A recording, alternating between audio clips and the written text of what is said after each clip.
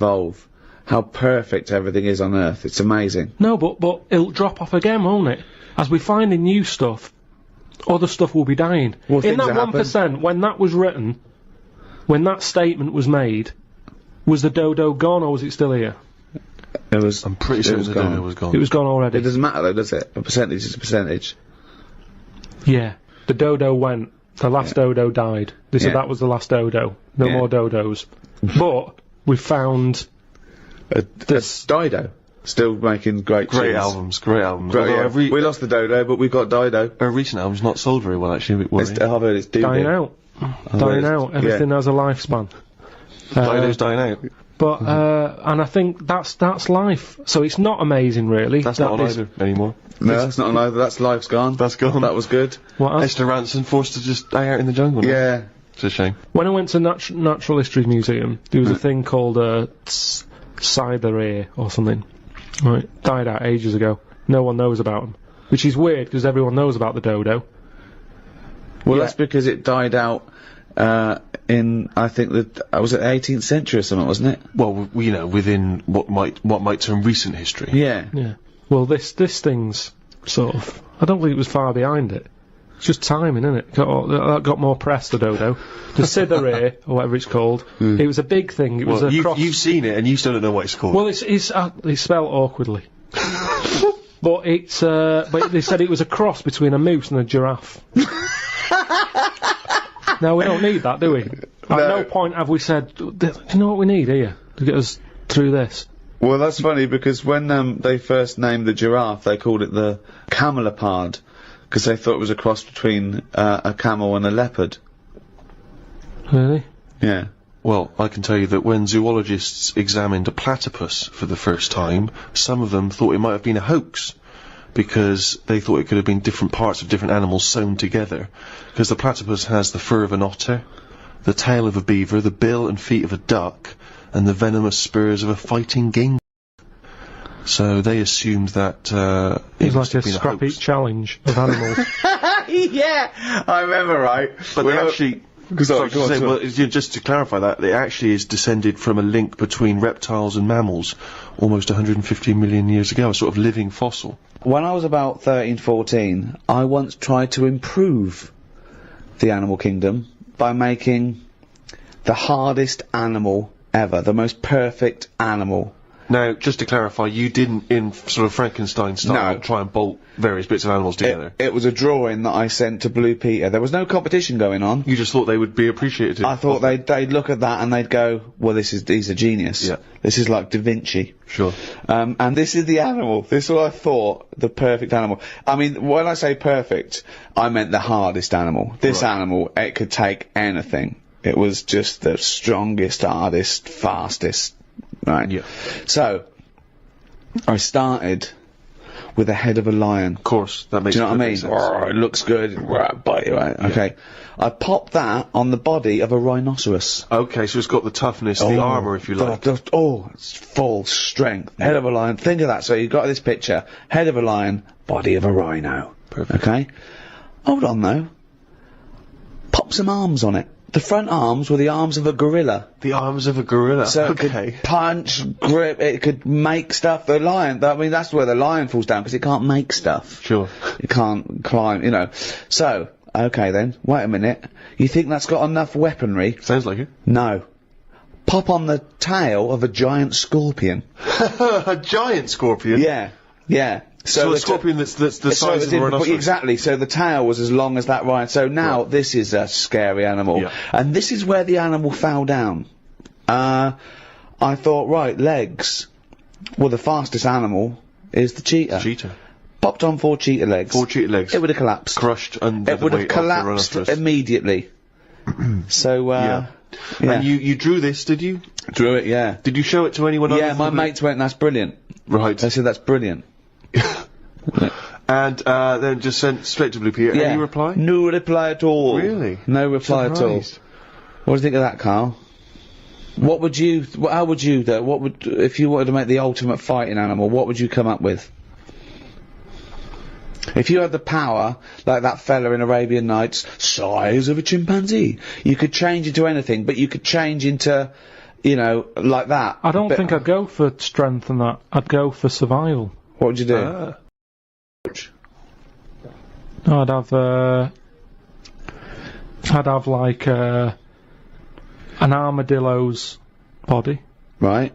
Okay. So that's as big as you can be now then. So you can't really pop on a lion's head because it'd just lay there going, I can't move. Alright. I'd have head of an owl. Right. The head of an owl? Yeah, why, what does that bring to the table? The head's there to sort of make it look friendly to the human race. So, because if you look half decent to the human race, they'll look after you. Right. That's the way it works, isn't it? With a cat and a dog and all that. Okay. So the owl makes it look nice. Right. I'd have, I wouldn't have legs, I'd go for like the slug juice. What do you mean? So now you're a really slow-moving, legless armadillo with the head of an owl. Slithering along. How is that going to be friendly? They'll see the beautiful face, but then they'll be terrified by the sludge. No, because the head's that nice that they'll forgo the sludge. But hold on though. But wait a minute. So it's got this thing that's stuck, right, going at 0.1 miles an hour, with it going hoo, right? You come over, you kick the head off. How is this? No, because the head can go into the thing like a tortoise. Can it? Yeah, of course it can. Into the armadillo body. Well, no, an armadillo doesn't do that. It just curls up into a ball. This isn't an armadillo, is it? So it's. Why has it got the slug? Why Because is that so attractive? what I'm thinking is an armadillo. They're good when they're on their feet. Flip them, they get stuck like a tortoise. Right. Slug stuff keeps it down. So if anything attacks it, it's like a limpet or one of them things that can. Why have a limpet then? But it can't get any. How it can barely move. It can hardly get anywhere. Just go and kick it. What do you mean it can't get anywhere? How can it escape from danger? It's going to move very slowly. No, because that's the worst animal. It'll lock itself in. Yeah, and then I just scoop it up on the You can't scoop it up. It locks itself in if it's in danger. I'd give it peacock feathers. This is the worst animal. Why has it got peacock feathers? Again, it's just the worst animal I've ever heard. Why has it got peacock feathers? Threatening. It looks more threatening. That's the least threatening thing, peacock feathers. It's like Danny LaRue coming at you. There's nothing remotely scary about peacock feathers. Yeah, to humans. Yeah. But the humans won't be harming it because they like the owl head. People will like to have these things in the garden. They eat lettuce. They eat lettuce. Why has it got a beak? They eat lettuce. He's telling them what it's going to eat now. The owl's going, I want a mouse. I love the fact that he's based what it eats on the fact that how it moves a bit like a slug. Yes. Let it eat lettuce. It moves that and let it eat lettuce. Like I said, it's not that weird if that existed. If that was normal, that when you went out to empty your bin, there was one of them sliding up the wall. You wouldn't even double take. It'd just be like, oh, there's the owl head feathered thing. I don't know why it's climbing walls in an effort to find lettuce. Yeah, why is it climbing up that wall?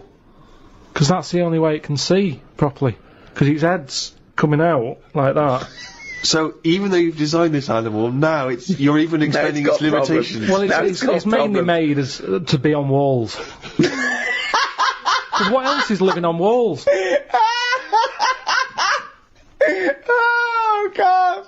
Oh no! What a useless animal that is, Karl. I mean, but nature chucks up odd things, doesn't it? Don't. Why are we starting on this again? No, I'm just saying that is nature. Okay, now and again, you'll get stuff that. Oh, was he looking at you? Yeah. Was he really? Look at his fucking head. Look at his stupid round fucking orangey head and Why aren't you a freak? You've got a little bald head. We're not meant to be bald. Well, I was, I think. That's the thing. That's what nature's done. You see, I didn't do anything with my hair when I had hair. I didn't style it. I didn't do anything with it. And it probably thought, what am I doing here? Whereas people who love their hair and they comb it and have different styles and look after it, they have hair for ages. Nonsense. No, nonsense. Absolute nonsense. Well, you're saying absolute nonsense. Well, it's a little bit weird then, isn't it? And that's what happens with old people once they lose their, will to live. Once they lose the job, they get old. What's my purpose? What am I doing here? And it's like nature goes, you're not needed. And they die. Maybe that's what happened with the dodo. What's it doing? It can't fly. Its wings are useless. Eat it. Tastes horrible. No, they did eat Nature. it. I think they did eat it. Yeah, but it wasn't very nice, was it? I think they over-farmed it. I think that's why it was extinct. Because they did eat it. No, but they did eat it, but they didn't like it. Everybody, you never saw like a fully eaten carcass of a dodo. You're It'd always making this be up half again. eaten. All conjecture. No, but they didn't eat it all. Everybody would probably try it and go, it's not for me, that. But you don't know No this. idea, You you're don't just know making this. it up. What's this based on? That just- people... And also, why would that kid it out? Because I'll tell you why. Why? Because if it's not nice, people don't get another one in. And they die out. The reason we've got loads of chickens and loads of cows is because we eat them. If we ate polar bears, we wouldn't be short of them. Because you'd farm it, you'd take more care, but what's a polar bear doing? Sat on a block of ice floating about. It's no use to us, is it? It sounds harsh. Once it's again, no got use. his information from a Glacier Mint No, advert. but it's no use to us. We know they're there, and it's all very sad when you see them on the news sort of struggling and all that. Yeah. But it's going to make them stronger. If scientists could bring back to life the creatures that have existed in the past, do you think that's a good idea or a bad idea? Bad idea. Bad idea? Yeah. Now, leaving aside the horrors of Jurassic Park, do you think, for research purposes, it might be a useful idea? I don't think it is. For me, it's like a Friends reunited. It's like people who you knew ages ago getting back in touch, and you go, I don't want to get in touch with you. That was then. And it's the same with a mammoth. That was then. You had your day, it didn't work out. Now, to bring it back, it's unfair. You're messing with nature anyway. I think I've said to you before about, I don't know what they do with them. They're massive things. I think it's like, they're just not thinking about it. It's like rushing into buying furniture. That's massive. And then you get it back and you can't get it through the door. No, And it'll be like that with a mammoth. Where are you putting them? Oh, I didn't think of that. But what about if you could say you could feed the third world with mammoth meat? But what's wrong with we've got loads of cows and stuff. Why do they need a mammoth? No one even knows what it tastes like. Imagine that. You bring it back and you've got another dodo on your hands. People go, but- this is horrible. Well, they used to eat them because again, what humans found out is they could take down a mammoth, but they got greedy and they found out they could chase them, and so they'd go over an edge of a cliff. And what they did, they went crazy and they used to herd them and they'd all die, but of course then they'd waste the meat because they couldn't eat it all. Yeah. Well, that's I think that's why we shouldn't bring them back, because they are too big. So even if... Didn't hear a word of what you said then, didn't hear a word. No, I did. Everyone can eat them, but the problem is they're so big that you couldn't eat it quick enough, so it all went off. Yeah, but I was saying that they killed too many at once. Yeah, I know. He doesn't know I what heard you're that. talking about. I heard that. But what I'm saying is, why not bring back an animal that's smaller, manageable for everyone? Yeah. That's why the chicken is perfect. Out of all the animals, perfect.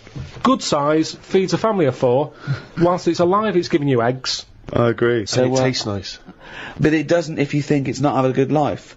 If suddenly said to me, I stopped eating it because I found out about how badly they were treated like 10 years ago, and at least I have organic. And honestly, eating an animal that's been tortured doesn't taste nice. Foie gras would make me vomit. The thought of it, the evil involved in torturing a goose because the liver tastes slightly better. I mean, where does it end? I think if they're looked after, they don't want to die. The ones in a nice warm little, hut, being fed lovely food, you're going, right, we're going to cut your head off, and they're probably like, oh, God, I'm going to miss this, I'm loving this life. Whereas the one sat in its own shit's going, have me first, I'm sick of it. There's different ways of looking at it. Good point. So what you're saying is, give animals a bad life, torture them, and they'll be happy when you eat them. Brilliant. But we've ordered we've ordered a turkey. Right. It's way too big. So I don't know what we're going to do with it. And it's worrying me now, actually. It'll be nice on Christmas Day, but it's my job to look after the kitchen and everything, tidy up. And I don't know what I'm going to do with it all. The fact that he's been given a job to make him worthwhile, really, it's like a little home. No, but a chicken, your chicken... Arthur, you're washing up today, aren't you? Yeah, Arthur's job. And that's the problem with a mammoth. I think the idea of it's probably quite pleasant. You go, oh, that's something new to try out. But afterwards, when you got to tidy it up and stick it in cling film, you'll be going, how much of this have we got? So I wouldn't bring back the mammoth. Brilliant. Charles Darwin, of course, once said, I cannot persuade myself that a beneficent and omnipotent God would have created parasitic wasps with the express intention of their feeding within the living bodies of caterpillars. His point being that, creatures and their reproductive cycles are so complicated, so intricate, so bizarre, that alone is proof of the non-existence of God. Where do you stand on that?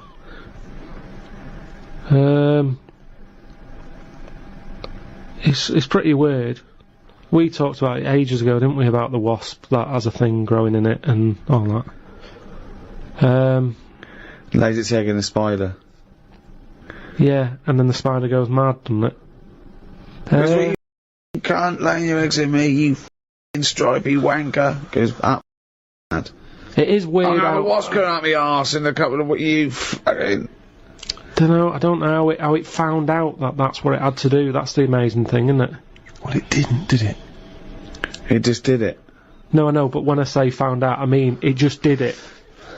Well, it's like mimicry, when they say mimicry, that there's a poisonous snake, and then a snake comes along that looks a bit like it that's not poisonous, but people go, oh, careful, it's poisonous. That snake didn't go, I'm gonna strain, and I'm gonna try and look like Scary over there.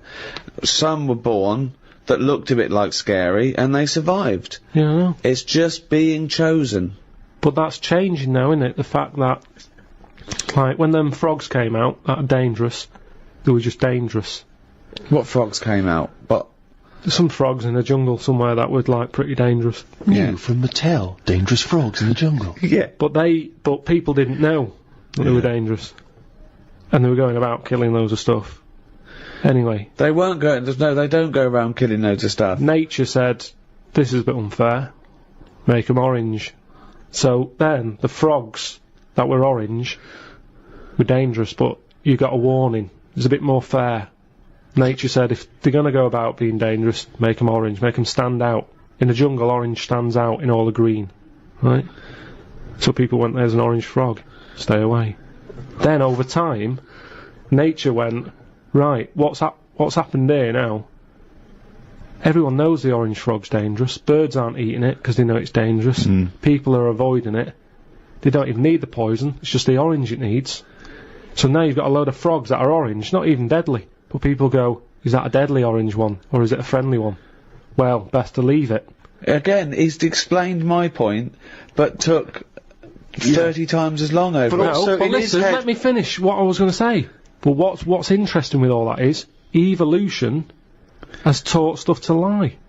Because that orange frog isn't deadly. It's going about like it's the big I am. Yeah. You could squash it with your hand. You can't do anything. But evolution It's swaggering around. it's made it lie. So lying is part of evolution. But it's not lying, is it? What do you mean? Wow. It's got no But the poison. interesting thing about, like a toad that secretes a poison is that often it's no good for it as an individual, but it's good for the species as a whole, because some will come along and chew it. Now that toad might well die, but that fox is sick and it doesn't eat another one. So it's sort of saving the species. Yeah, but at the same time, the dodo tasted rubbish. Everybody said, don't eat one of them don't know again. that. We don't know that. dodo. We No, don't know that. No, I have read it. I've read that they don't taste very nice. But it didn't Why stop doesn't it dying taste out. very nice? It's Why just in the same way that chicken's nicer than duck. You can't all have nice tasting flesh. Pork's alright, but I prefer beef. Point proven. Good night. So what I'm saying is, with the dodo, it did taste horrible, but everyone wanted to give it a go. Meanwhile, it's different people trying it, so it died out in the end anyway. So your theory of a frog being poisonous and a fox going, yeah, that's horrible, I won't eat another one of them. Then you get another fox trying one, and another fox. They don't all have a word with each other, do they? They're going, I had a rotten frog the other night. So it's pointless. It's a pointless exercise. What I like is your image of nature. This idea that sort of, in your head, there's Mother Nature sat around like a boardroom table, making these decisions. People are coming in, oi, frog, what's been going on? Well, I've been poisoning people. Why? What about you? It's just, you just picture everything as one large Your reasoned... confusion is that you still think of evolution has a will. You still believe that things are striving to be something else, as opposed to surviving if they adapt or change. I just want to go through some of the wonderful diversity of nature, some of the incredible feats of the animal kingdom, in a way. Yeah, that's an interesting one. Alligators and old people have something in common. They can hear notes only up to 4,000 vibrations a second. I don't know what you're meant to do with that information. When's that ever come in handy? When a band's getting together, they don't go, no, we're after crocodiles and old people. What sort of tune do they like? It's pointless. You're not impressed, okay. Scientists have applied electrodes to the pleasure centre in a rat's brain. The rat pressed a lever 48,000 times over a full day in order to receive that shock that seemed to him pleasurable, choosing the simulator instead of having water or food or sex. So it chose that virtual pleasure, well, not virtual pleasure, it gave it real pleasure, but an artificial stimulus rather than the real thing, like food or water It or never sex. ate and had water. It never had a change. No, it was addicted. It loved this electrode. It was giving it just made it feel good. It was getting as much pleasure from that as the real thing. Or food. Yeah, but with any pleasure, you get sick of it, don't you? If you have too much of it. Well, it had 48,000 hits in a day. But I like having a Twix. But if I have more than 4 a week, I've ruined that little pleasure I used to like. Yeah. So what I'm saying is, what did he do the second day? Did he go near the machine the second day? No. But what you're saying is this, right? That Twix is failing to give you pleasure on that 5th Twix, but this succeeds every time because it's literally pleasure. It hits the part of the brain that says this is pleasurable. So, What? my pleasure nerve that you're talking about in my head, it lights up when I have a Twix. I don't think it ever lights up. Right. I don't think you've got a pleasure nerve. But it lights up when I have a Twix. Right. It lights up if there's some chicken, right? It lights What a miserable cunt he is. You know, all loads of things. Chicken and Twix. That's it. That's all he lives for. No. Hang yourself, mate. So, what you're saying is, if I had that device that the rat's got, I'd just sit there, wouldn't I, hitting it, thinking, I can't be bothered going to the shop for a Twix, I'll just hit this button. Yeah. Think of this. So aggressive is the horned frog of Argentina that people believe that if the frog bites the lip of a horse, the horse will die. Actually, the frog's mouth contains no poison. It earned its fearsome reputation because it attacks animals many times its size. What do you think of a frog attacking Ridiculous. a horse? I don't know what's going on. I don't know why that would happen. Why is it getting upset with a horse? Of all the things for a frog to be like getting cocky with, them two should never even meet. Why? Because it's not. I mean, fights are normally over something, aren't they? Yeah. If you have a fight with someone, you're in my yard, or you know, you're fighting over something. A horse and a love the frog. fact that he immediately goes back to the 1930s. Yeah. You're in my yard. But a horse and a frog. How did that disagreement What are they squabbling over? I don't understand what they've got in common. I don't understand it. I bet that's only happened once. It's a rare incident. Someone's to put that in a book. I can't imagine it. That's happening a lot. That horses are being bit by frogs all over the shop.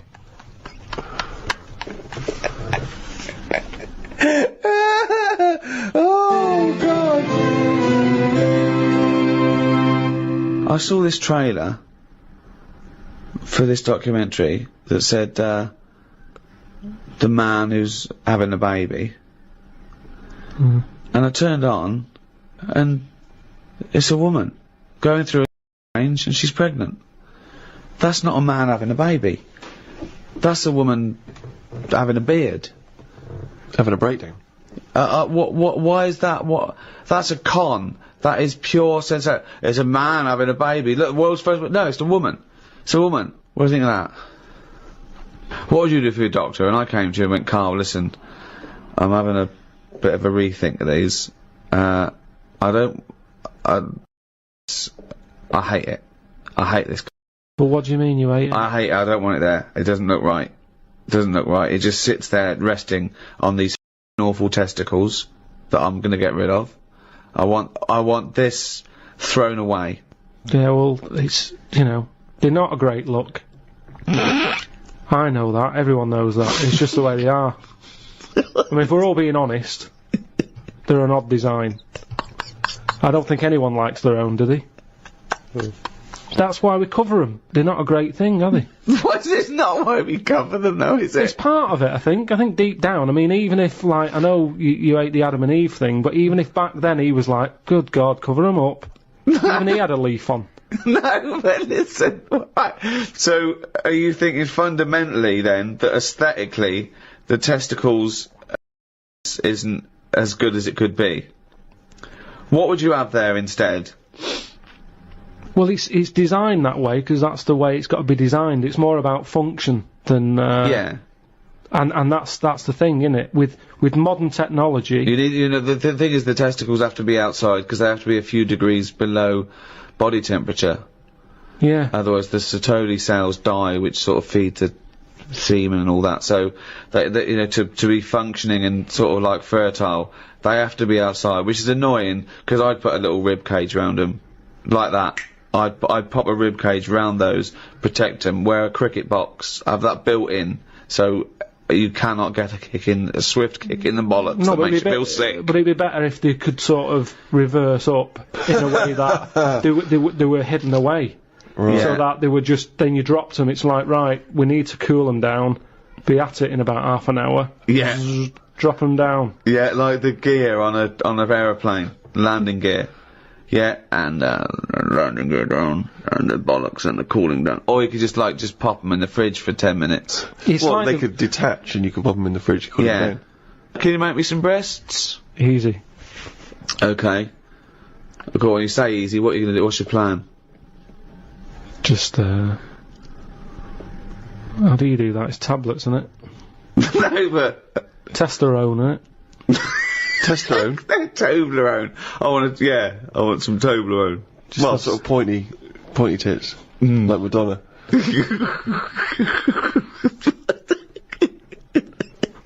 Where do you stop, though? Supposing I came to you and said, Doctor, listen, I like the bollocks, but I don't like them where they are. I want them in the middle of my chest. I want breasticles. Yeah? The arse, I don't like it round the back, I can't see what's going on. Pop that on the front where the bollocks were. I want my arse where I can look down and see what's going on. Can you do it? I think it's just easier to move the head, isn't it?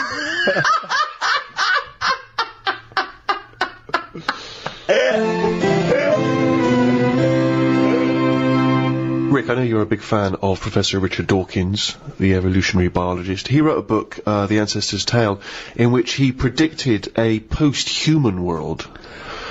This was his kind of hypothesis, if we were well, let me read what he's written.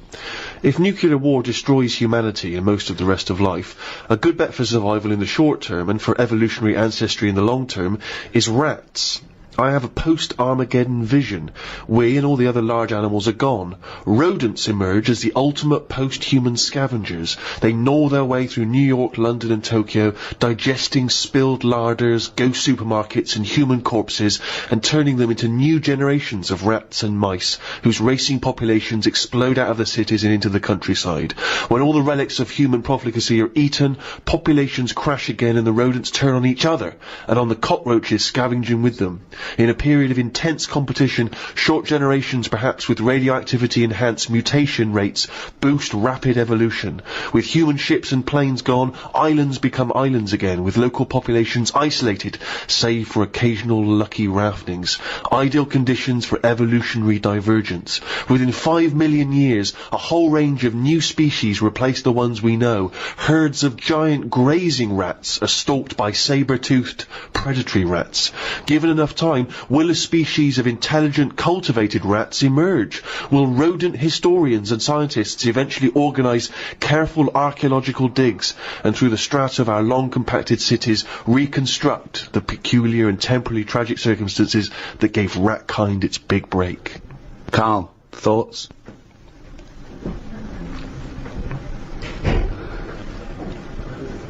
I mean, who knows what's going to happen?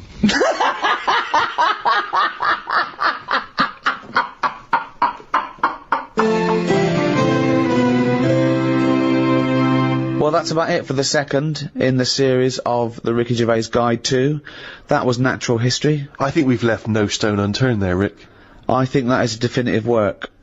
If you've enjoyed the Ricky Gervais Guide to Natural History, why not go back and listen to the Ricky Gervais Guide to Medicine, if you haven't already, or if you have, because it'd be revision. You know what I mean? There will be a test. There won't be a test. There won't be a test. We can't be bothered. No. And next in the series is the Ricky Gervais Guide to the Arts. Look forward to just that. to clarify, that's the arts. Yeah. Not Not the arse. Sorry, just the arts. the way you speak. Well, yeah, I mean, I think you should never go away. People speak your words all. Yeah, well, no, but just be clear. Well, no, but you Be clear, be clear. clearly you're not being clear, aren't you? You're making dumb, bumbling fool. And we won't even get on to Karl Pilkington. Dopey twat. Anyway, thank you very much from me, Ricky Gervais, with me, Stephen Merchant. Goodbye. And Karl Pilkington. Right.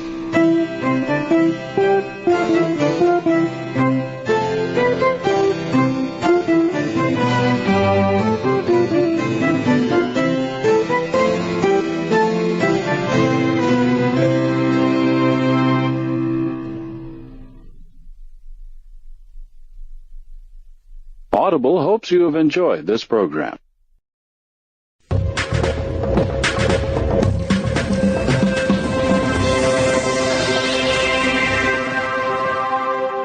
Well, episode 2 of season 3 of the Ricky Gervais Show, with me, Ricky Gervais, Stephen Merchant, Hello there.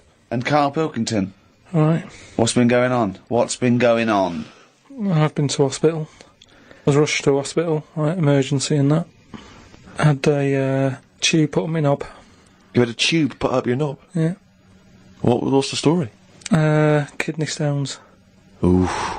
So, shouldn't really be here, to be honest, doing this. He said rest. And that. Climbing them stairs on the way in. To be quite honest, it doesn't look like you're expending a lot of energy at the moment. It's like at Zookeeper going, oh, that sloth move today. Calm down. Yeah, but I had to get here. It's been raining. I Yeah, had to come up the stairs. I had to carry the computer. yeah. Well, that's not entirely true, because your girlfriend was carrying it. I saw her outside. Yeah, but I'm just saying. And then you handed it to me and said, Steve, carry this. So Almighty. Yeah, I know. that's already a lie. Christ almighty. Whinging. Not whinging. I'm in show business. I know loads of people that wake up every day with a sore knob, feeling like they've had their kidneys probed, and they will say they're unconscious. So they don't whinge about it. They get straight back onto it. They, a lot of them are on TV now. Yeah, straight back to hosting game shows.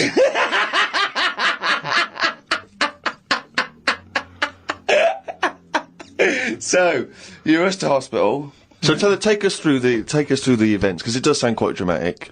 You started feeling a bit of pain, did you, initially? Felt a bit of pain. I thought, yeah, maybe I just pulled a muscle or something when I've been wrestling with Ricky and that, because you don't know what damage has been done. So I just think, oh, it'll go in a minute, and then it didn't. It got a bit badder. It got badder, did it? So then I thought, I was crippled. I was lying on the floor in agony, looking on the internet, looking for sort of Still solutions. looking up monkey news.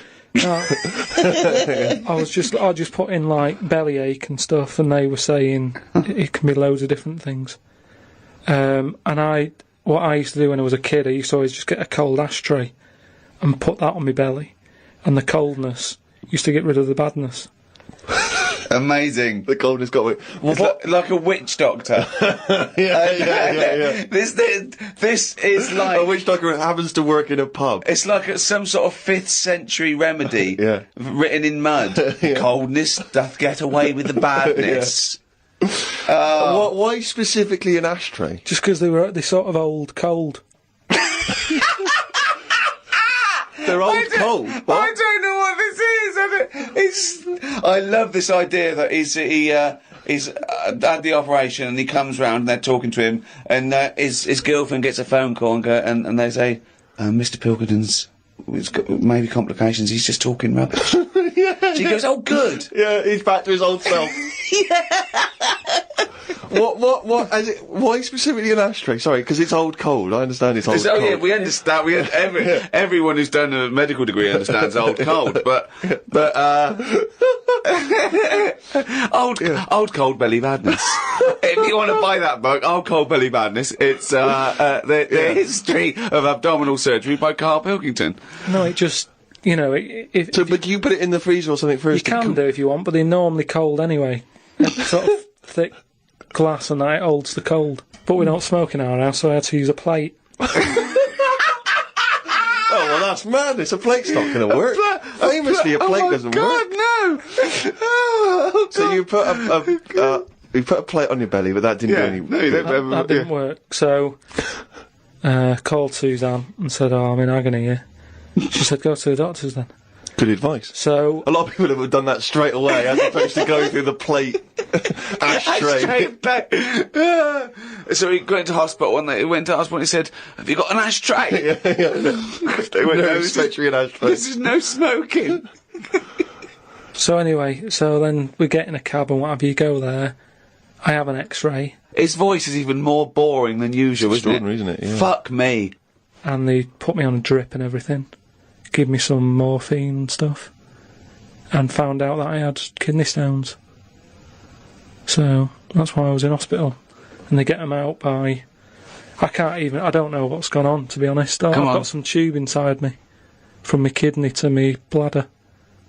That's helping me stuff get about.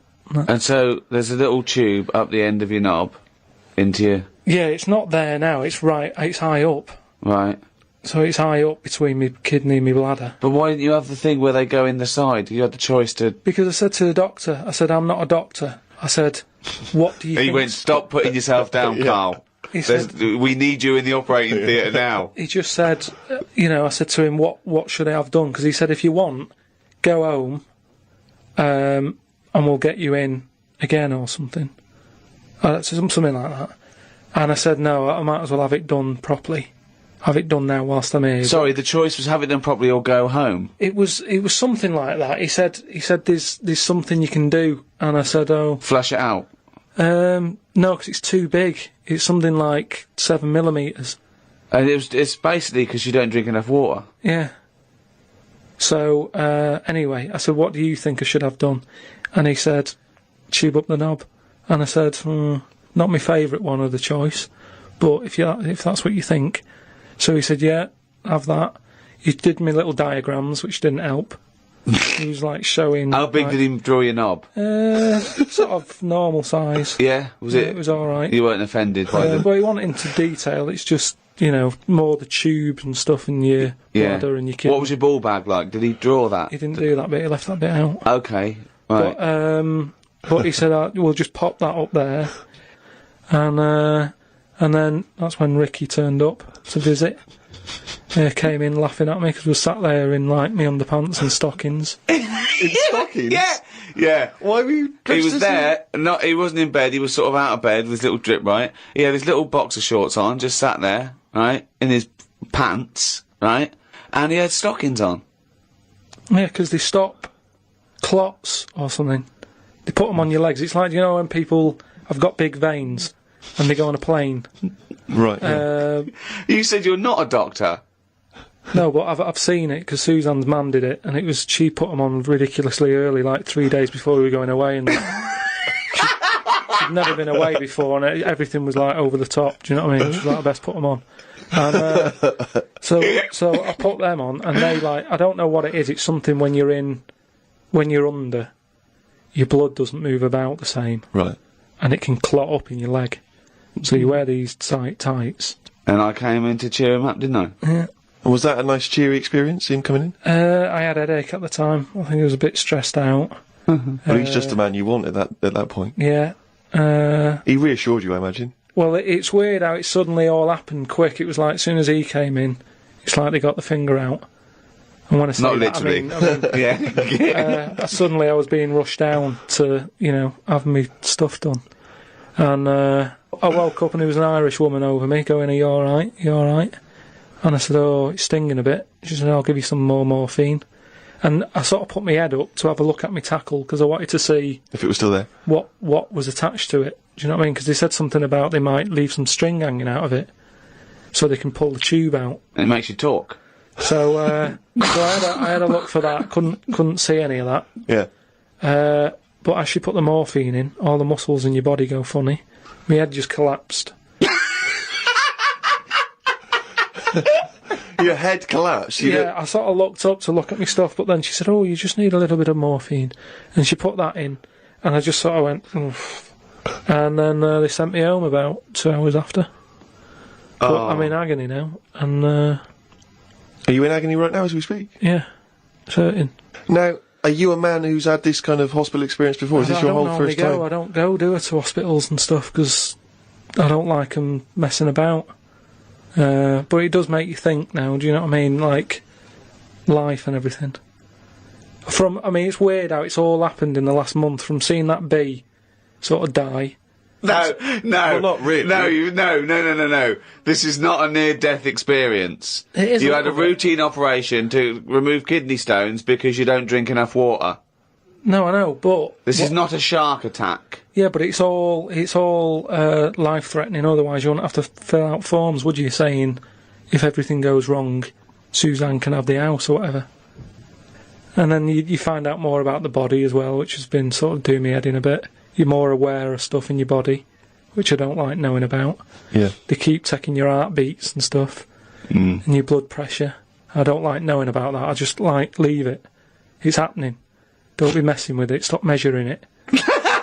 Stop measuring it! No, do you know what I mean? That's the same with a knob. It's that thing of like, they put that thing That's what on. the anaesthetist was doing when you were under, wasn't it? Yeah. He was comparing the diagram to the actual thing. Oh, God. The fella across the way from me had the same thing as me, but he'd had it a couple of days ago when he was in agony.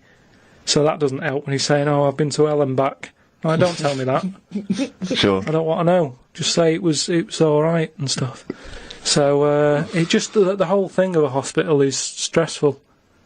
Do you know what I mean? They wake you up like every half an hour in the night, saying, "How do you feel?" It's like, "Oh, it's 3:30. What are you doing?" I've got to have it done again in a couple of weeks because what they've done now, they've popped that straw up, but the stone's still in there because they didn't have the laser team in with them. Blast the stone, and then that time they're probably going to leave a little bit of string out the end. Then I have to go about 3 days later and they pull it out. Tell you what though, when you are because when you're in hospital, you've got a lot of time just to sit there and think about stuff. And what I was thinking about is, what is the closest thing sort of living that's nothing? I don't know what you mean. What? What's like the closest, like, do you know at some point something's gone from nothing to something? Hasn't it? No, I don't understand what you mean. Something, at some point people were nothing, and then something happened and they were something. Do you know what I mean? But they were never nothing, were they? Do you mean what is the first and lowest and most primitive and most simple form of life? No, He's right here in this room, Rick. say like when you look at a stick insect, Right. you go, right, there's a slight crossover there from a stick to a living thing. No, it's not.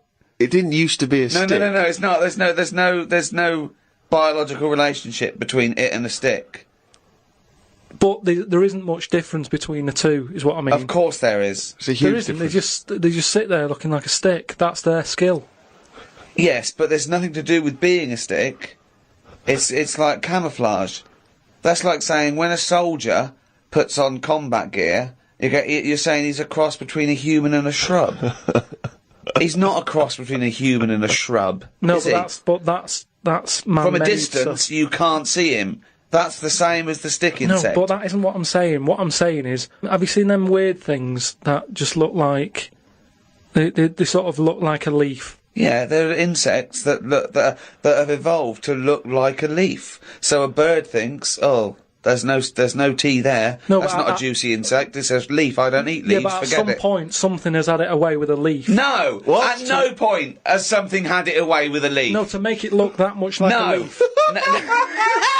At no point did a beetle shag a leaf. There's nothing on a genetic level or molecular level, anything to do with it having anything to do with a stick or a leaf. It's superficial. It's the way it looks. That's all that's like saying chameleons must have mated with green once. They are green. No, but it what- looks like a leaf. What I don't understand is... It has evolved to blend in perfectly with its surroundings and fool predators. But then how does it meet... How does it have relationships? It will be going around sort of having it away with a leaf. No, it won't, because it doesn't know what it looks like. It doesn't matter. They do it with pheromones and attraction, and it's not like a stick insect will be talking to a stick for ages and go, "Oh, I've wasted my time here. This club's dead." Rude. I was chatting to her, she was foxy, but she was giving me nothing. But Dave, that's not a stick insect. That's a stick. What are you talking about? That's a stick. You've been talking to a stick all night. I thought. I can't believe it. I just thought she had a great slim figure. No, it's actually a real stick. But I've been reading a lot about... You know, I like spiders and stuff, just reading about them. And there's one, right? Mm-hmm. It's got big legs. Yeah. Doesn't use them. It goes around floating in the air on a bit of webbage.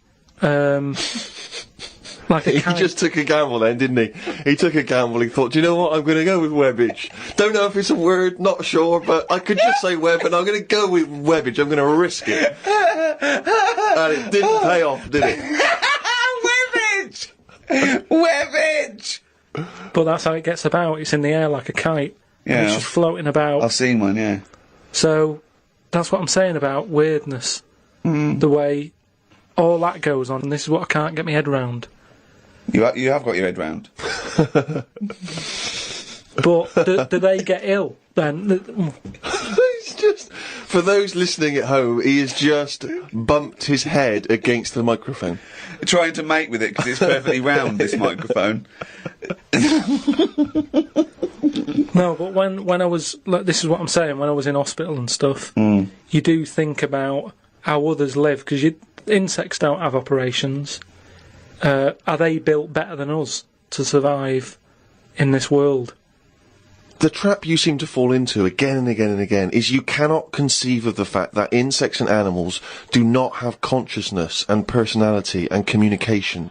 They do not function in the way that humans do. You've seen so many Disney cartoons, you believe them now to have a life and wear bowler hats and go to work. But just in the same way that the cavemen didn't have Flintstone-type cars and have a little house, But you then- can't seem to understand that animals don't work in that way. But what I mean is, you're saying that no animals or insects know anything, yet when you see them things on nature programs where a load of ants are having a walk, there's always one at the front who's leading it all. So one of Well, you them's just got to happen to know be something. first.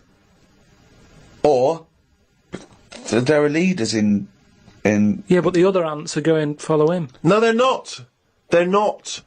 They're not vocalising that in any sense No, that they're you not saying understand it. follow him, but they sort of look as if to sort of say, I'm But going without, this way. Without cognitive speaking. reasoning. It's not made a conscious decision to act in that way. Yeah, but this is when you If a get... bird, if a raindrop falls on a bird's beak and it moves away because instinctively it's hardwired to be wary of things which drop on its beak in case it's dangerous. It's not thinking, oh crumbs, I better get out of the way. It just does it because it's somehow hardwired into it to act that way. But it doesn't stop for a moment and think. Which we don't really, except we then are able to rationalise our fears and our actions. Well, I've been watching birds more than insects recently. Oh, In okay, the you moved on from in the insects. last week, just because I've sort of looked at the ant and the bee and that. And what I've found with pigeons is they've got wings, yet they walk a lot.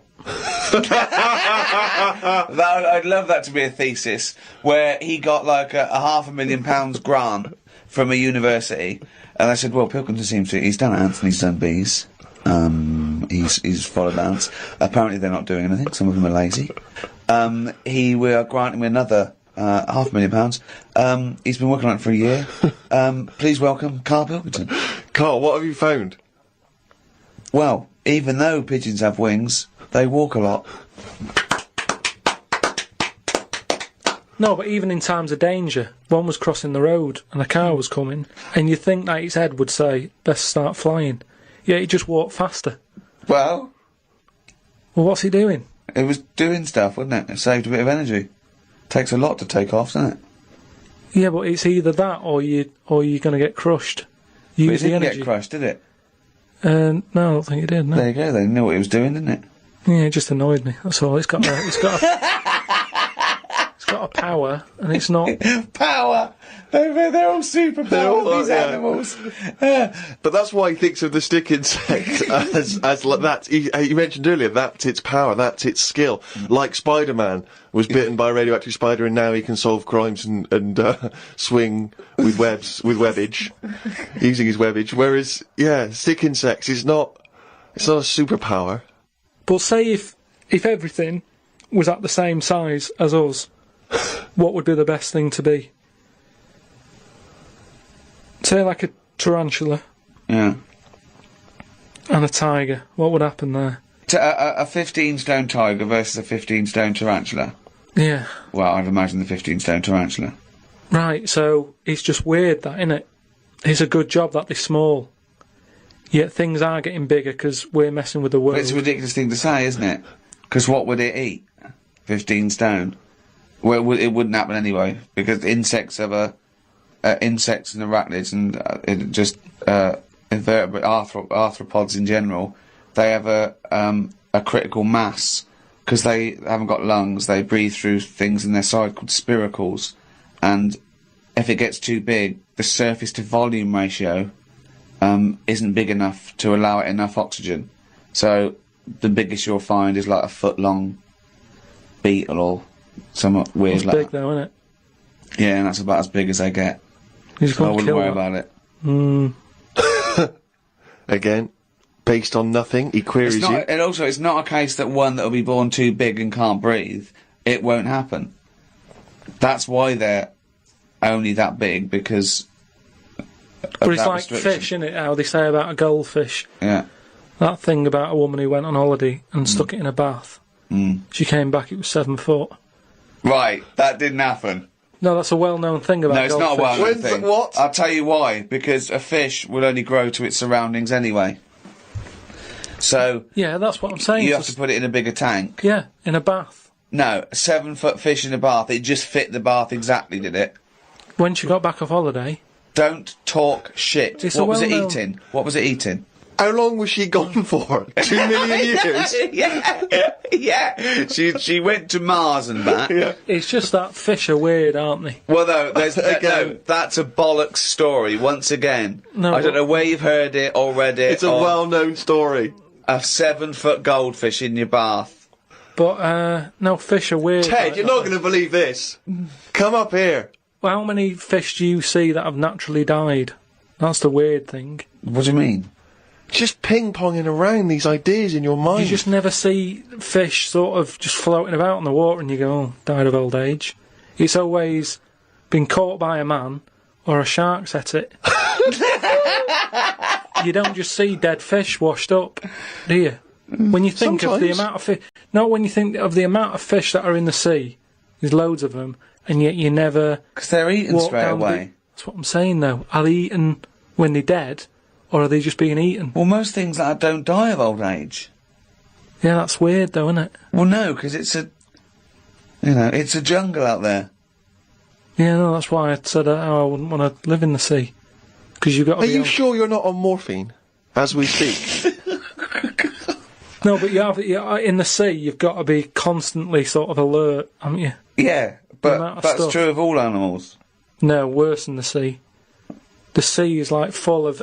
you've got an enemy round every rock. I love it! It's like a warning to crabs Exactly. and young squid. It's like the policeman that comes into your school. Yeah. What advice would you give Okay then, what advice would you give? Some plankton. Now, what advice would you give a 2-week-old octopus? And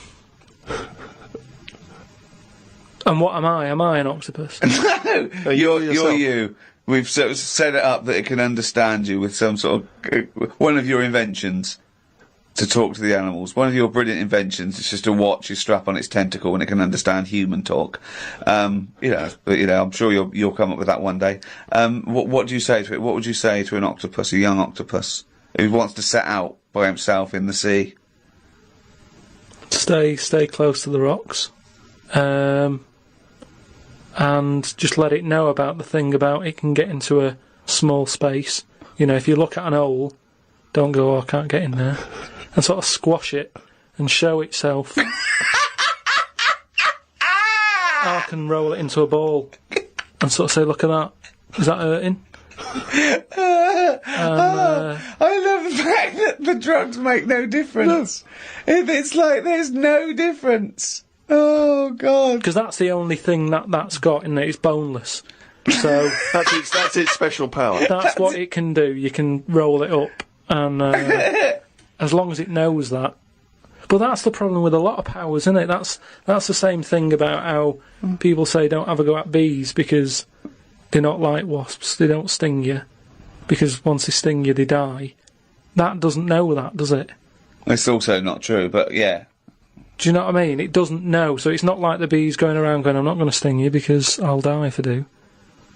What's your point there? I don't understand. I'm just saying... We shouldn't dislike bees. Well, how do these creatures know what to do? Instinct. I suppose it's like that story you told me about the scorpion, innit? It's that, innit? What, the scorpion and the frog? Yeah. What, the fable? Yeah. What was it? It was a frog the scorpion needed to get across a river, and it said to a frog, can you give me a lift? And the frog said, well, no, of course not, because you'll sting me. You're a scorpion. And he goes, well, no, why would I do that? If I sting you and I'm in the water and you drown, I drown.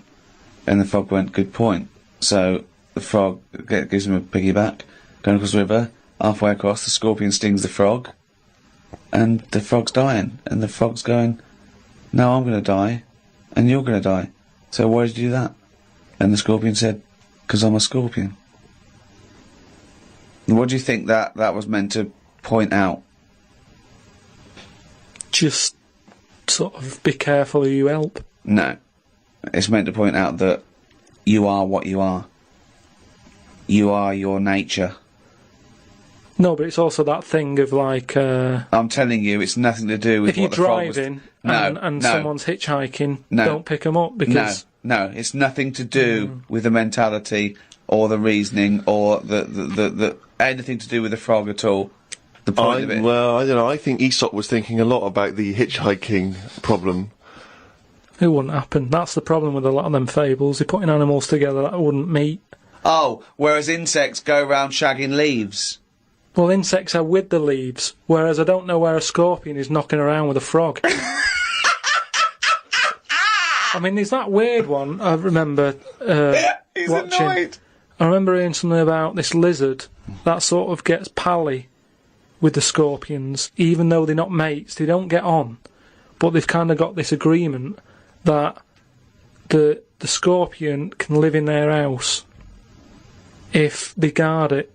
And there's the local people used to stick their hands down these holes and get the lizards to make slippers out of them.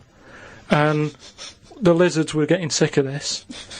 And I think somehow something happened where the lizards thought, look, enough's enough.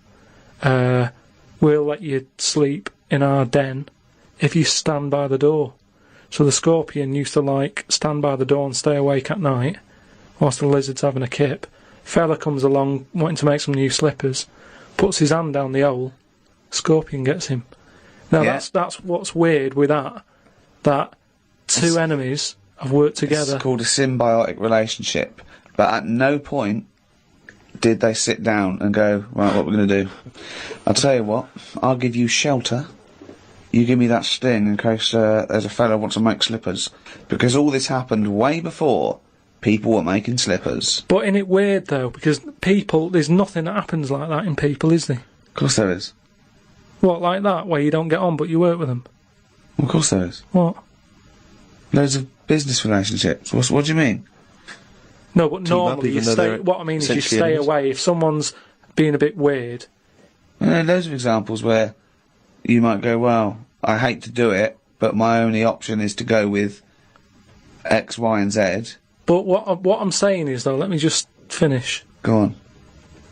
I live in an area where, you know, I sort of know a lot of the locals, and there's a local woman who's a bit mad. Now, I know her, but I choose to sort of stay away because it scares you a bit, doesn't it, when something's like that and it's unpredictable. So, you know, when I was in the little corner shop, she came in, right? She screams a lot, just screams for the sake of it, and you don't know if she's upset or if she's just doing it for attention. Then the scream will go from screaming to laughing. So you're like, oh, what's going on? And it was like rush hour. It was like rush hour time in the shop, and she chose to go in then, and she doesn't work, so it was like, why is she coming in now? She's had all day to go in. Just picked the busy time. And she was like about 3 places in front of me, and she was only buying a Yorkie and some earbuds. Right? And I thought, A Yorkie and some earbuds? yeah, and I thought, what's the rush? You've come at the wrong time, and you bought stuff that could have waited. You should never have to rush out for a Yorkie or an earbud, is what I'm saying, right? And I ended up sort of going, oh, I can't stand this, and I left. Now, that was me being like I would expect the scorpion to be, or the lizard. I don't know what you're talking about now. I have I don't no know where idea. okay, what do you mean? No, I'm just saying how, like, I chose that woman could be dangerous, so I'll leave her to it. And that's where nature kicks in. And you go, I don't want to be here. I don't know what she's going to do. She's unpredictable. I'll pop back later. And then, I look out, I can see the shop. I saw her go, and she was, like, laughing to herself again and trying to climb up some ladders. And I thought, once she's gone, I'll nip back. I don't know what my point was. I don't know.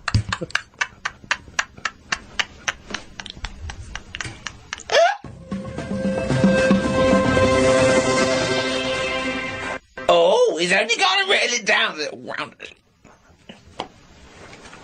That's the jingle for Karl's Diary.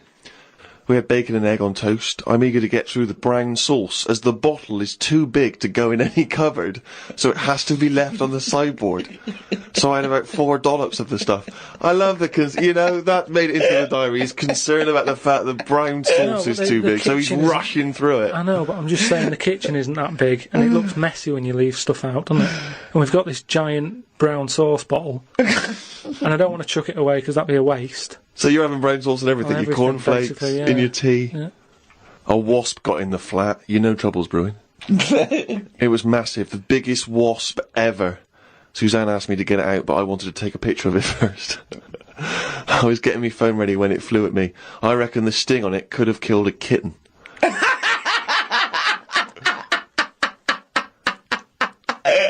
So specific. It ended up flying out the window on its own. Drama averted. Oh, God. We went out for tea. You're always in a cafe. That's what this diary. You spend so much time in a cafe. There were loads of flying ants. I kept kicking the table because I could feel them on my legs. I wouldn't be that jumpy normally, but I still had flashbacks of the giant wasp from the morning. Suzanne told me to stop being stupid because I was ruining her night out. A night out in a cab. Brilliant. Oh, what was it, her birthday? And flashbacks from an incident. Yeah. Like he's some sort of, like, war veteran. What is it? It's the wasp. It could have killed a kitten. Bought some wallpaper. We got back and got on with it. The wall that we've papered before has got a big mirror under it. We papered on top of it again. I ended up reading my phrase book while Suzanne did the rest of the tidying up. Now, what's your phrase book? This is just you trying to master English, is it? It's just a book that tells you little sayings and how they came about. An interesting phrase is potluck. It came about when all people ate is stews. They used to chuck all sorts of stuff into the stew. You stuck your spoon in, and sometimes you got something nice like beef, or you could end up with a bit of frog. It's potluck.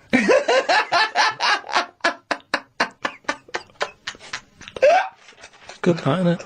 That's what it said in the book, did it? A bit of frog. Got up and checked the wallpaper out. There are loads of air bumps, and it's buckled on the joins. I wish we'd never done it.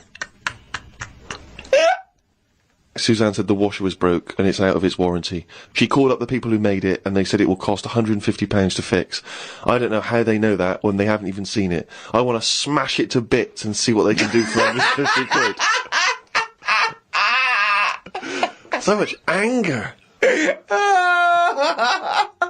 I want to smash it to bits. That'd be great, wouldn't it? 150, you sure? Come round. Yeah. And it's just like a cube that's been through one of those car crushers. Yeah. 150 quid, there's 150 quid, fix it.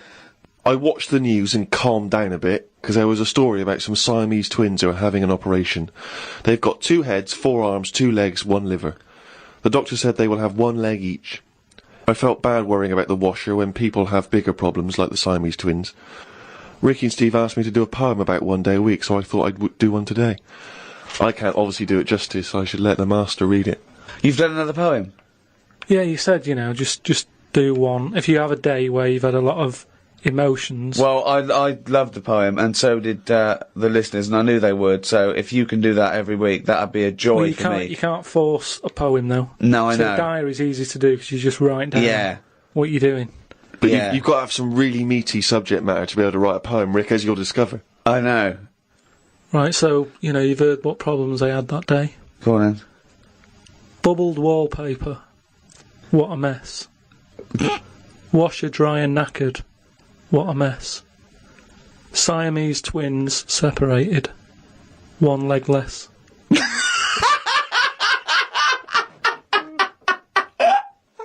I don't know what rhyming scheme that is again. Oh, God. Oh, God. Oh.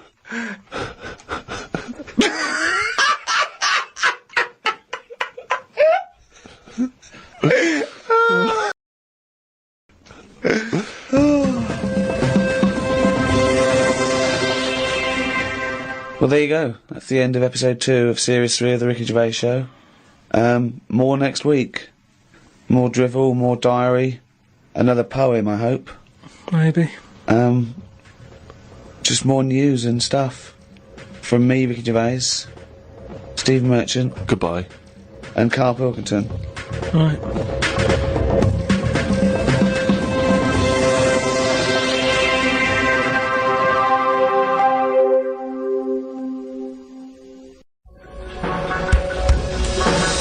The Ricky Gervais Show on Guardian Unlimited.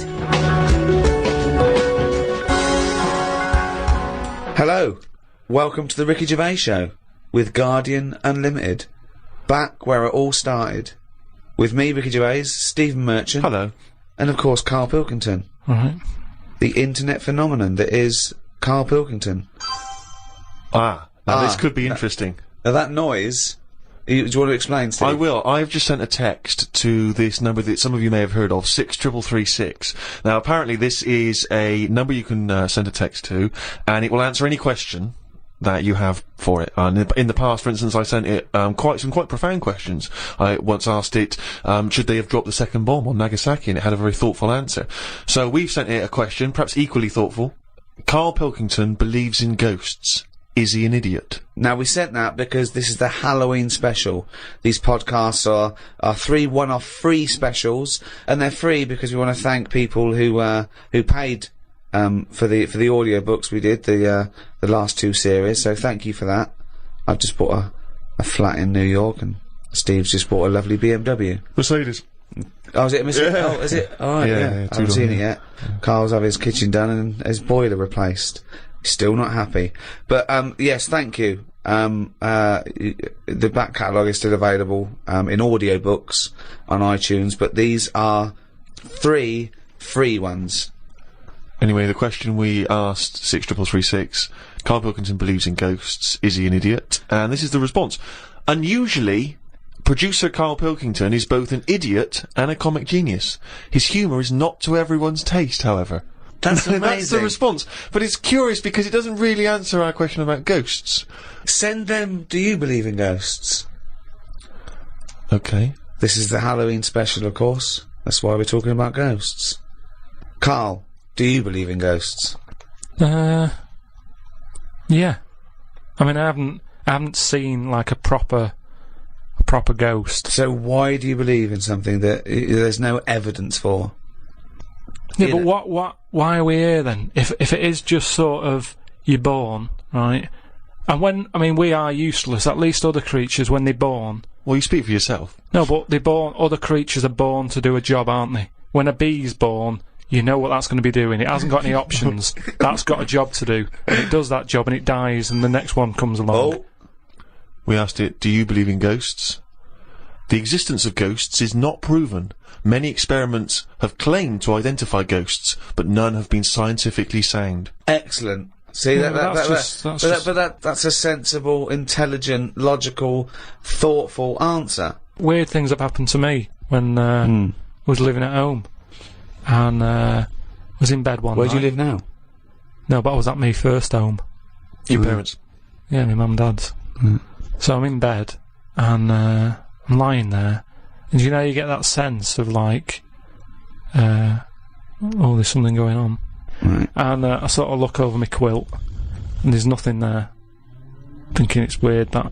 So turn me back on it. I'm thinking I don't want to know. If there is something there, I don't want to know. Right? So I'm turning me back on it, but then there's like a really high-pitched noise, right? Sort of the hairs on my back are like going up a bit. And I'm like, I don't like this. And it's the high-pitched noise. You had a hairy back louder. even as a kid? No, but everyone's got little hairs on them, a- haven't they? Everyone's got little tiny hairs on them and stuff. And I thought, I can't stand this. And I turned round, put the light on, legged it downstairs. Right? And my mum's saying, what are you doing? I'm going, I don't know, there's something up there. So she said, alright, then watch the telly. So I stayed up for a bit, watching the telly. Went back to bed, the high-pitched noise had gone. Went to sleep. Get up the next day. Charlie from next door comes round. He goes, Hilda's dead. Right? And my dad said, when did that happen? I said, last night at 11:15. Right. That's when I was in bed. So, what are you telling me for? Because it's weird, isn't it? It's that thing of... What do you think would be weirder that no one ever died at 11:15 when you were in bed? No, but that's when all the weirdness was going on. That's when the tone was happening, my back was getting itchy and stuff. And... Coincidence. And I went down and watched telly, went back up, gone and that, but that's when her spirit had sort of... No. Ah, okay, right, interesting. No, this is where we get into the facts. So Hilda's spirit had left whizzing round my bedroom, because my bedroom was right next door to theirs. Yeah.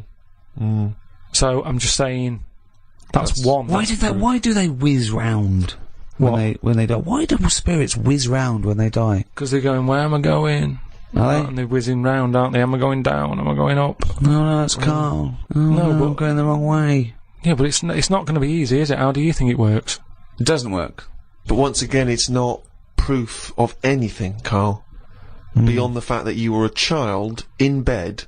Why did your dad ask what time she died? No, he just sort of, what do you say to someone when it's awkward, isn't it?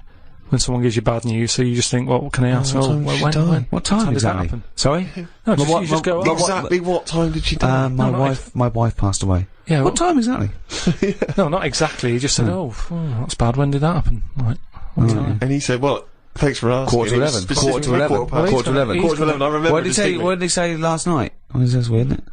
Convenient, aren't they, all these stories? Or is it? Or, yeah, I mean, it's either that's exactly what happened, Rick, or he's misremembering the I don't know which one to plump for. But I tell you this though, go on. If we're talking about ghosts and that. Yeah. Now, Hilda. Yeah. Choose your bog standard old woman. Right. I hope that's on the gravestone. I know. Yeah. No. Did you do the eulogy? No, That's great. What can we say about Hilda? Bog standard old woman. Right, there's sandwiches at the bar. That's the most most insulting thing you could ever say. There's nothing. No. Let's just think about Hilda that. lived her life. Thank you for coming to celebrate the life of Hilda, Who died at 11:15 specifically. and was a bog standard old woman. Are we burning or burying? But anyway, she lived to be quite old. Which annoyed you? In a but- bog standard way. But this is what I was saying about us all living too long and stuff. It just makes it worse when it does come to us being a ghost. I don't know what you're talking about that again. sentence made no sense. Just, if you are going to be haunted, right, say, I know you're going to say, well, I don't believe in them, so I'm not worried, so don't be going on about it. But say, like, you know, your new place that you've bought, you move in, and you go to bed, and there's something moving about the room. You see it, it's a ghost. Oh no. Okay, no, let's for the sake More of argument, likely, a Siamese cat called Ollie. No, because that's probably got its own room, hasn't it? But what I'm saying is, would you prefer to have an old person moving about looking at you, or just a young person? I'd prefer a youngish person who looks normal and is sort of floating about, and you go, oh, all right. That looks normal, floating about. No, but an old woman would really scare me. And ghosts are always going to have a bad reputation because they look scary because they're old. So that's You talk absolute. all I'm saying. So Can we're you now believe going. we ever charged for this? No, but look, if we are going into another life, right after this, Which we're not, we but yeah. move on to another life. Yeah. We're not going to move on. That land, say if it is like another world, where we go and we plough fields and we grow Croppage. we grow crop. Crops. Crops, if you want. Yeah, well, I would like to use the English language. Yeah, but there's too much fruit about, so just a crop. Just something we need to get by. Fruit about. He's got an answer for everything. That's So we what grow I'm some saying. crop. Yeah. Yeah. So you grow your crop, and now if we're all going into that other land or world or universe, old, who's going to do the cropping?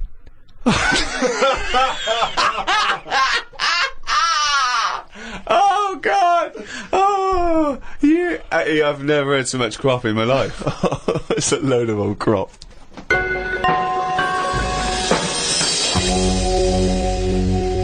I had to go for an ultrasound, right? Isn't that what you do if you're pregnant? Yeah, but do you know I've had kidney stones? you and that? We expecting? talked about Lucky it you. in the other podcast and that we've done, right? I've had a kidney stone. I don't want to go on about it.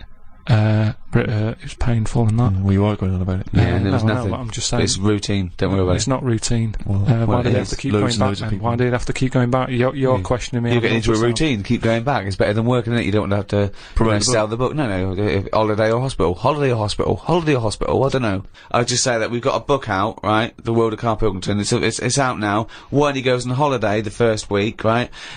He's in and out of hospital. He's doing no good. He's got to go in again. He goes away with his family like twice a year. Goes away with Suzanne's family twice a year. He's now said he doesn't want to do any press for it because it's boring, or he doesn't want. Why aren't you plugging the book? I mean, if you're an author, you've got to get behind I've it. bought books without hearing someone telling me to buy stuff. No, You just buy you're stuff. lazy. You're No, lazy. I'm not lazy. It's just that I'm sick and tired of putting telly on or the radio and having people telling me, oh, you've got to buy this, you've got to buy that. No, I don't have to do anything. I'll have a look myself when I'm in a bookshop. Let them just find it. But there are hundreds and thousands of books, Carl. They may not find it. Well, You're just have trying a to look. direct them towards it. I don't want to direct them to it. I just, if you come across it, But most why of have the you books, put all this work into this book, all these illustrations you've done and because extra I material? enjoyed it for me. Right, but you don't want anyone to read it, Yeah, so they why will just put it read in a drawer? They will read it. They'll find it. People will find it. It's in the shop, isn't it? I'm always finding little books on different things and what have you. Yeah, you don't read them. You read the first couple of lines and you get it wrong. So I went back, right, and they had the ultrasound thing where they're looking to see what else is in there. And when I was in the waiting room, there was a woman there. I reckon she was about 98. Now, why are they rooting around in her to see what's up with her? Just let her die. Do you know what I mean? If she's not in any Jesus. pain. No, all Such I'm just saying, how long does she want to be around? And the problem is, she went off, right? I was sat in the waiting room, she went off into the little cubicle to put her a gown on. And because she's old, she can't bend her arms and that. So she came out with it all open on the back. And it was horrible. It looked like a chicken that hasn't been looked after, right? It was all leathery skin and that, right? Now, the thing is, it's all very well keeping people alive, but the surroundings of the body isn't meant to be lasting that long, is it? Do you know what I mean? The actual skin of a body, it's all very well keeping the heart going, checking the kidneys and all that, but we're not meant to be around this length of time. Yet we're messing with it. Yeah. Just do the gown up. You never do, you never see or anything like that look old. You don't go, look at the state of that. Because they live about 4 weeks! Yeah, but maybe that's the way it's meant to be. In the same way, maybe we were only meant to live to be 40. But why did you go in for your operation then? Why didn't you just think, well, this is it, I've had my time? If they're looking after an old woman who's about 98, I'm having a go. Well, of course. Because you want to live on. She might have been flirting with you. No, she was keeping it open, just so you can have a little look. But I'm just saying, is that right? Is it right that they're going in there rooting around and stuff? I didn't like it. I didn't like having it done, you know. I don't like going to the hospital and stuff and the doctors and all that. And she was pushing the thing down. And she said, oh, you can have a look if you want. So what down where? On me kidneys. She was pushing like this little scanner thing. Oh, right. She was going to have a look. I was going, I don't want to have a look. She's going, what's up with you? I said, I don't want to see me inside. Did they put a tube down the end of your knob? Yeah, they did all that. We've talked about that in the other. But you were unconscious, weren't you? Yeah, but it doesn't matter, does it? If you know it's going on, it still bothers you. Just because you're asleep. Well, not really, no. What do you mean? Well, why does it bother you if you're asleep? Well, that's like saying, oh, I woke up and the house was robbed. Oh, it doesn't matter, you're asleep. Well, no, but... It's still going to bother you, isn't it? but you knew it was happening and you did it willingly. Well, it's not pleasant to go in and be made to go unconscious. That's the unpleasant bit, isn't it? And pain. Well, no, it's more the idea of it, isn't it? That's why, you know, doctors telling you everything they're doing. It's like, don't tell me, you know what you're doing, just do it. I'm not going to have a go at it. You know, it's not like DIY people coming around and going, oh, well, what you should have done there is, and you can go, oh, I'll have a go at that next time on my own without calling you out. If I get kidney stones again, I'm not going to go, oh, I've had it done before, I know what to do, I'll stick it up there. Doesn't happen, does it? But I can't, what was I saying? So anyway, so she was pushing the scanner over me kidneys and stuff. Yeah. Now, it was weird with her, because at no point did she make eye contact with me. Well, I don't understand what that means. Well, she meant to wink and go, your kidneys are fucked. No, but it's just weird that she probably spends her days looking inside people more than she does talking to people. I just thought it was odd that that's how she sees people. When she looks at people, she probably sees kidneys. What, this doctor? The woman doctor. Well, doctor? Yeah. Right. So, what you're saying is, the strange thing is that she often spends more time looking in people, because she's a doctor, than chatting to them. Yeah. And is it weird that Jonathan Ross is the other way around, because he's a chat show host? He spends more time talking to people than looking inside them. No, but even when I was asking... he's got a different job. When I was asking her questions, saying, you know, does it look alright? What's it doing? Is it moving about? You know, asking her questions about my kidney. She could have quite easily just turned around and give me a bit of eye contact. She was looking, I'm concentrating. I'm at work. Looking at the screen in order to answer your questions. Yeah, she's at work. She's doing something. No, but just... If she was here now going, Carl, what are you doing with that microphone? You'd go, shut the fuck up. I'm doing a podcast. Did she run this scanner over your head? And if so, did she find anything?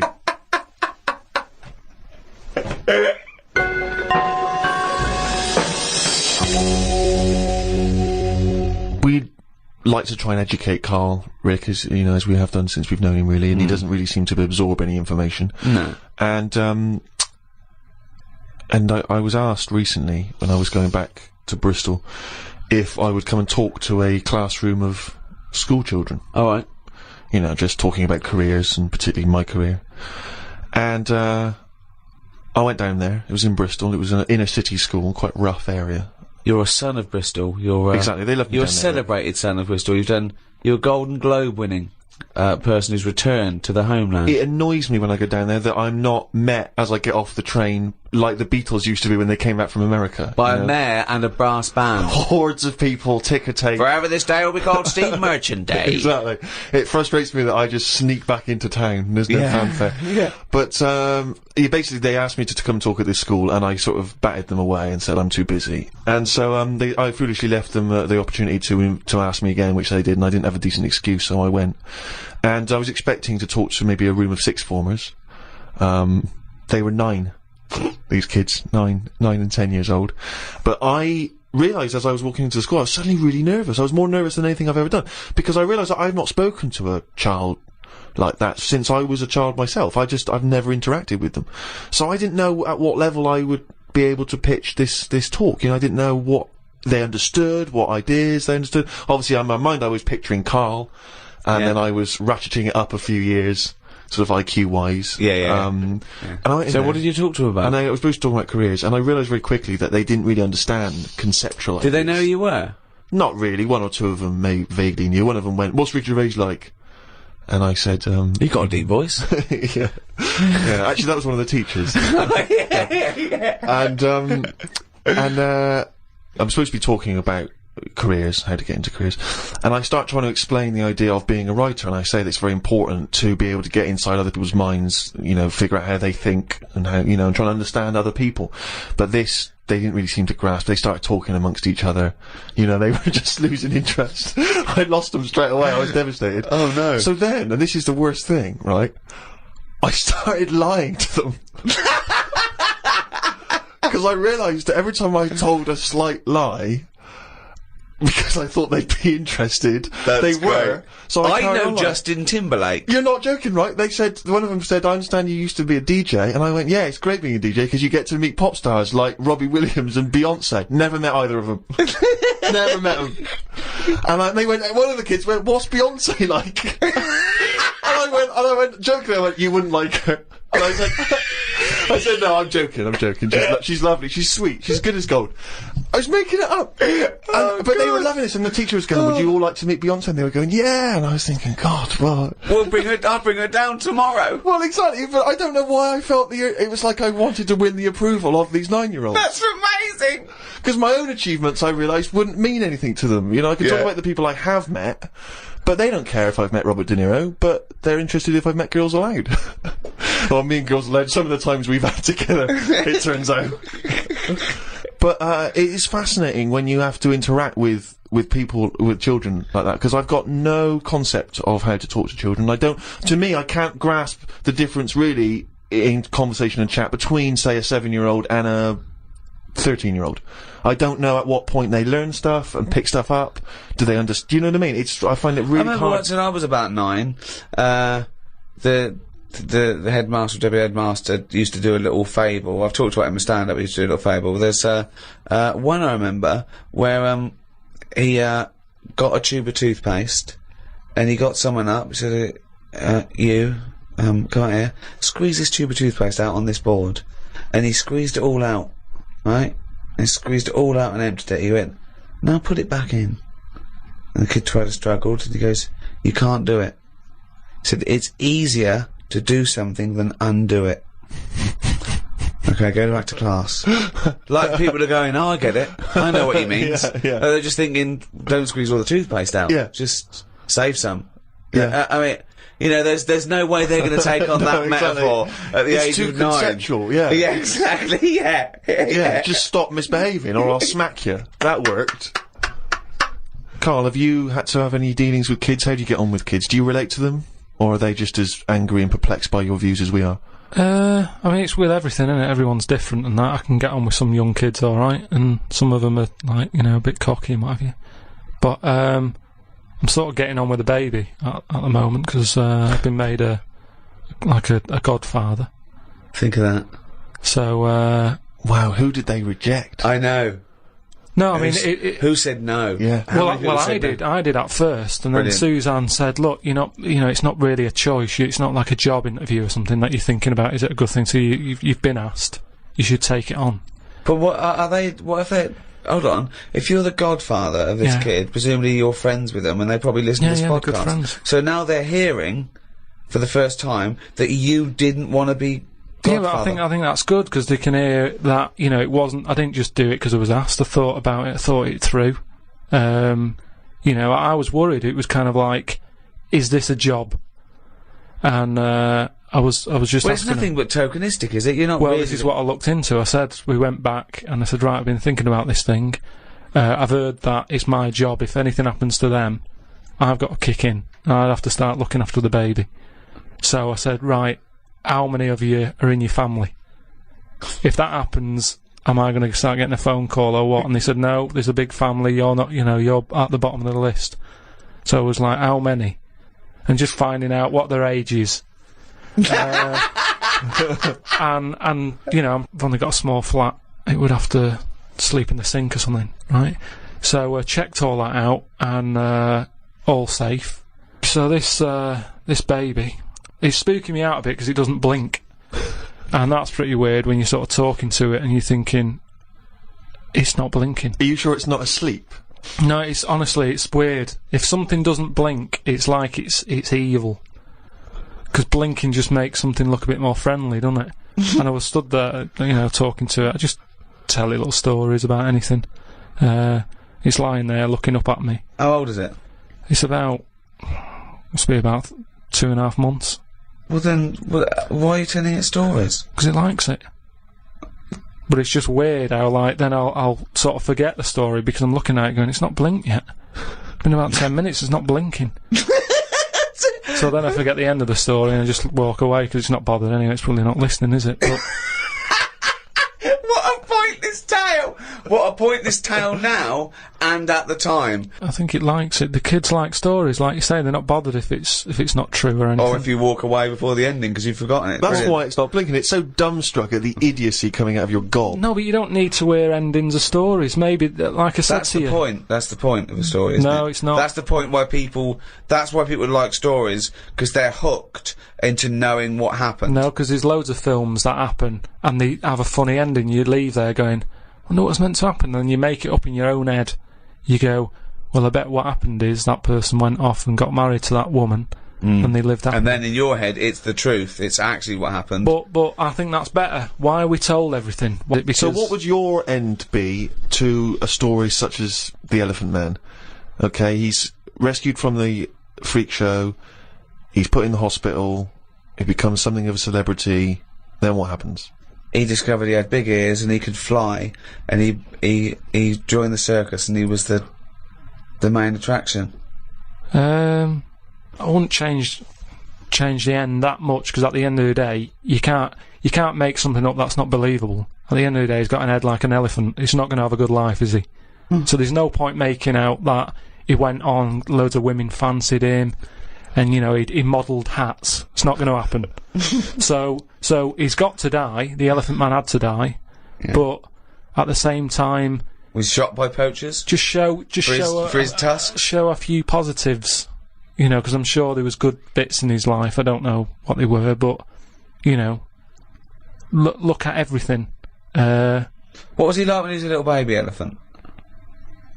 They didn't cover what he was like as a kid, but you can get away with them sort of looks when you're a baby. You can be an ugly baby and everyone goes, oh, isn't it nice? There was some woman in a cafe the other week that I was sat in, and she came up and she sat down with a mate and she was talking loudly, going on about, oh, the baby's lovely. They said it's got lovely big eyes, really big hands and feet. Now that doesn't sound like a nice baby to me. I felt like saying it sounds like a frog, but I thought, I don't know her. There's only so much you can say to a stranger. I don't know what kept me from saying it. That's what I was saying before about there's something. It sounds like a frog. There's something inside of you that stops you. Yeah, that's amazing that you had the urge to go, that doesn't sound like a good baby. What, love? I'm just listening to conversation. That baby you're talking about sounds like a fucking frog. Yeah, but something stopped him saying it.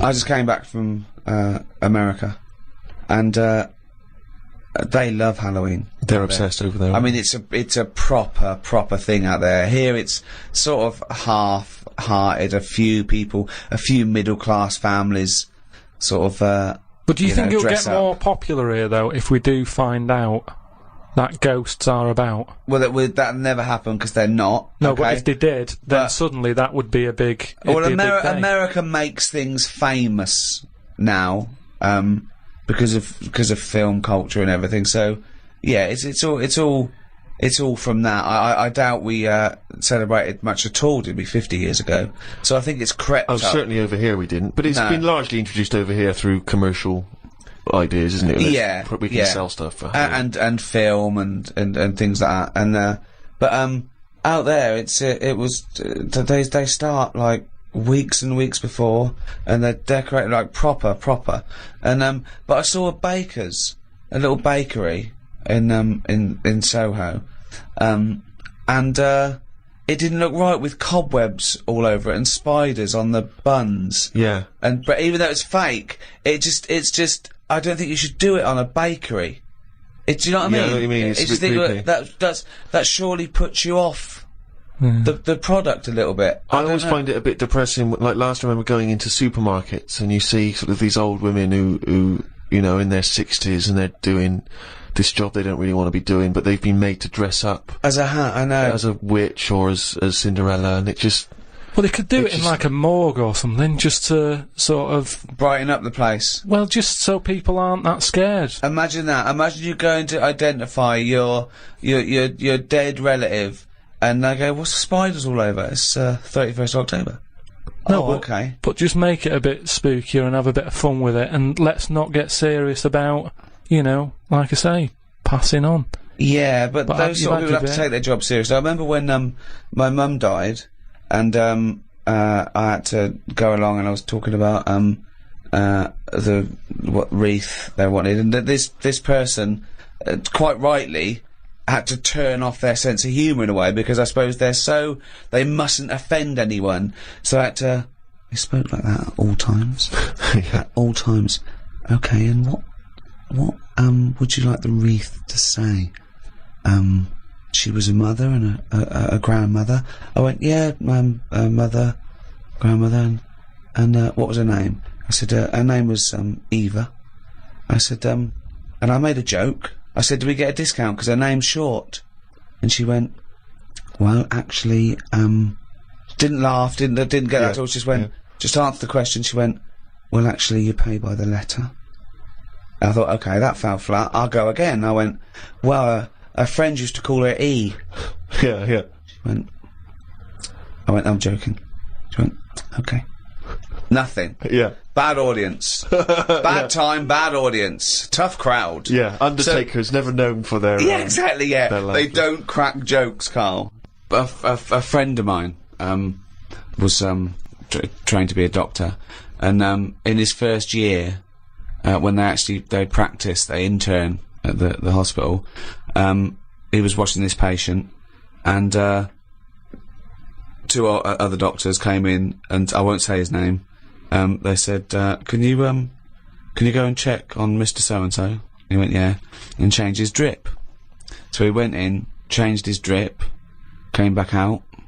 The doctors came, after about 10 minutes, they came running and said, what did you do? What did you do?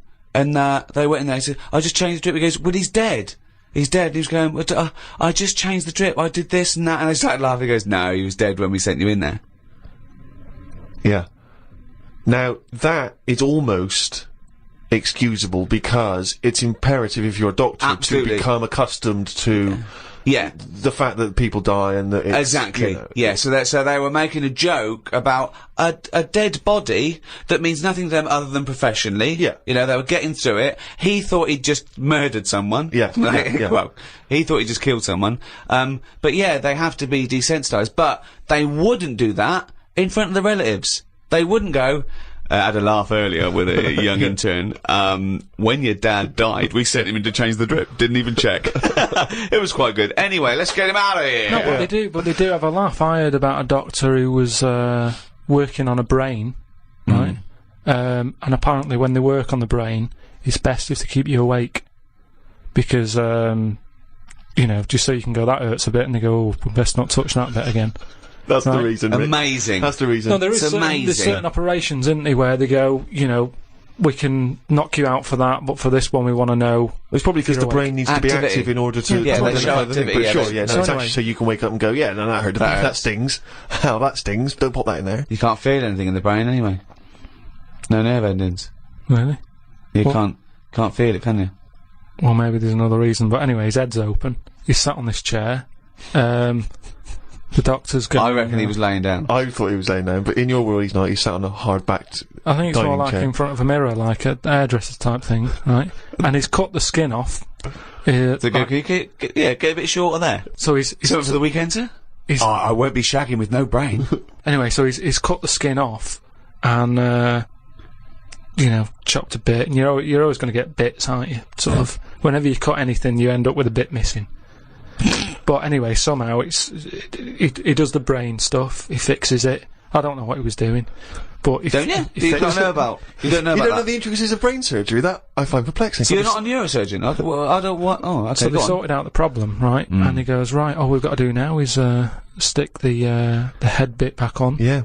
That's what it's called, by the way. The head Oh, this bit. happened. This happened. Yeah, the head bit's connected to the face bit. So he sticks. Nurse, head bit. Doctor, do you need leg bit? Not yet, nurse. Head bit, then leg bit. So they stuck the head bit back on, and then Can you pass me the sharpie thing? he was trying to sew it, and he was going, "This isn't fitting. This." He's going, "I don't know." And you know, like because the patient, Right, if this turns out that It's it's someone else's head. or No. a toupee from the doctor next to him, Yeah. or a cat. Wow! No, it's- You've sewn a cat to my brain! it's none of that. He's trying to sew it, and he's thinking, "Why isn't it fitting?" And he's thinking, "Is it because the head's swollen?" Because, you know, he's been messing about in it and things Yeah. swell, don't they, and messed about Yeah. with. So he's messing with it, and he's going, I don't understand this. And he's panicking a bit because the patient's awake and chatting and stuff, and, you know, it's difficult to have a normal chat when you're panicking a I little know, bit. there's a queue as well. People want their brain done. And they're reading old copies of magazines. They're going, hurry up. So, I'm going out tonight. Do you want to wash it? No, just, I'll wash it later. Just take it off, do the brain, put it back on. anyway, what happens is, he has to start rummaging. To start rummaging. Sort of rummaging. Rummaging. No! There's no N before the first G. Rummaging. Well, he starts looking through the, he starts having a look through the bin.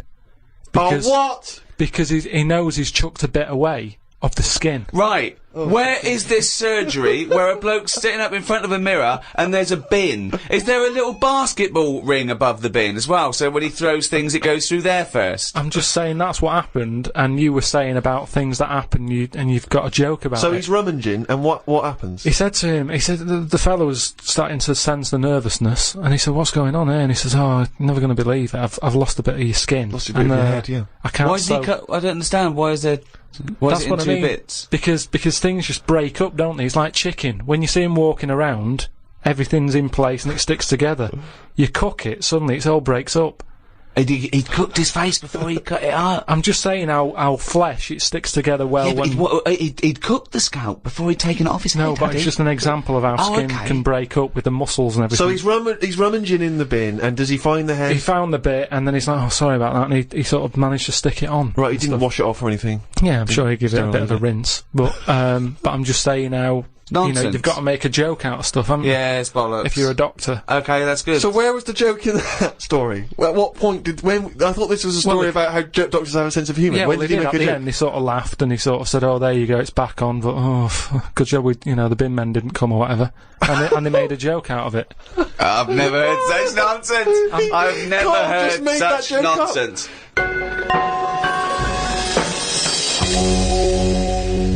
Right, Carl, let's do a competition. Chance to win some of the product that we've got out that Carl doesn't want to talk about because he's too lazy. No, it's not that.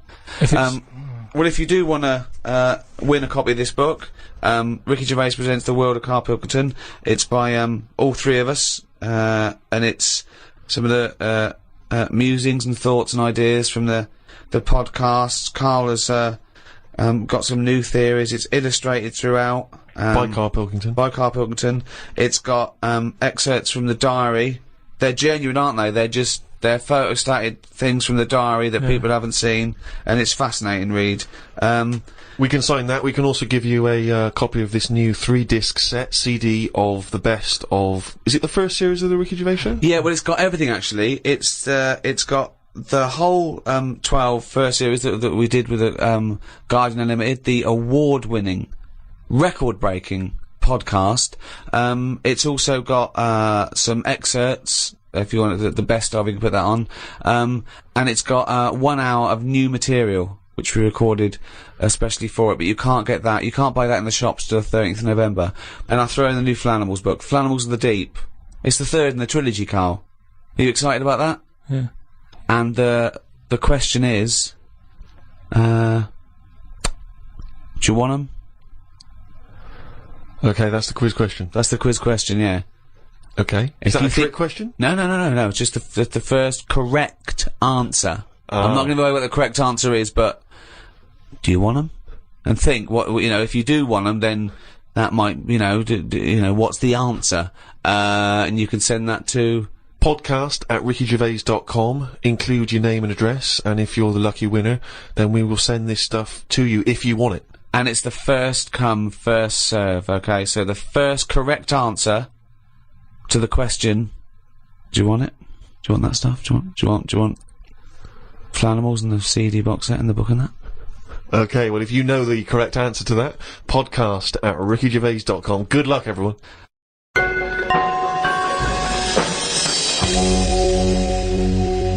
Well, thank you for listening to the first of these 3 special podcasts with Guardian Unlimited. The next one is out for Thanksgiving, 23rd of November. We don't actually celebrate Thanksgiving. What is Thanksgiving? It's a thing in America. Right. It's like the big holiday. Probably rivals Christmas. Probably bigger than Christmas in. Well, what do we do here? But we don't celebrate here, do we? So it's a date, isn't it? Yeah, but no one's going to remember that, are they? 23rd of November, they can remember, can't they? Yeah, but it's nice. Well, they should remember that's one day before my birthday if we're going to celebrate anything. Okay. Well, you've got this one. The next one's the 23rd of November, and the next one's the 25th of December. Well, how can I remember 25th of December? Well, that's Christmas. fair enough, that's Christmas, but Thanksgiving, we don't celebrate Thanksgiving. Okay, the next one's out about the 23rd of November, then after that, about the day before my birthday. Oh, they're going to remember that, aren't they? It's Steve Day in Bristol. Yeah. Anyway, if you've enjoyed this special edition of the Ricky Gervais Show, the entire back catalogue is still available on iTunes under audiobooks. By the way, not podcasts, audiobooks, and you can get everything we've ever done. I'd like to thank the guys at Positive Internet for hosting this. Those great guys, what would we do without them? So, it's goodbye from me, goodbye from Steve Merchant, Bye, and goodbye from Karl Pilkington. The Ricky Gervais Show on Guardian Unlimited.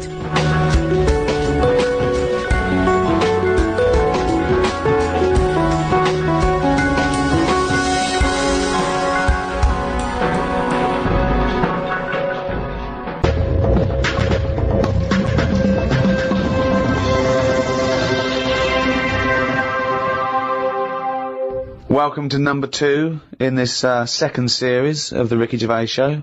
With me, Ricky Gervais. Hello. Stephen Merchant. Hello. And Karl Pilkington. Alright. Well, I've been away. I had a little bit of an express tour of America, LA and New York, and they're all talking about one thing out there. Karl Pilkington. Really? Yeah. I hooked up with the Simpsons lot. They all listen to it on their iPods. I went down to the American office to keep an eye on, things. Yeah, check it. Well, as we get money for old rope for doing next to nothing, I thought I'd show him a face. Yeah. They're big fans, Carl. I met up with Jason Bateman, Arrested Development, and he knows how stupid you are. David Letterman knows what an idiot you are. Mentioned on the Letterman show. I mean, unbelievable. David Bowie listens. And they're all listening to little Karl Pilkington. When I think of people like that, like pretty much geniuses in their field. Yeah, sure, yeah. But when I think of Bowie listening to it, I still think of him as 26, dressed He's dressed as Ziggy. Yeah. Yeah. With a pair of those big 70s headphones. Yeah, and it's going, hey Mum, can you turn the TV down and listen to Pilkington? Absolutely. I love his kooky outlook on life. And Christopher Guest. Now, Christopher Guest empathises with you a little bit, because obviously everyone else sort of knows how stupid you are and not understanding concepts like, you know, the infinite amount of monkeys. But he empathises with that because he thinks that sometimes he thinks that he sometimes doesn't understand concepts that seem obvious to other people. However, I think he's being polite. I don't think you've got a lot in common with him, because he did all that other genius stuff. You know, what you did was do the washing up with your pants pulled down slightly. You know, it didn't have the same effect as, say... It's not been as influential as Spinal Tap. Oh, waiting for Guffman! No. I mean, unless people... maybe that's sweeping the nation now. Maybe if someone sees someone nude in a room opposite their house, they immediately get their... They go, genius. That's genius. Well, I did an appearance at the Oxonian Society in New York. It's a Princeton College run event, and they have like academics, artists, political figures. They have heads of industry. They had world leaders. They've had Princess Anne of Jordan, and there was a Q&A afterwards. And one of the questions was, "Is Monkey News coming back?" Yeah. In that sort of forum. I mean, it's... I believe they also asked that of Bill Clinton. They did, yeah. Now, Carl, is Monkey News coming back? I mean, maybe. It depends what goes on out there. It's gonna be quiet, isn't it? What, on the monkey front? Yeah, you know, I don't know if they're aware or whatever that's being covered, but it's just like, you know, there's no point. You can't make news, can you? All these news channels, that's the problem with it. They've committed to saying we're a news channel. You got to find news. Well, don't do it like that. Sure. I'd say put something else on. If there's now what's going on Cartoons. in the world, just. Is there often no news in the world on the planet Earth with 6 billion people? Is there ever a day when they go, no, nothing? But I'm just saying the news is. What is it, about half an hour long? It depends. There's news channels that are 24 hours. But yeah, you're thinking of one specific news programme that's on in your house. Yeah, but I'm just saying it's half an hour. How much of that? No. You don't. I've told you that not all news programmes are half an hour by definition, but you go anyway. It's half an hour. Again, you didn't listen to me. Why do you think all news programmes are half an hour? They're not. I'm just saying. How much of that do we actually need to know about? But we don't need to know about any news. There you I go. mean, outside sort of dangerous situations, it's interesting. It's entertainment. People want to be aware. People want to be hooked up. I mean, I don't, you know, watch the news much or read papers. But it's funny, when I'm away, I do. I suppose it's because you want to feel connected with what's yours. It's that feeling of being part of society, isn't it? No, but there's places, say like there's places where they don't have telly, right? And they're not watching the news. They're still getting on with life. Yes, they are. And they're bogged down with their own problems, which is the way it should be. Say like at the moment I've got a leak in the bathroom, right? Have you? It's doing me head in. So, I put the telly on to get away from all that, and you put the news on, they go, there's a, you know, bad weather in what's it. You go, oh, don't tell me that as well. I like it when you hear about inventions that are coming out, or, you know, stuff they're doing in science. But you told me the other day that you thought everything that needs to be invented has been invented. Something they said in 1900. But, so what do you think?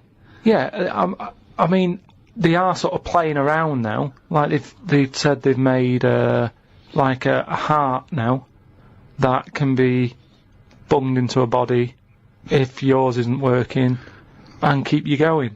But why is a heart that you can bung into someone to save their life? Why is that a bad thing? Just because it's another thing, isn't it? That's we're meant to die from the year dot. Things live. You have your bit. You knock about, and then you die. If you're going to live forever, how do you plan stuff? Right? That's the way I look at it.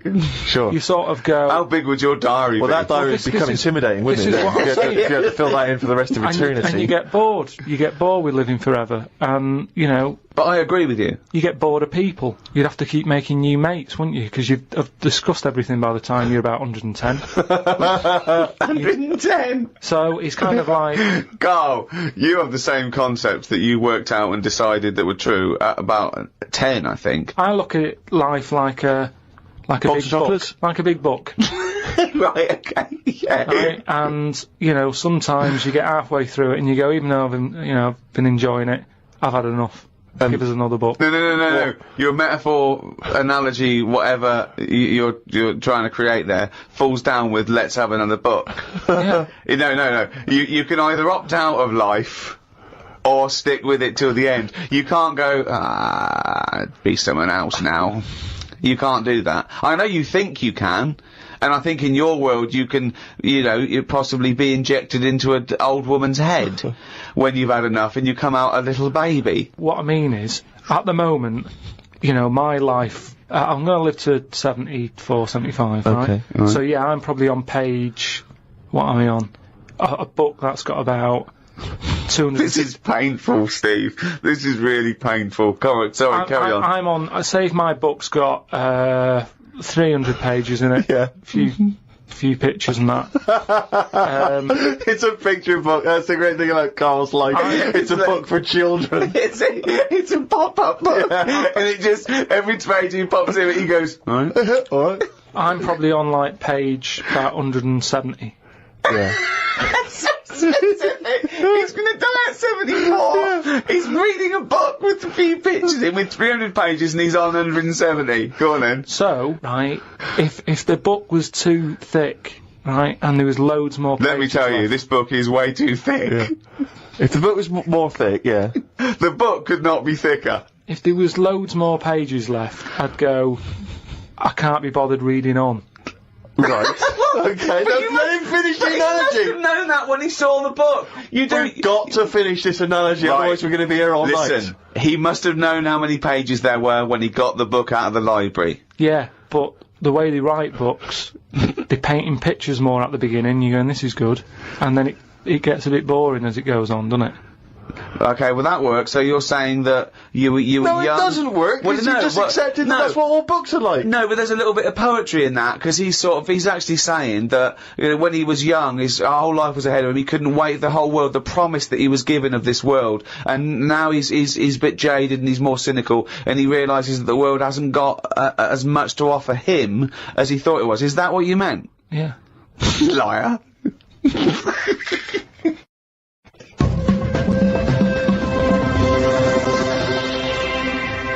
Well, Rick, you're not the only one who's been away. I know you've been off working, but Yeah. I, at long last, have taken a bit of leisure time. Go on. And, you've probably heard of the Rio de Janeiro Carnival. Only one of the hottest, events in the world Oh, calendar. yeah. Imagine me down there. Oh, Rio, you can imagine, did not know what hit it. Oh, God almighty. Imagine, were you like, Paul the party animal parker? He would not have been able to keep up if he was with me. God, what did you do? What did you get up to? Oh, let me tell you right now. Day one, I almost drowned. Day two, I got a foot infection and spent the day in the hospital. And the rest of the time, I had diarrhea. So that was a hell of a time. Carnival. Yeah, I did, I was able to watch some of the carnival on TV. Oh, and it right. looked brilliant. It looked Did it? amazing. I didn't actually, it was difficult to make out because the TV wasn't actually in my room. Because in an effort to save money, I wasn't staying in a hotel, I was staying with a bunch of other people in some kind of, like, someone's flat that they let out. And, so I had to watch the TV, like, from my window, watching a neighbour's TV. And of course, when they changed the channel, often during the juicy bits, I couldn't see anything. And, but it looked really good. I'm bunged up at the moment just so I can get through the show. But I've just been on a 12-hour flight, and it is terrifying being on a flight when you know that any moment you could go. Because, the problem is sometimes the toilet's free and sometimes then you got to queue up. And the worst bit is that sort of half an hour just before you land when they say the toilets are out of bounds now. I'd say I went twice before that in quick succession. The woman sat next to the toilet, she didn't know what was going on. The noises and stuff, And because I was really panicky. Oh, Christ. And so of course then on the whole flight, as we're landing, I'm really petrified because I'm thinking I packed a pair of underpants and jeans in my bag, in my holdall, just in case it all went. And I was really, because I hate flying anyway, and I hate landing because it's the most terrifying moment of the journey. Then it really was rumbling, and I was thinking, I got got to get out of here. Of course, you know when you're in a hurry, suddenly everything makes you angry. The little old lady in front of me who's just hobbling along off the gangplank. Get out of my way! Yeah. You know, just really annoying. With your bad hips and your bad and legs. your Zimmer frame. I know you've been through a war, but get out of my way! Yeah. And just anyone who kind of even passes you, you just, and so I managed to get there just in time, got into and it all went off. Man alive, it was grim. But that was not anything compared with the first couple of days, because the first day I went for a walk, and of course Ipanema Beach is famous. I mean, obviously The Girl from Ipanema, one of the most famous songs in the world, and Ipanema Beach is famous for just the beautiful, beautiful people that gather there, and it is extraordinary. I mean, the people are remarkable. There's so many beautiful women in Rio, it made me angry. I was angry that these women were so attractive and that, you know, none of them were even looking at me. So, but anyway, I'm on the beach because I was shopping and I needed a wee. Right, and we went for a quick impromptu swim, and I thought, we in the sea. Just think of him on this beach, right, with diarrhea. Well, I'm wearing great big long shorts, because I'm not going to try and compete with these boys, because they are... And you are, could I say this, the whitest man I've ever met in my life. Yeah. I mean, with his shirt off, you can see his heart like a newborn fish. Well, this was the thing. As I went into the sea to have a wee, there was a discussion about this. As I went into the sea to have a wee? Yeah. Well, I was desperate for a toilet, and I was shopping, so I thought, well, I'm never going to make it back to the hotel, so I'll go in the sea and have a little swim and just I see him straining, just like a cat in a litter tray. See, there was a discussion about this, because I'm very much of the opinion that you should take your trunks down, and some people, some of my friends are saying, just do it in your trunks and let the sea just wash it away. What a hell of a carnival. And I think I'm against that. I've always been against that in swimming pools, everything, you know, I'm against pissing in swimming pools, full stop. It doesn't matter whether you do take your trunks down or don't piss in the swimming pool. Sea? Yeah, well, fine, yeah. Fine, okay, right. Fish do it, so anyway, I'm in the sea trying to urinate, and I kneeled, because I'm obviously very tall, so it's tricky to get deep enough for the water to mask what you're up to. So I tried to kneel down in the water, right, and I got John Thomas out, but then the water swept out again and just left me on the beach. But luckily my back was to everyone, so no one saw. I can't think of a funnier sight than Steve Merchant on his knees with his little John Thomas out. I don't know how big it is, I've never seen it. But I mean, I imagine it's in proportion to the rest of it, is it? I wish. That's all I'll say is I've been a little shortchanged. But, so then I got up and I waded a bit deeper in. Right? And, now I was trying, I got it out. But what I didn't realise is that the waves just off the beach are really just uncontrollable. You never know what's going to happen. So one minute they're calm, and the next minute they're crazy like a tsunami. So suddenly I see this giant wave coming towards me, crashing towards me, and I got the cock out and everything, and it grabs this wave, comes over me, and lifts me up, and flips me up in the water, right? And I'm floundering around. I can't see anything because, of course, I had to take my glasses off to go in the sea. Because I didn't want to lose them. Oh god! So I floundering around, and I'm genuinely getting scared, because as I try to get into shore, the wave just pulls me back again. So I'm waving to my friends on the beach, but what I don't realise is that because I'm not wearing my glasses, I don't realise that I've been dragged along the beach some way, and I'm not actually waving to my friends.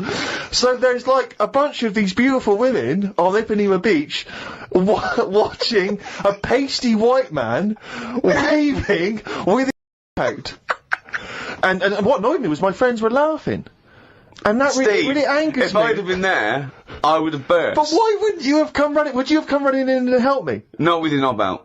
What? So even though I was screaming and shouting? I'd have thrown a rope or something, or a dinghy or something. There's no way I couldn't have saved you with your glasses off in your knob out. If I ever save you, I want you to be fully dressed with your glasses on. So you'd have just let me go. That would have been what you'd said to my parents.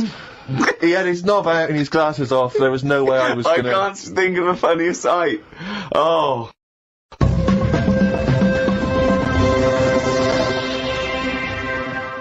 Chimpanzee, that is running down again. Yeah, this is where we read extracts from Karl's diary. We've had to wrestle it from him. He's never happy, but you know that's the way it goes when you're doing a show as popular as this. And I'm going straight now to this entry.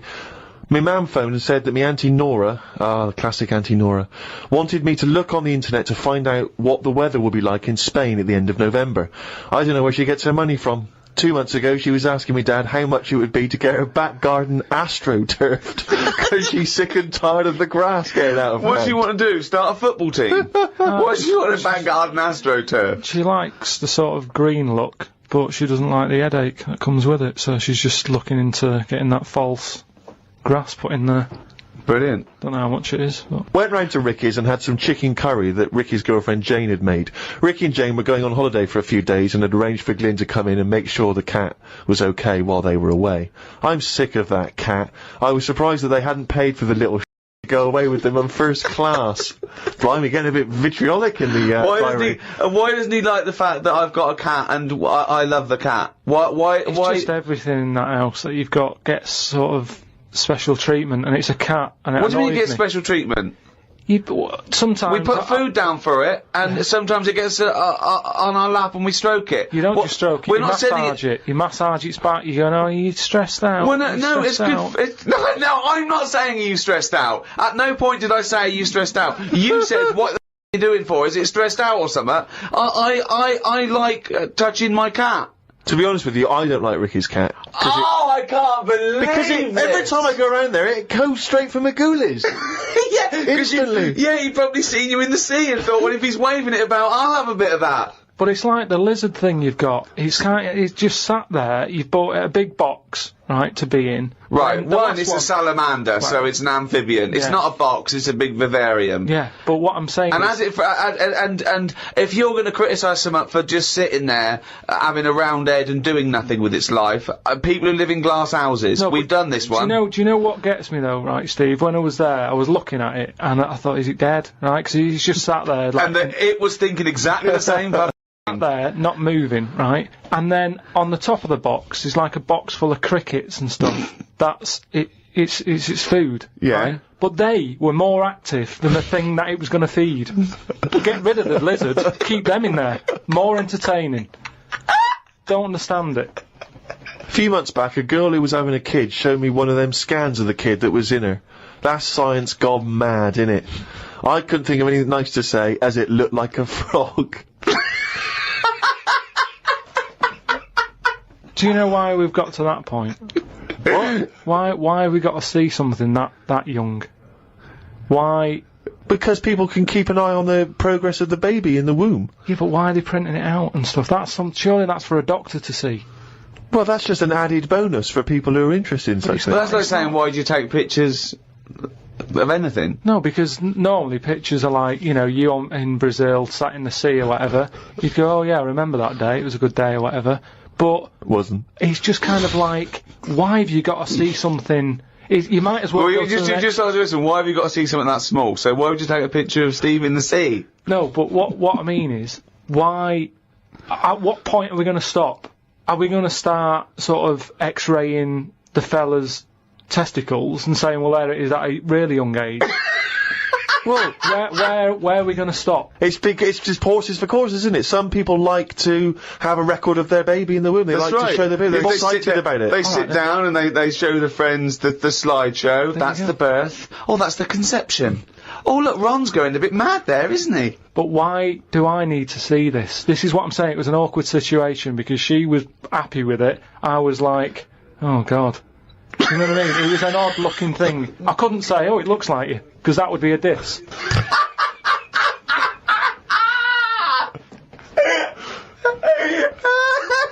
Oh, Christ. Met Suzanne at Euston Station. I said I would sort out the tea tonight, so I called the curry house.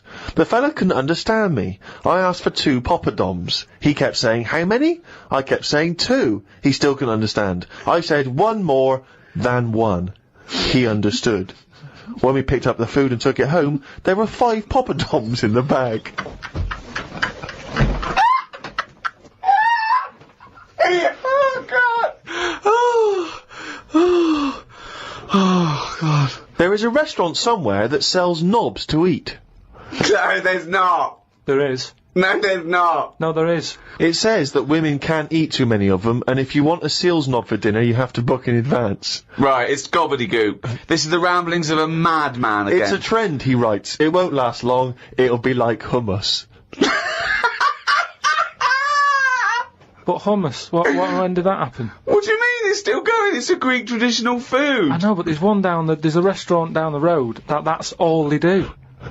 That isn't a proper meal. That's a side order, isn't it? That's like having a restaurant just flogging tomato ketchup. Hummus isn't a meal. They don't even try and kid you and get you in and flog you just hummus. They could actually say it's hummus today. Not going to work. Be shut down within a month. Called Ricky and asked what the difference is between the mind and the brain. Yeah, he did. That's a hell of a phone call to get. Unbelievable. Unbelievable. Ricky did explain, but I can't remember what he said. I wondered at what age you are when the mind kicks in. Okay. Ricky changed the subject and said there is an island called Spider Island. There's nothing but spiders on it. A bloke went to visit the island and said there was 1,000 types of spider in one tree. Yeah. Excited by I that? didn't tell you that. No, I looked it up after talking to you. Oh, right. Is that true? Yeah, they just said there's loads of them. What do you think about that? What do you think of an island that's just full of spiders? It's a bit daft, isn't it? What do you think they should do then? I don't know, because you need spiders. I don't know what they do, but they say a world without spiders, like, wouldn't be good. Who says that? I don't know, someone. But they sort of do something. There's something about if you did get rid of them all, it would have an effect. Well, of course it would. Get rid of anything, it has have an effect. Not everything, though. Like I've said, you know, jellyfish and what have you. Well, no. The world wouldn't change. Well, it would. No, it wouldn't. Well, it would, because it's part of the ecosystem, so they're something's food, aren't they? No, but it's 97% water or something. Yeah. So how much are they doing? Just give them another 3%, make them water. And that's more useful. Give them another 3% and make them water. Oh, God. The rain ain't stopped. The old woman with the bent neck. Now, we've not heard about the old woman with the bent neck. Of course, she's a whole new character. What's this? Incredible. She's really old. And she's got a bent neck, yeah, but tell us something else. I don't know what's up with her, but her head sort of comes out of here. It's radio. They can't see what you're doing. It comes out of her chest. So from behind it looks like she hasn't got an head. It's really weird, right? I mean, she's old and I don't know what's happened. Just Suzanne said it's sad and the bones have sort of bent up or something, or maybe she carried something heavy when she was younger. On her head. And, you know, I don't know, it's sad and everything. Yeah. But she's wandering up and down the street, always looks fed up, but you can see her, you have to sort of bend down a little bit. But her head's just, I thought I'd told you about it. She finds a lot of change. Yeah. I said, yeah. Well, as you write in the diary, the old woman with the bent neck is struggling in the weather. The rain must be running down her back. Don't know why she went out in this weather. Me back's doing me head in today.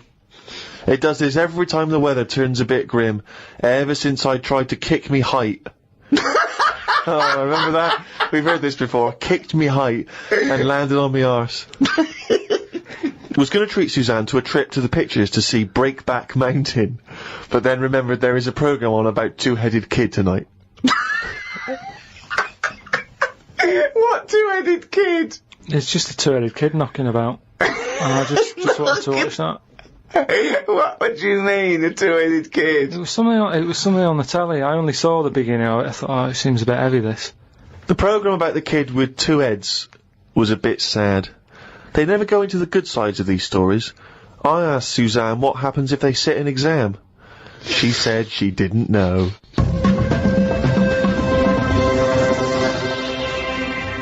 So, Rockbusters, you gave out 3 clues last week. Have we got a winner? Yeah. Okay. Now, this was the first person to email in, but you pointed something out, didn't you? That we're going to do it this week, the first person, but we think maybe it shouldn't be the first person because some people are up in the world when this comes up and some people aren't up in the world. So, we're just going to pick one at random next week. So you've got the whole week, but we're going to pick one at random. But this is the first one we got with all the right answers. The first one with the right answers, yeah. Yeah, so, well, give us the clues and the answers. Alright, so last week's clues, there was 3 of them. I give you initial of a artist or a band, and a cryptic clue. Yeah. You work it out, you email it in, you win a signed picture and that. First one was, well, I don't want a house that far away from the water. I want to be right on top of it. Go on. Right, so that was B. Yeah. That was Beyonce. Beyonce. Like a cryptic thing. You got that? Second one. I'm stunned. Beyonce. That part of my leg is English. The initial was B. That was Britney. Right? Britney. Yeah, so it's like British. Britney. But so you're just taking the one half of her name, are you now? Well, she's known as that now. I think she's known I don't more know as who she is, but fine. More as Britney than Britney Spears. They don't really call her that anymore. Yeah. Also, British isn't the same as English. Yeah, I know. I realised that, but it was too late. Brilliant. That's what you're up against. Just like that on Who Wants to Be a Millionaire. The last one was the initials were KW. Yeah. And the clue was the fitness teacher has got a speech impediment, right? So you've got to sort of think about that. You've got to think about a fitness teacher. Yeah. He's working out and that. Yeah. But he's got a speech impediment. So when it like comes to like finishing, well, no, you didn't say all this in the clue. So. But it was just that one was Kanye West. Right? Kanye West. So I'm just saying. Why would the fitness teacher say Kanye West? Because he's got a speech impediment and he's been working them out. They've built up a sweat. And he's like, right. Well, no, you didn't say all that, so it doesn't matter. But even if that is the case, so what is he saying? He's saying, all right, can we rest now? As in, can we rest now? Yeah, just kind of because they say that at the end. It's like, right, everybody. So he's got a speech impediment. He's very, very camp, and he's adding words. Okay, but apart from that, it works perfectly. So that is bollocks. You're an idiot. So that was the first three. Who won? It was Gwymlyn Howe Jones. Right, let me have a look at that name. There's no such name as Gwymlyn. What is Gwymlyn? Is it something from Lord of the Rings? Gwillem Hugh Jones. Okay, and a signed photo of us is on the way. Yeah. To him. Lucky you. I don't know why he wants that, but well done, he got the clue. I don't know if that's a good thing or not to get the clues, but there it is. Well, there you go. So we're going to do some clues for next week? Yeah, right. Again, same sort of system. 3 of them email in, and we'll pick one at random. Right, first one. The initials RP. Right. Right. And the cryptic clue. Not cryptic, go on. Steal that woman's flower. Right? If you're gonna like nick a. Well, no, it's different now. What is it? If it's a cryptic clue, let him finish it. Okay, what is the clue? What is the clue, and stick to it? Steal that woman's flower. Fine. Okay. RP. Right. Okay. Right. Second one. B. Is that the clue or the initial? B is the initial. Right. And cryptic clue. Keep whacking the cooker with a stick. What is it? It's a band or an artist. They kept whacking the cooker with some sort of. What is it? Keep stick. or kept? What's it? If it's a cryptic clue, everything matters. So. Well, it doesn't really. Just think about whacking. Well, no. Give us the clue again. Okay. Just whack the cooker. No, with what is the clue? Do the clue. Okay, do the clue. This is the clue, and the only right. No, wait. The initial is B, and the clue is. Keep whacking the cooker with a stick. Right, fine. But it doesn't have to be a stick, though. It could be like an iron. It could be any sort of. Well, okay then. Let's do the clue again. Okay, so the initials B. What's the clue? Keep whacking the cooker. Fine. The last one, the initial M, and then the clue is Venice. It's all water, isn't it? Right. How would you describe it, right, when... Oh, Jesus Christ. Is this the what? Let him finish the clue! I want to go home! I haven't slept! I've just come back from Rio! He might never finish the clue! It keeps going... It's full of water, right? Oh, well, you don't need a stick, do you? Use your hand if you want. Well, no, it's B. No. I mean, he might never finish. Well, right. Not if you're going to interrupt him. What's the initial? M. What's the clue? Venice. It's all water. There's hardly any land, so how would you describe it? Okay. I think that sort of works. M is the artist or a band. Email in podcast@rickygervais.com and we'll pick one at random. Win some stuff. Well, that's the end of episode 2 in this second series of the Ricky Gervais Show. So it's goodbye from me, Ricky Gervais, Stephen Merchant, Oi! and... Sorry, I just want to explain why that's a greeting in Brazil. Is it? You see someone, hey! Oh, okay. Yeah, I wasn't just a me. Why's your knob out when you're shouting and waving Yeah, at me? that's why I did it. You see what was going on. And Karl Pilkington. Alright.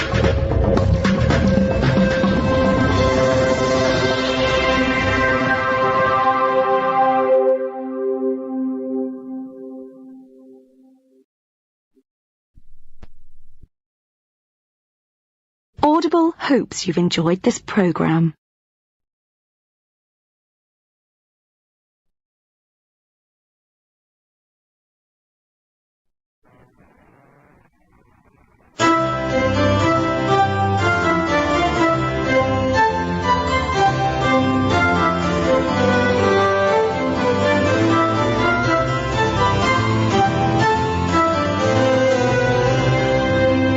To be born English is to win first prize in the lottery of life. So said Cecil Rhodes, one of the grandfathers of British imperialism. At its height, the British Empire ruled over 1/4 of the world's population and consequently exported Englishness to the furthest reaches of the globe. But what is Englishness? Is it stiff upper lips and fair play, village greens and tea and crumpets? And who are the English? Are we defined by a shared heritage, a common set of beliefs, by the language of Shakespeare? Or in a multicultural modern age, when more languages are spoken in England than in any other country in Europe, do we need to develop a new view of what it means to be English? To discuss and define the nature and characteristics of the English, I'm joined by Stephen Merchant, graduate of the University of Warwick, an award-winning writer. Thank you for having me. And Karl Pilkington, a man who, by his own admission, didn't go to school, has no qualifications. Mention the head, talk about the mention it. I'm just trying to get to the point that he's not qualified in anything, or really has no authority in any subject, or hasn't got the right to it. Talk about the head. And he was known the world over as a man who has a head like a fucking orange. Alright. I think one thing that's very English is harping back and whinging combined. People saying, oh, England used to be better in my day, oh, England was better when I was a kid, England was better in the 50s or whatever.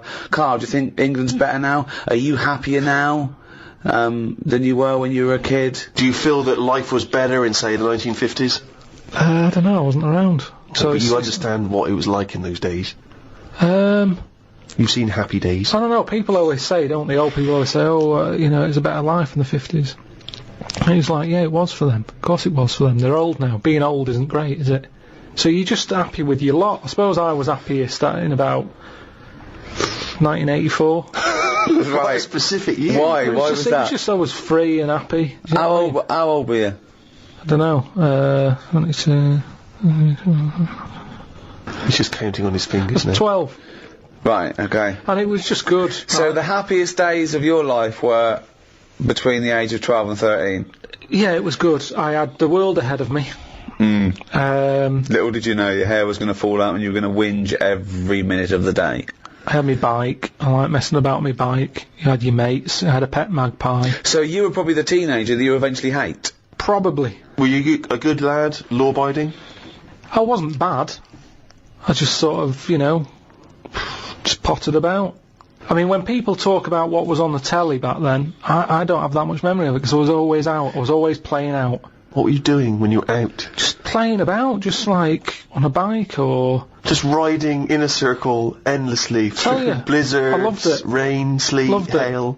I never seemed to be in. I was always... When everyone always goes, where were you when Band-Aid was happening? I was always out on my bike.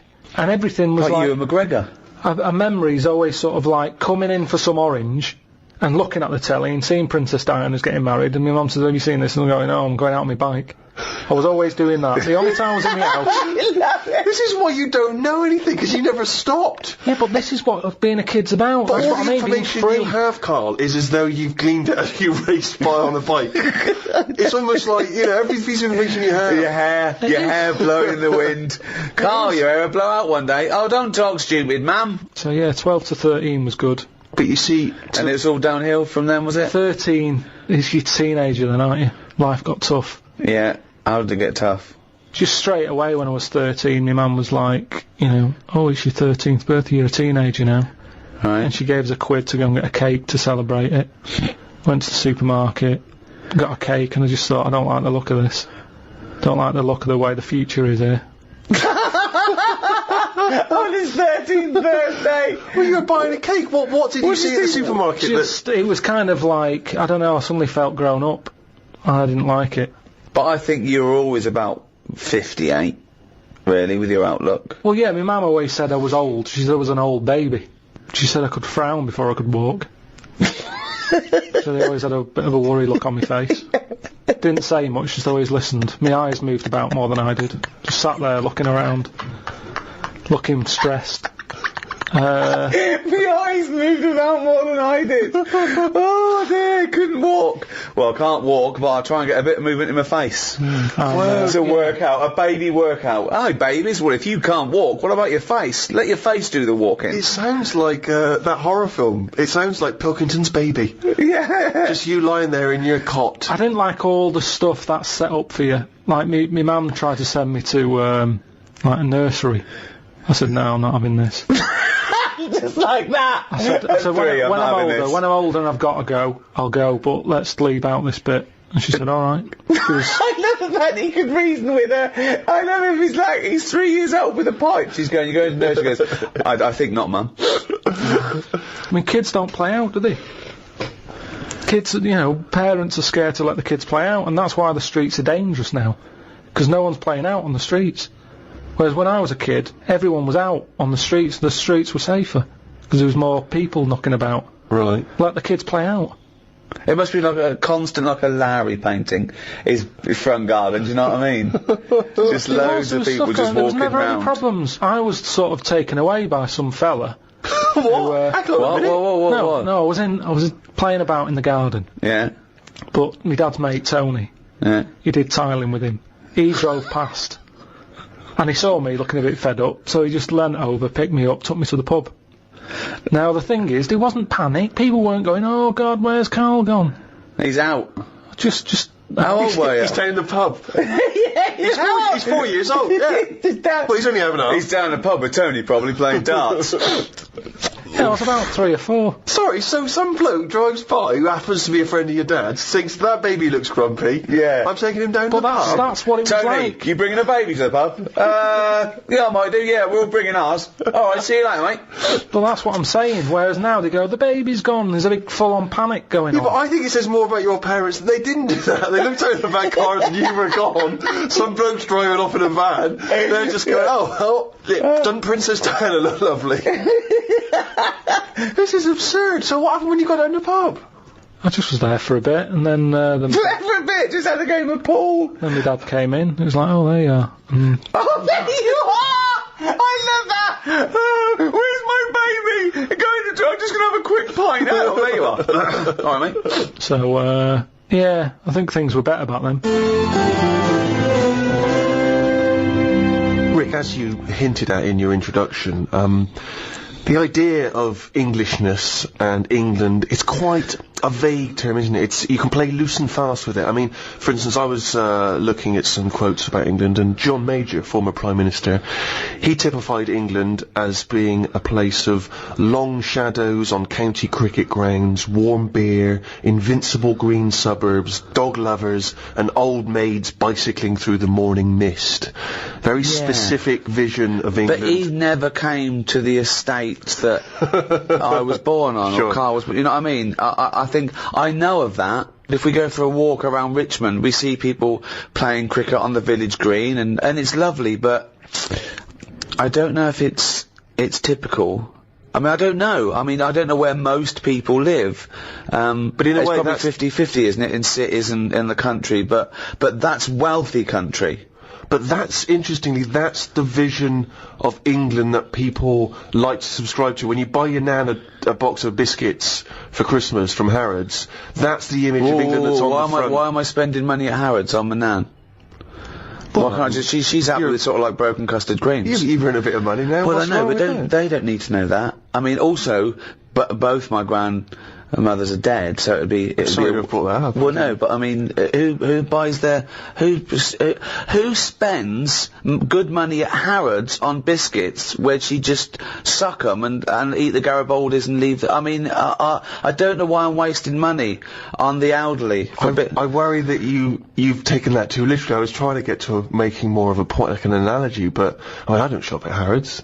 Right. Please, I don't. I mean, I might, get some Easter eggs. 2 days after Easter. Well, what do you think of this then? We were in Fortnum and Mason's after Christmas, and all the crackers were half price. Good idea. And there was a box of crackers for 500 quid, down to 250 quid. And I thought, right, that's got to be the best prizes anyone's ever seen. I'm going to get Cartier watches in these things. So we bought 250 quid. I thought, oh, it's a bargain. It's half price. Got 'em home, pulled a couple, and there was a little notebook, right, that said wine notes. That's one. What? Wine notes. So you drink a bottle of wine and go... you'd make a note. Make a note of it, right? There was another one that had something that it was like opera notes or something. And then there was one for, travel notes, like what countries you been. I'm thinking, what world are these crackers for? Who's putting a cracker and going, I need it, I filled up my, wine notes book. It's like... 500 quid? Yeah. I mean, for some little notebooks. Yeah, I mean, if you'd have paid 500 quid, I mean, I don't know who buys those. I assume they're for presents. And it's probably the absurd, cliched Toffington Englishman who has no sense anymore of of any sense of worth of anything, and it's just a crazy, snotty-nosed inbreeding. There was a silver-plated like mussel, like the clam, the mussel, right? But when you eat mussels, you scoop them out with an open mussel. Sure. There's a silver-plated one. Who carries that with them? You get that out. You go, all mussels, good. I brought it with me. My silver-plated mussel to eat mussels. Wait, this wine's delicious. Let me make a note. That's absurd. Again, it's interesting you say that, because those are little images of what we would like England to be, aren't they? They're pandering to that image of what we'd all like to be, that sort of upper-class English person who's worried about fine wine and good food. And again, I mean, does this England still exist? I'm presuming there's a small minority that does. But well, there are some people that are in that world that are posher than the royal family. Yeah. I can understand what the Queen and Prince Charles are saying, but there are some people... What? And I don't know what they're talking about either. Well, I was never really aware of class and the English class system until I went to university. Absolutely. I became aware of it then. Absolutely right. When I got to university and everyone sort of spoke like royalty, that's when I discovered I was probably working class. But when I hear those people who do actually speak in that kind of, oh, Jeff, that sort of absurd, rugger, oh, you absolute bloody bastard. What though? I don't mind the mega posh people, I don't mind that. Yeah, bloody hell, yeah, of course, take one, I don't mind one of those. What I don't like is the ones that, stand around in all bar one with a rugby shirt with a collar up. Yeah. Do you know what I mean? Yeah. Those sort of, who are going to work in the city, and they're loud and think they're gentry, but they're not. It's that middle bit that annoys me more. They've got that confidence, but without any of the charm. But that's the England that I think people think of when they think of it. It's the 4 weddings and a funeral England, and yet it's not the England I experienced and grew up in. So, what is your typical image of an Englishman now? If I had to draw it for an alien, he'd be quite squat, quite sturdy, sort of no neck. Hairy. Are you just thinking of yourself? Do you know what? It would be my build with Carl's head. Really? And no neck, yeah. I think he's sort of balding and unshaven, and, he's like a shaved caveman. I think he's tough, he'd have tats, he'd eat like a dog. A Ray Winston type. A sort of, that sort of, and he's Bob Hoskins, just squat, strong, tough, doesn't take any messing, built like a giant wombat. It's the bulldog breed. It is the bulldog breed. I am thinking of the bulldog breed, yeah. See, now my image of an Englishman is essentially that cliched one. It is, I think, Hugh Grant. So you're modern, you're straight away modern now. I would say it's either mixed between Hugh Grant and Roger Moore when he was James Bond. You see, know what I that's mean? another small percentage of Englishness that sort of annoys me. Those people that think they're James Bond. They think they can buy a suit and read GQ, and they're suave and sophisticated, and they get cars they can't afford. Or what they basically do, the people who think they're James Bond, all they do is work in a bank, come home, and flick through GQ at the adverts, looking at people with wearing watches and aftershave. Who wears aftershave? Do you wear aftershave, Carl? Normally, aftershave is the sort of thing I let other people buy me. It's like underpants, tea towels, and sort of aftershave and that. Other people buying me. Who's buying you tea towels? My mum. Right, My mum, okay. every time she turns up, she's got Brilla pads and stuff. I've got loads of them. I keep saying to her, I don't need any of this, but she always brings a box full of stuff. Brilla pads, tea towels, underpants. The underpants size hasn't gone up since I was 14. But I can rely on her for that. So, do you not have anything in your life which you would think of as being gentlemanly? Do you ever dress smartly? What about suits? I bought one suit that time when you invited me to the BAFTAs. That's the only suit. I wore it for the BAFTAs. I think I wore it for one other thing. I haven't wore it since. I don't feel comfortable. It's not me. But don't you go to a That'd be a wedding? lovely advert, wouldn't it? Him with a suit on going, I haven't wore it since. Karl Pilkington hasn't wore it since. I don't go to weddings. No, I don't like going to them. I agree. I mean, even though you know them, they don't give you any time when you're there, do they? They just they don't know whether you're there or not. They're on cloud 9. They don't know who's around. It Yeah. doesn't matter. You don't need It's to all, be there. with them, on wedding day, it's all me, isn't it? Oh, what are they like? I know, unbelievable. You don't even get to make a speech, do you? Although I know you were annoyed, Steve. Steve doesn't like to part with money. I don't know what the politically correct term is. Stingy cunt, isn't he? He's fucking mean, right? And if he ever has to spend out on like a wedding gift to someone he's known, all his life, he'll look down the list and he'll find things under £25. Then if he bothers spending that much, he's furious when an usher goes, just stick it there. Oh, it drives me insane. Well, firstly, I'm annoyed about the wedding list. I don't know when that's come along, because I don't know why I can't just bring maybe something I've made at home. No. Why has there got to be a list of stuff? What newly married bride doesn't want a pair of homemade clogs? Exactly. Do you know what I mean? And then you arrive there and it's just, oh, thanks very much, stick it on the table. But saying that, I think people very much appreciate you being at their wedding. No, They do, they remember if you were there. No, they don't. They do. They don't. You don't get invited to weddings because you ain't got any mates. No, I've got to know enough people. Everyone's getting married. But they're always in the middle of nowhere. That annoys me when people say, you come to our wedding? Yeah, fine, we're in Greece. Yeah. Well, no, down the road, I might make it down the road for the reception. Yeah. Go to Greece. What? You want me to book a holiday and come to your wedding? Well, the thing that drives me insane when you do go is when they put you on a table with people you don't know. Well, that's I've got it. all my mates there, and they put because I've got to mingle with some people. I don't care. I need these. But that's what I'm not good at. Talking to people once. Talking to people who you don't know. No. What sort of stuff would you make conversation about at a wedding? I'd probably say, first of all, how do you know them? How do you know the people getting married? And then, do you think it'll last? Imagine inviting Karl Pilkington to wedding and going, where should we put him? Oh, I don't know. Is there a table for one? Oh, just You'd be on the table with the kids. Imagine being stuck with Karl Pilkington at a wedding. Yeah, what else? So you've asked them to think it'll last. They've gone, I'm sorry? Who are you? Karl Pilkington from Manchester. Right. Yes, we think it'll last. What else would you ask? So what's your next? You know it's going badly. They're sort of like looking down their nose at you. They're thinking, why did they invite this bald-headed scum? There's just the last wedding I went to. It's going back a couple of years, but everyone seems a bit snidey.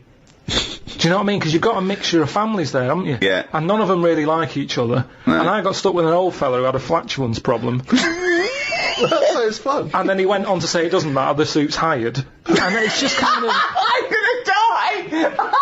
I just don't like him. I love it. He's basically saying at a wedding, it doesn't matter if I shit myself.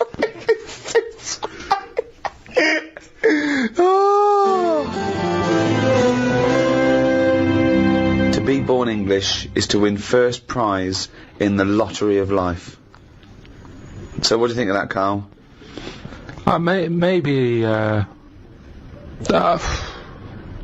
Maybe it's that thing that I don't appreciate what I've got. But to me, being English isn't anything that great. Really? Why not? Because, it's just what I've been dealt with. But what would you, I mean, I know you know nothing about the world. You've travelled nowhere. You've seen nothing. Yeah. But if you could be any nationality, what would you be and why? Probably be Italian. Okay. Why? Well, just, yeah, I like the idea of it. I like Italians are alright. Where would you live? Rome? I probably wouldn't want to be in the middle of Rome. It's too much hassle. Have you been to Rome? Yeah, it's nice to visit and stuff, but it's just I wouldn't want to live there. You've got to get paperwork done and that if you just want to put a picture up, because everything's old. Everything's listed. He's only been Italian about 3 minutes and he's already slacking it off. He's already No, whinging. but I like Rome. Yeah. It's good. A lot of old stuff. Why have you chosen Italy? I'm interested to know why of all the countries you've chosen Italy. I was a late comer to pasta. But it's won you round. I like it now. It's like one of my favourite things I have. Which there isn't really anything like that in England. That even though it's Well, except pasta. Pasta's almost exactly like it. Yeah, No, but it's not. We've got pasta, haven't it's we? not ours though, is it? And we No, don't know we've how got- to eat it. What do you mean we don't know how to eat it? We do it all wrong. You stick it up your arse again. Look at me. I know how to fucking eat it. No, but what I mean is, if you saw a proper Italian and they saw what we did to pasta, they would not be happy. What are we doing wrong? Tell me what we're doing wrong Well, I with don't pasta. know that, otherwise we wouldn't be doing Well, it wrong. how do you know we're doing it wrong? I've just heard we do it wrong. It's like how we have the coffee at all the wrong times. I ordered a cappuccino somewhere and the Italian fella said you shouldn't be having that now, it's a breakfast coffee. Yeah, it is, yeah. Before 12 o'clock, Yeah, yeah. but I was having it like 11:15 at night. Oh, It looked wow. like I Well, was that's mental. absurd. How are you going to get to sleep with a lovely cup of coffee? Yeah, that's Well, a I good don't point. sleep anyway, You do I? shouldn't drink coffee anyway at night. There was cappuccino stupid. No or wonder he was frappuccino right to say or mocha. Doesn't matter. Don't drink coffee after about 4 in the afternoon anyway. Full stop. So, hang on. So you love pasta, but you're not eating it right, so you'd like to be Italian in order to be able to eat pasta correctly, even though you enjoy the pasta you What eat. do you feel being Italian is, and what's It's just, attractive it's to just being... very sort of, it's a relaxed lifestyle. Whenever you go to Italy, everyone's sat outside a cafe. It doesn't matter what sort of person you Carl, are. that's all you do now with your spare time is Yes. sit outside a cafe. But they get more respect over there. For Why? it. It's like, it's okay to do that. There's older people sat outside cafes who do nothing. I and it's love the just fact that he they're wants to probably be retired. Italian so he can sit outside a cafe and get more respect than he does now sitting outside a cafe. No, but everyone's rushing about here. People have like colder coffee. They have frappuccinos here because they haven't got time to have a hot coffee. It's like they've got a coffee with ice in so I can neck it. Get it down my neck and get on with my day. Relax, enjoy your coffee. I don't understand the rush. You never enjoy anything. You said that you don't enjoy anything. You don't enjoy a coffee. When you're having a coffee, you're probably going, oh, I don't know if I can enjoy it yet, in retrospect. And tomorrow I'll go, I like that coffee yesterday. But the reason you enjoy Italy is because when you were there, you're on holiday. That's why you're able to chill out and relax. no. When you say it's old people sat in some little Sicilian village. Of course they got no money. Here, I went to the Salvation Army Right. Why? because it's nice. What do you mean? You can get toast and a cup of tea for £1. Go, you little skinflint. Right. You little roundy There's heady nothing Scrooge. skinflinty about that. That's just that should be the going rate, Steve. I'm surprised I haven't seen you in there, to be honest. But the thing is, Where is now, just near Camden. What is it? Is it like old people? A lot of old people, mainly old people. And this is what I'm saying. These are people who are old and they sat in a cafe, but they don't get any respect. People are walking past and they don't want to go in. The way you reacted when I said I was in the Salvation Army, that's the reaction they get. Yet an old Italian person, they looked after better. Well, it's certainly true they look after their older families, don't they? They Right, do and that's respect all the I'm family. saying. Whereas, I mean, it's a lovely place, Salvation Army. Every old fella in there's got a tie on. Yeah. They make an effort. That chokes me when I see an old boy still put a shirt and tie on. He's 90. He's like been through the hardship, and yet on a Sunday they're still shining their shoes, and you know what I mean. I mean, you sometimes can't even bother to put your trousers on a Sunday. I know. Well, I've got an elasticated waistband, Yeah. and they're still fiddling with braces and buttons. Yeah. So anyway, yeah, that's what I like about Italians and that. There's a lot of So you want to be Respect. Italian because when you're old, you can sit outside a cafe and get more respect than you do here. Yeah, look at the old people in this country. They never look happy, do they? Really.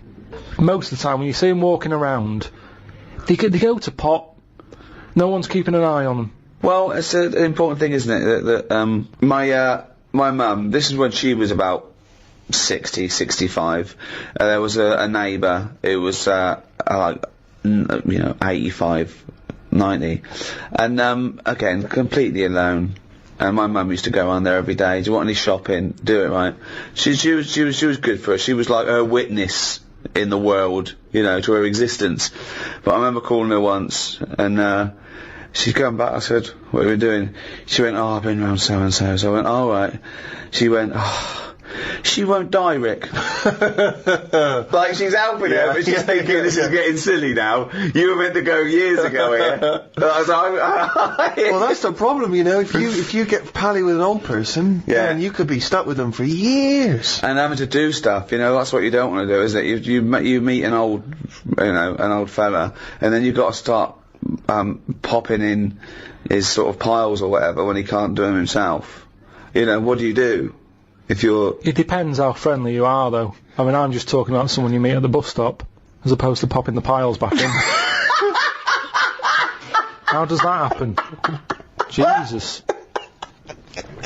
Just the ones on the estate I grew up on. As soon as he got to a certain age, there was Mrs. Knowles who went mental. One day she seemed fine, next day she was chucking cans in everyone's garden. You could just hear her coming. Which was weird. Aren't you? Now you brought up weird people. There was a fella called Shorts Man. Right? It's so pedestrian! I love that. Shorts Man wore some shorts. Now what I like, he did, but they were really short. They were that sort where, it's almost pointless having them on. What do you mean? They were just, like shorts now, for blokes, they go up to your knees, don't they? There's no chance, there's no accident happening there. There's nothing going to pop out. Yeah. No. But Shorts Man, he liked it. He liked the fact that happened. Right. And he used to walk with big strides to sort of help the chance along. So that he knew, with the big strides and the short shorts, they were going to pop out. Did you ever see it pop out? Yeah. Why were you looking at the shorts? Just because it was like playing Buckaroo. It was like, when are they going to pop out? But what? It's just what happened. So, right, but Shorts Man, so he was an exhibitionist, he basically wanted people to see his veg. Yeah. And they were out more than they were in. I mean, they had a tan.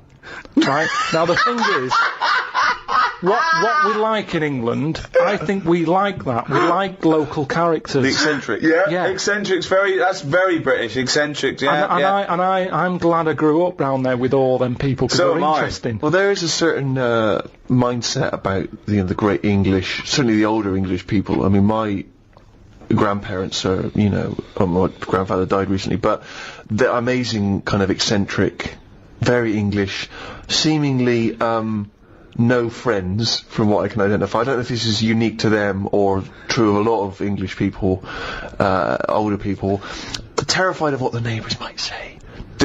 Always did that thing of speaking like that in case Jack's in next door. Yeah. Like the neighbours are constantly listening in. They've got glasses against the wall, they're constantly listening into what my gran's got to say. Yeah. They had about 3 teeth between them.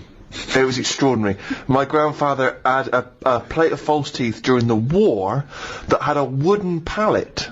A wooden upper pallet with teeth on it. And those teeth slowly fell off during the course of the years. Never got replaced. So they'd sort of invite you to Sunday roast, and they would wake up at 6 in the morning to put the beef on, and they wouldn't have it till 6 in the evening.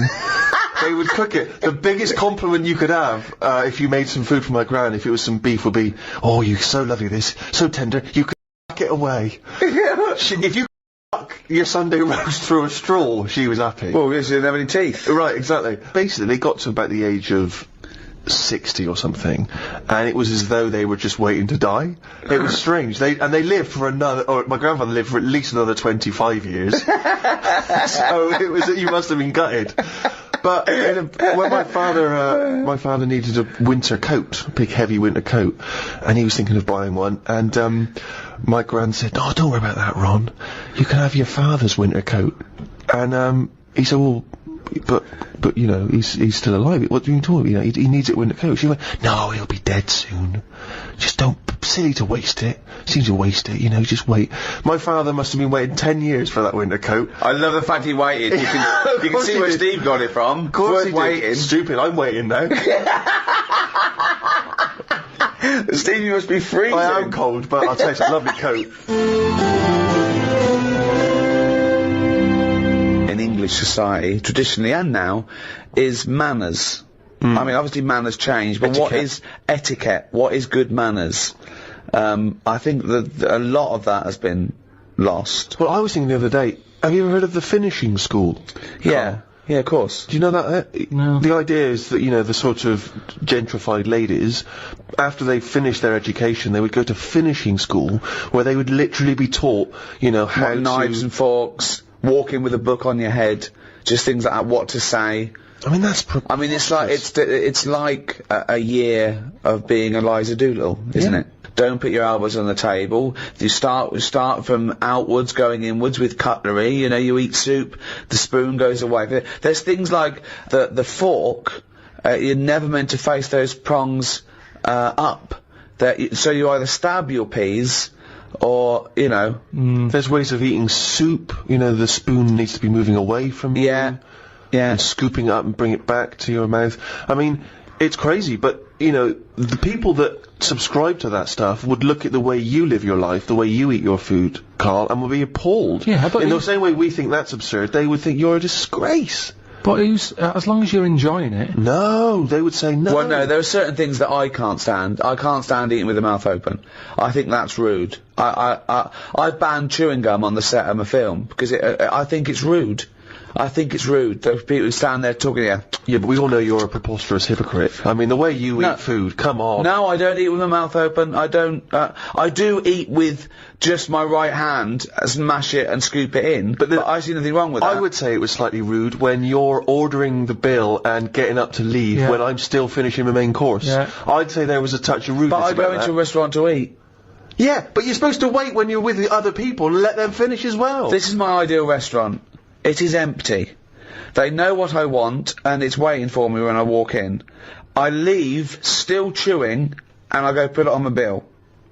That's the ideal restaurant for me. Yeah. You're pretty much there. Yeah, I try and, that's what I try and do, yeah. But, you know, there are certain things, I am one for manners. I think, I hate rudeness, I hate lateness, I hate all those things, but some of them are ridiculous. The elbows on the table is arbitrary. Why? I mean, there's a reason you say please and thank you, because it shows courtesy. Those make sense. There's a reason you don't talk when you're eating, because it goes over and it's disgusting. There's a reason you don't lick your fingers and then put it back in the chips, because someone else has got to share that. But don't put your elbows on the table or start with that fork. I think it's ludicrous. You know, there's those rules when you meet a member of the royal family. For instance, if you were at the Royal Variety Performance and you met the Queen, there's various rules they tell you about. You don't fart or call her love. Exactly, for one.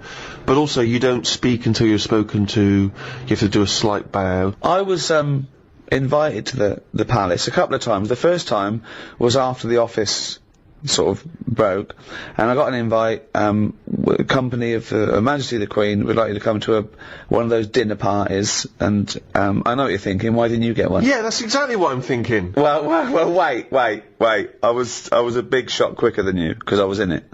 Don't forget, you didn't appear until, even series 2.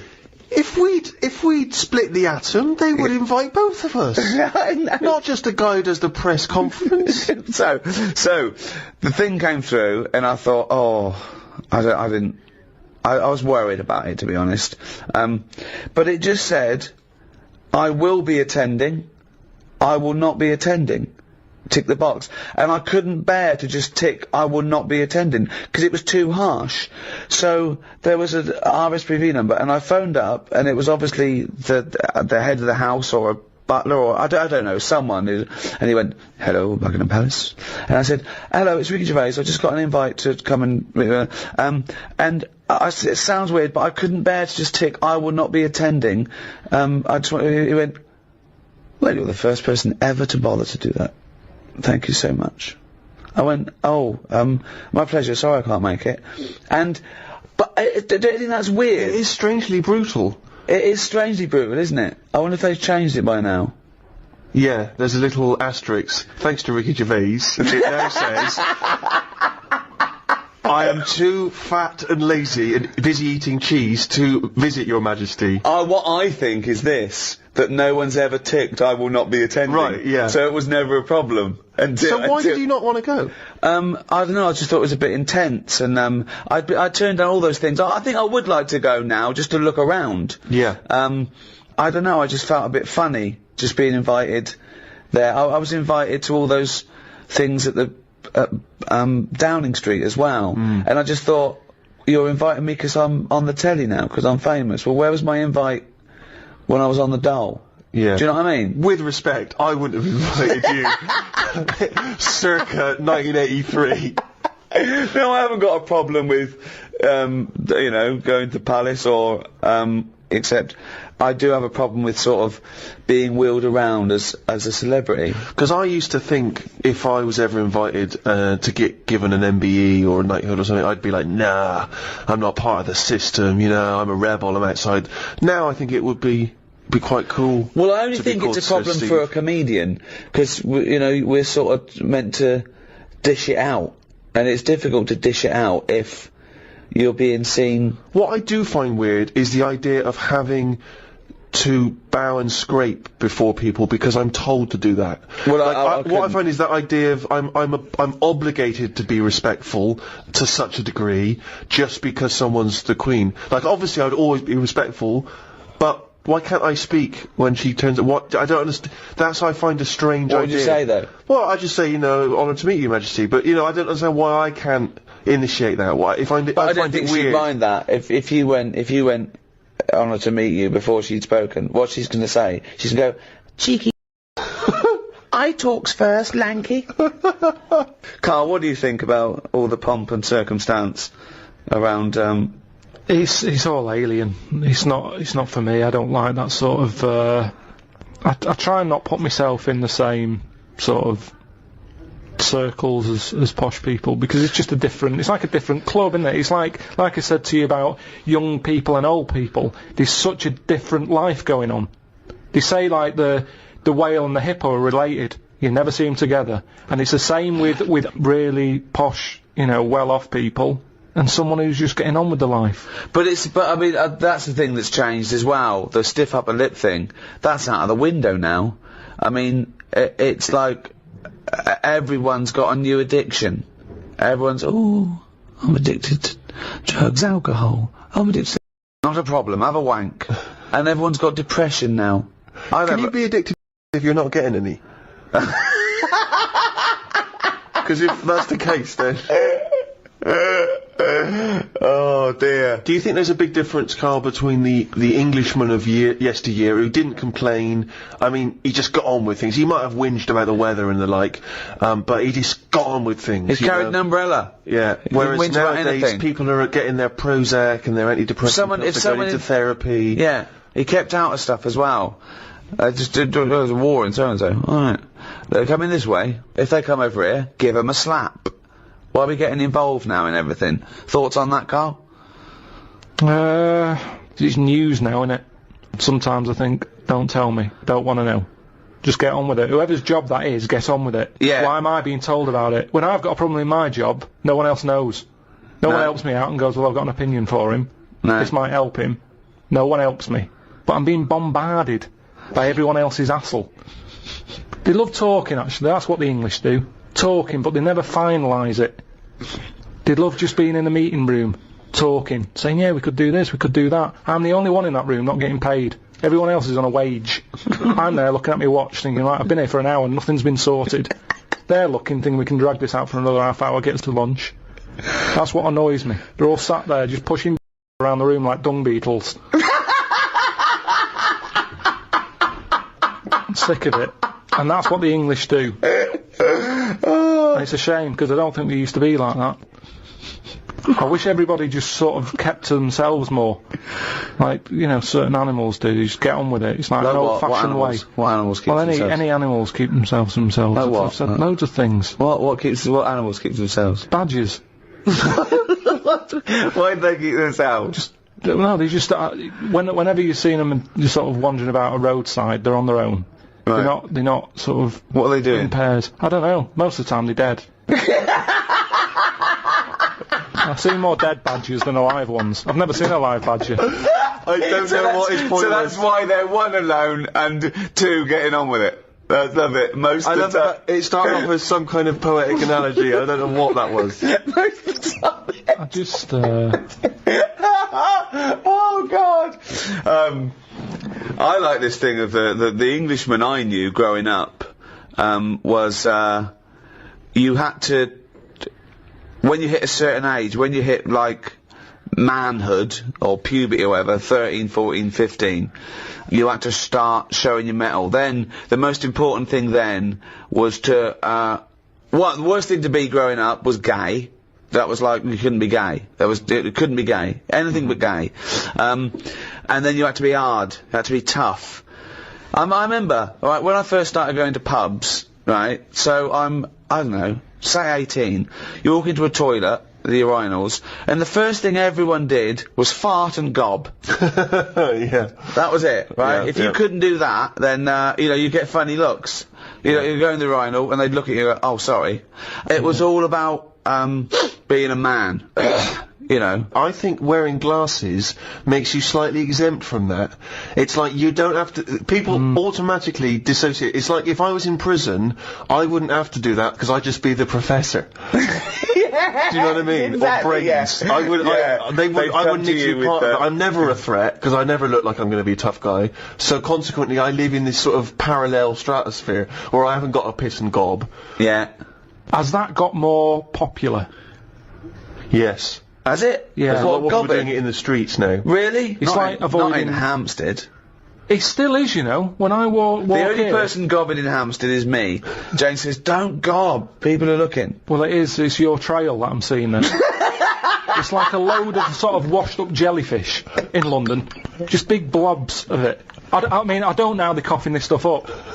I mean, they shouldn't still be alive. Some of them have, like, organs in them. It's just big lumps of stuff. I mean, that list of idyllic, antiquated England of, you know, tea and cakes and cricket, I mean, is valid. But I think the things that sum up Englishness, I mean, talking of the weather, I think drinking, war, we love a ruck. Yeah. We're built on war. We're a warrior We're race. pretty good at war. We used to We be. are good. We used to be good. I don't Yeah, know no, if we're very anymore. good. We're good. We're very good. I mean, I think we reached our peak with Churchill, That's probably our greatest hour. Our finest hour. according to him. Yeah. Well, he should know he was there. He should know. And he'd like to drink, didn't he? He loved a brandy. He's not afraid of a drink. He'd like Cigar. to. He'd get pissed up, and no wonder he'd fight him on the beaches. He'd fight him anywhere. Yeah. See, there's an example of a posh bloke. It was like I was saying. He'd lead you into battle. He'd have a weapon too. He'd go in there. He didn't sit back. I mean, when he was old, he did. But nothing wrong with being posh if you're willing to go and, you know, get stuck in. What do you think, Carl? Is it as scary though? I mean, imagine if he was rougher sounding, and he was on the front line. And, Like he went, you you cunt. I'll fight you on the beach. Look, see me down in Brighton Monday. I'm gonna f***ing smack your head in, you little f***ing German c***. Like that, you mean? Yeah. It's less of a morale boost. Well, that's the other point of one, isn't it? That those speeches were for as much as morale as information and defiance. You don't want to feel like the leader of your country could glass you if you got on the wrong side. No, exactly. It's got to be rules under war, hasn't it? I mean, that fair play has got to come into it as well. Talking of the English sense of fair play and war, when the crossbow was invented, a lot of people wouldn't use it. They said it was unchristian. So our soldiers sort of resisted it. So Europeans got this thing that needed no and it was shooting these bolts, and they could reload quick, and versus our bowmen. What do you think of that? What do you think of going, oh, it's cheating, we won't use it, but having a disadvantage? That's honour, isn't it? It's almost like it's okay to kill someone, but with... But what's the problem here? What am I meant to be worrying about? Well, you've got bow and arrows. Yeah. They're amazing. They're heavy. They're your arms. They've got trained bowmen. They're the most sort of marksman soldiers in the country. Someone comes along, goes, don't worry about that. Here's a crossbow. Just pop it in, put it back. Deadly. Deadly, quick. Anyone can use it. So now you've got anyone with a crossbow killing people. Women, children. Anyone can use it. So the Europeans, they're going crazy. Oh, William Tellon he's shooting apples off heads. Yeah. Right? But we resisted it because we thought it was, you know, unchristian and cheating. Without skill. What do you think of that? But where were the actual bows and that being made? Because that's the thing, isn't it? The company who's making them, they just want to get out to a big market. Brilliant. That's what they do now with the iPod and everything. It's not about people wanting more music than ever before. That's not the case. It's about having the accessory. And if the bow and arrow was like sold as this, you know, light to carry for all the family. That's how it would have happened. That's what it's all about. Ye new bow and arrow from Ronco. But what do you think the problem Yeah, is? but you're not quite getting Ricky's point. His point is the idea of there being sort of rules and fair play and etiquette in war. The objective is to kill the enemy. I don't think war and that is a place to start getting all uppity about someone cheating or having a better system. Really? You think all fair in love and war, do you? Yeah, definitely.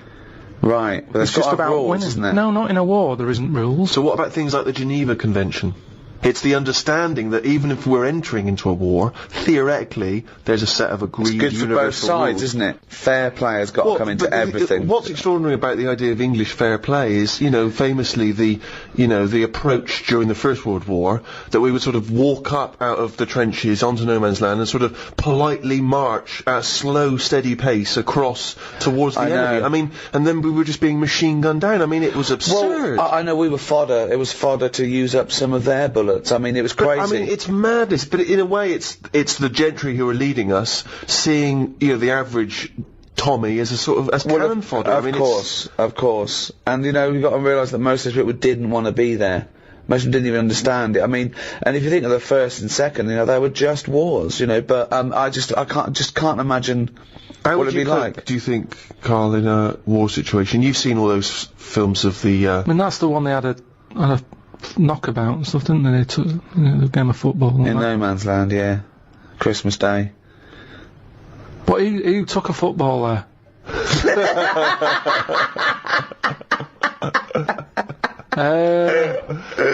If I was on the front line, I would not be getting out the rule book. I can tell you that much. I'd be going mental. Are you saying there should be some rules or no rules? I mean, you've got to have some rules, otherwise it's just going to be like Grand Theft Auto, isn't it? I'm just going to go about battering everyone. Yeah. And you soon get bored of that.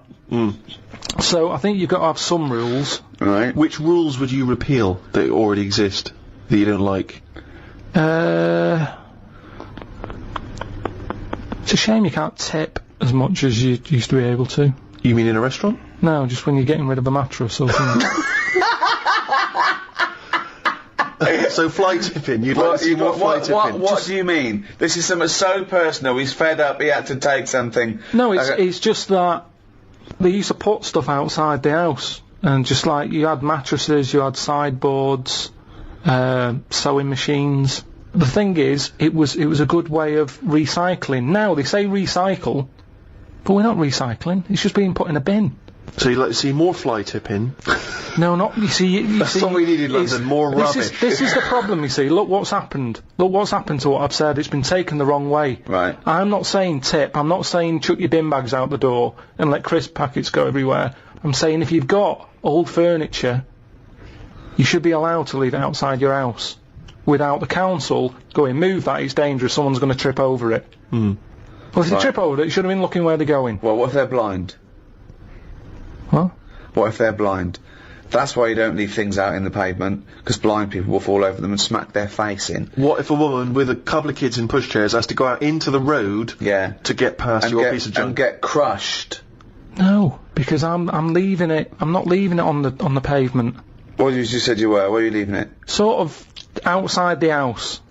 Right. In your front garden. Well, who's going to take it from there? That's just thieving. No, sort of. Where are you leaving it? Where are you leaving it, Carl? You haven't established where you're leaving this yet. Because so far, a blind person's fallen over and broken his nose. I've never seen a blind person trip over anything. You've never seen a blind person trip over anything? Definitely not. They're better on the feet than some people because they're more cautious, aren't they? So make it more fun for them, if anything. Why can't you just have this stuff collected by a second-hand shop or because send they won't? it to They a don't come, charity? Steve. Honestly, they don't. I've called up people and they're saying, "Yeah, we'll be there in an hour." And I say, "Right, I'm going to put it out on the street. And are you going to come and get it?" "Yeah, we'll be there." An hour passes by. They haven't been. Suddenly the council goes past. On the floor, bloodied noses. Then the council say, I call them up, "Do you want to shift it?" "Well, we might, but don't know when." "Well, it's outside the house now." "Well, you can't leave it there, it's your responsibility, you'll have to stay with it." Suddenly I'm wasting time sat outside my house with rubbish that someone else might want. But you're not allowed to leave there because a blind person might come along. What's the dog doing?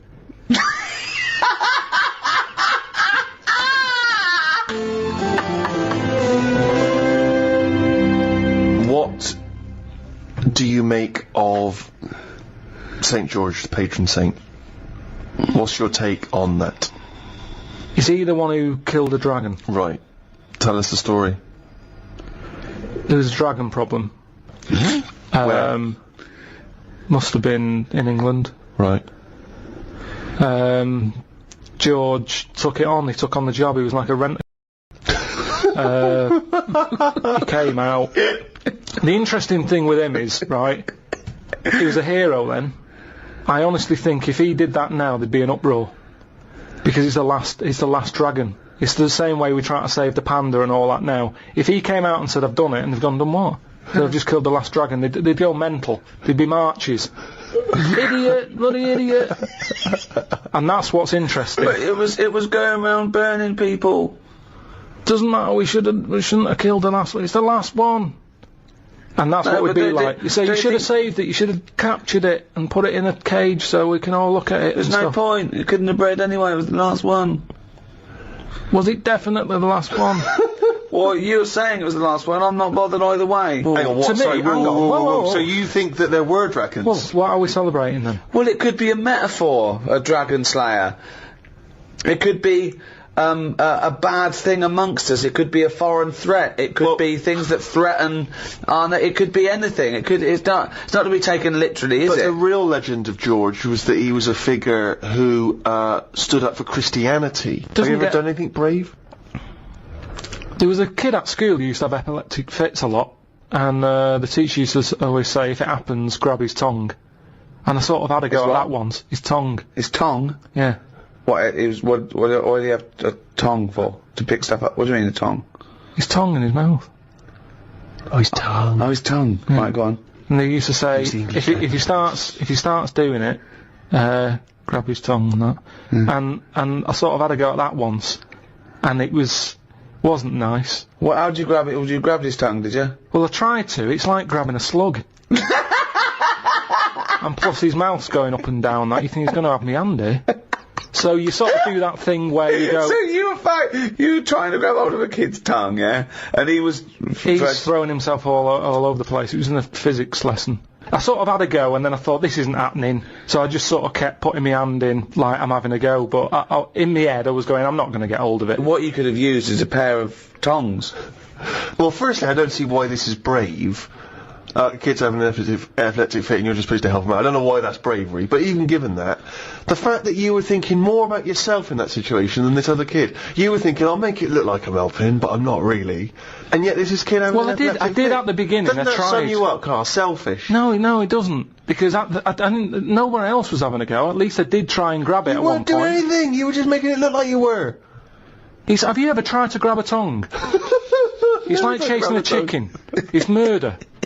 And after a while, it wears you out. And it was weird anyway, because it was like a What was he doing it for? I don't know. Where do you know? After hours of chasing this kid's I tongue. love the idea. Have you ever tried grabbing a tongue? It's a valid question. I love that he's annoyed. He's annoyed that this What, poor were you, kid's what having was your a bit. technique? Were you trying to grab it just, sort of like... just with your thumb and your what's it finger, like a pincher thing. Yeah. But it was because his mouth's going down and all Was that. he shouting or just... No, just throwing himself around. So that's your one attempt at bravery. Well, hang on a minute. Let me just think. It's Trying to grab a tongue. There was a time you were chased by a bee and you scored a goal. I forgot about that. That isn't really bravery, is it? As you were running away from a bee, and the ball happened to hit your foot and go in. Does that count as bravery? I love it when he goes up to the pearly gates and goes, "Well, have you done the act of courage?" I pretended to grab a tongue. A what? A tongue. Yeah. Got chased by a bee, scored a goal. It doesn't count as brave at all. Well, what have you ever done? Well, it's a good question. I thought of some of them when I was a kid on the beach. There was a baby, like a toddler. I was about 12, and they were out. Their little boat was going out. The mother missed it, and they were miles out. And the mother was sort of distraught.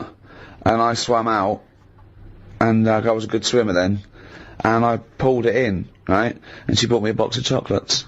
It's not enough, is it? What? It's not enough, a box of chocolates. I'd have been furious. Really? I'd have wanted a lot more. I didn't expect anything. No, it was like when I found that old lady's purse and I sent it back to her, and she sent me a little thank you note, but nothing. No cash, nothing. I was furious. I thought, come on, I could have kept that purse. I sent it back to you. I need more than the little thank you note. I didn't expect anything. I was sort of, I wasn't even particularly proud of myself, because I just thought, well, I could just do it. I mean, if it happened now, I'd go, what's in it for me? I've just eaten. Exactly. I'd go, is that your kid? They're miles away. Yeah. I've got less brave. He's I hiding got more out. scared of the world, yeah. The things I used to do, jump off sheds, I used to jump down flights of stairs to see if I could do it, walk along, all those things that kids do. And you lose your nerve, I think, after. Apparently, if you haven't bungee jumped by your 30, you never will. Really? Yeah, you sort of, I think it's a sensible gene kicks in. I'm pretty sensible. Yeah, you think, well, this is not worth dying for, don't do it, Yeah. But I think having glasses prevents me from doing a lot of things. No, seriously, because it's hard to be brave with glasses. Because if I stepped into the middle of a fight and there's people being bullied and I stepped in, my glasses come off, that's it. Now I'm just being bullied as well. But I'm also blind in this, so I'm just crawling. It's very hard to strike fear into your opponents when you're crawling around on the floor looking for your frames, going, don't tread lightly. That's 200 quid there. Oh God, I love that when you took up judo and you think you overheard the judo instructor say, just knock his glasses off. Just knock his glasses off. But who are you, Woody Allen? What are you doing in this scenario? Why are you stepping into the dojo wearing a pair of glasses Well, how am I supposed to do judo without, where am I supposed Well, to they come off immediately. But what am I supposed to do? Not do any form of martial art because of the glasses? I don't know. Actually, I haven't thought about that. Exactly. This is the problem, isn't it? People don't think that. You never see boxers with glasses. Well, of course you don't. Right, exactly. So I got no kind of athletic role models in that way, except Dennis Taylor. Oh God, a man with glasses. Me and my glasses. It's to tell you this, I could write a book on the difficulties of having glasses. But I suppose it's completely affected your life, hasn't Of course it has. Everything you do. Of course it has. Absolutely. Fashion. Yeah. Certain sport, dancing, moshing. Can't go in a mosh pit. I've always wanted to jump on the stage, take my shirt off and then jump back in and everyone catches you and you sort of sway along on top of everyone's hands. Can't do it, the glasses would come flying off. But how do you swim in the sea? I'd have to hand them to the singer and then do it. I went to, I was in India recently, I went to Goa and I got myself a pair of prescription goggles. Could not believe my luck. It's revolutionised my swimming experience. Alright. Goggles which have got the same lenses in as my glasses so I can see alright. That's good. Went in there, Literally, and they're pricey as well. Went in the water, within Love it. seconds, giant wave had come over, and it was crazy. It was like Rio all over again. It ripped off both my trunks and my goggles. They went flying off my head. What? Now, I can only grab one of them. My I could trunks grab have my never trunks. come off. Maybe once Well, I've dived in, they come down a little They bit. came loose and they slipped down, thus revealing penis. Goggles came off. I flew off. reckon you're But like you know what? shorts, man. I think you've been doing it on purpose. You know how most swimmers... Tie your shorts up, Steve. No, I'm just going to see. But what if they You come know, off? Rick, you know- If they come off, then you might see something. You know how most swimming goggles would float? Yeah. My prescription is so dense that they just sunk straight to the bottom. If I should die, think only this of me, that there's some corner of a foreign field that is forever England. There shall be in that rich earth a richer dust concealed, a dust whom England bore, shaped, made aware, gave once her flowers to love, her ways to roam, a body of England's breathing English air, washed by the rivers, blessed by sons of home. And think this heart, all evil shed away, a pulse in the eternal mind, no less, gives somewhere back the thoughts, by England given, her sights and sounds, dreams happy as her day, and laughter, learnt of friends and gentleness, in hearts at peace, under an English heaven. Rupert Brooke, The Soldier. What an amazing poem that is. Yeah. It's a shame you read it, though.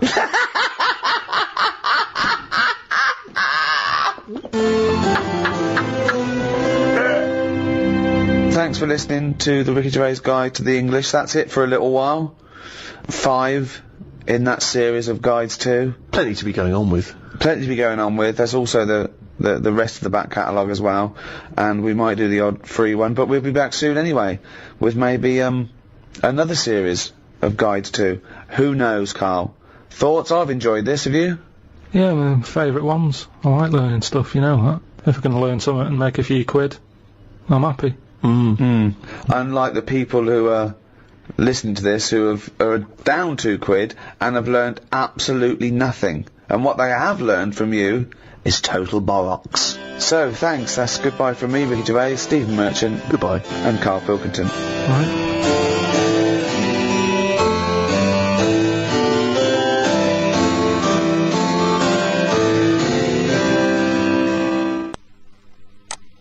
This is Audible.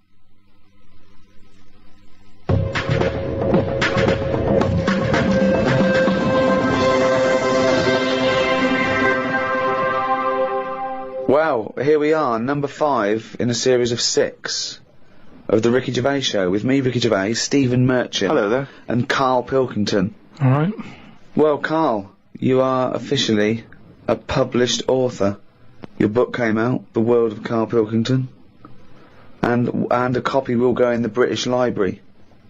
Will it? Well, they Yeah. have to take every rubbish. I think it'll go in the British Library lavatory. From what I understand, it'll be in there with like a collection of like novelty postcards and maybe exactly. a Viz compendium.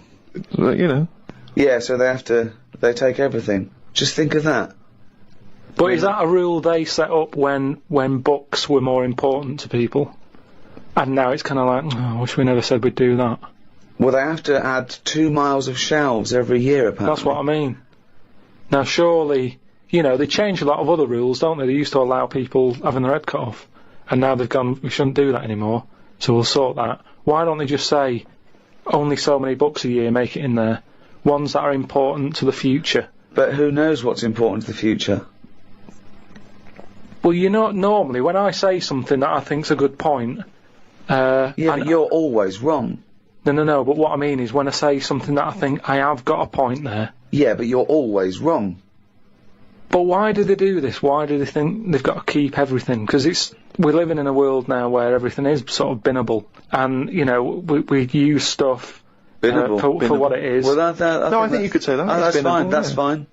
fine. There was a sort of poetry to it, but I think he stumbled across that. I don't think it was intentional. Yeah, I mean, I still haven't got over last week him saying foodage. Do you know what I mean, though? That the world's changed, so why is that rule still hanging around when... Well, it's not a rule. I mean, it's not a rule that, you know, the country's going to, you know, live and die by. It's just that it is seen as a repository for knowledge, for information, and I don't believe any old Joe can wander in there and get one of these books. I think you have to either be a scholar, I think maybe it's open for a brief window for students, but you know, you can just wander in there and see your own book, Carl. You know, there are some books that they have to turn the page for you in gloves, so the amino acids. I'd hate that. With yours, it won't matter. They just go, it's over there, or they throw it to you. No, it's just that. Or they slide it along the floor. They say, "Oh, I can't give it to you, Carl, because it's propping up this desk." Yeah, they kick it to you and say, put it in the bog when you're finished with it. It's just that thing of being timed, though. I hate it when people go, "Oh, have you read this?" And then I can't read it properly because I'm thinking they're thinking I'm taking ages here. Do you know what I mean? So I have to scan read it, and I go, "Oh, it's good that," and they go, "What do you think?" And I go, "Oh, about what?" So I hate the fact that someone stood there with gloves on, because that isn't normal, relaxing sort of reading, is it? But it's not, you don't go in to read the Doomsday Book, let's say, in order to just have a relaxing read. You're going in there to study There it, are historically. say they're professors and scholars and scientists and historians. They don't wander in because it's raining and they go, what's a good read? There's not a man wearing white gloves turning the pages of the latest Jackie Collins. Exactly. Do you have heat? Watching your lips move as you read to see if you can turn the next page. I suppose I shouldn't really feel guilty, because at the end of the day, right, I mean, people always rave about Shakespeare saying, oh, you know, his work was good. But Brilliant. at the same time... He'll probably put that on the book when he brings another one out. He'll put your review on it. Yeah. Oh, that was good. Karl Pilkington. But at the same time, you know, like, some people will have a go. I'm ready for people having a go, like that Wendy did about My Little Films Are Made. There's always people... Wendy now Robinson. Yeah, you know... It's her opinion. For those of you who didn't hear last week, she slammed Carl. No, well, you know, each to their own and that, and, you know, if everyone liked the same thing, I don't know what we'd do, right? Sure. You don't know anything. So all I'm saying is, everybody raves about Shakespeare, when, if you properly looked at what he did, he invented a lot of swearing words, right? Effing and jeffing and that. Now, That was one of his. Well, it's Effing and Jeffing and Effing and Jeffing Part 2.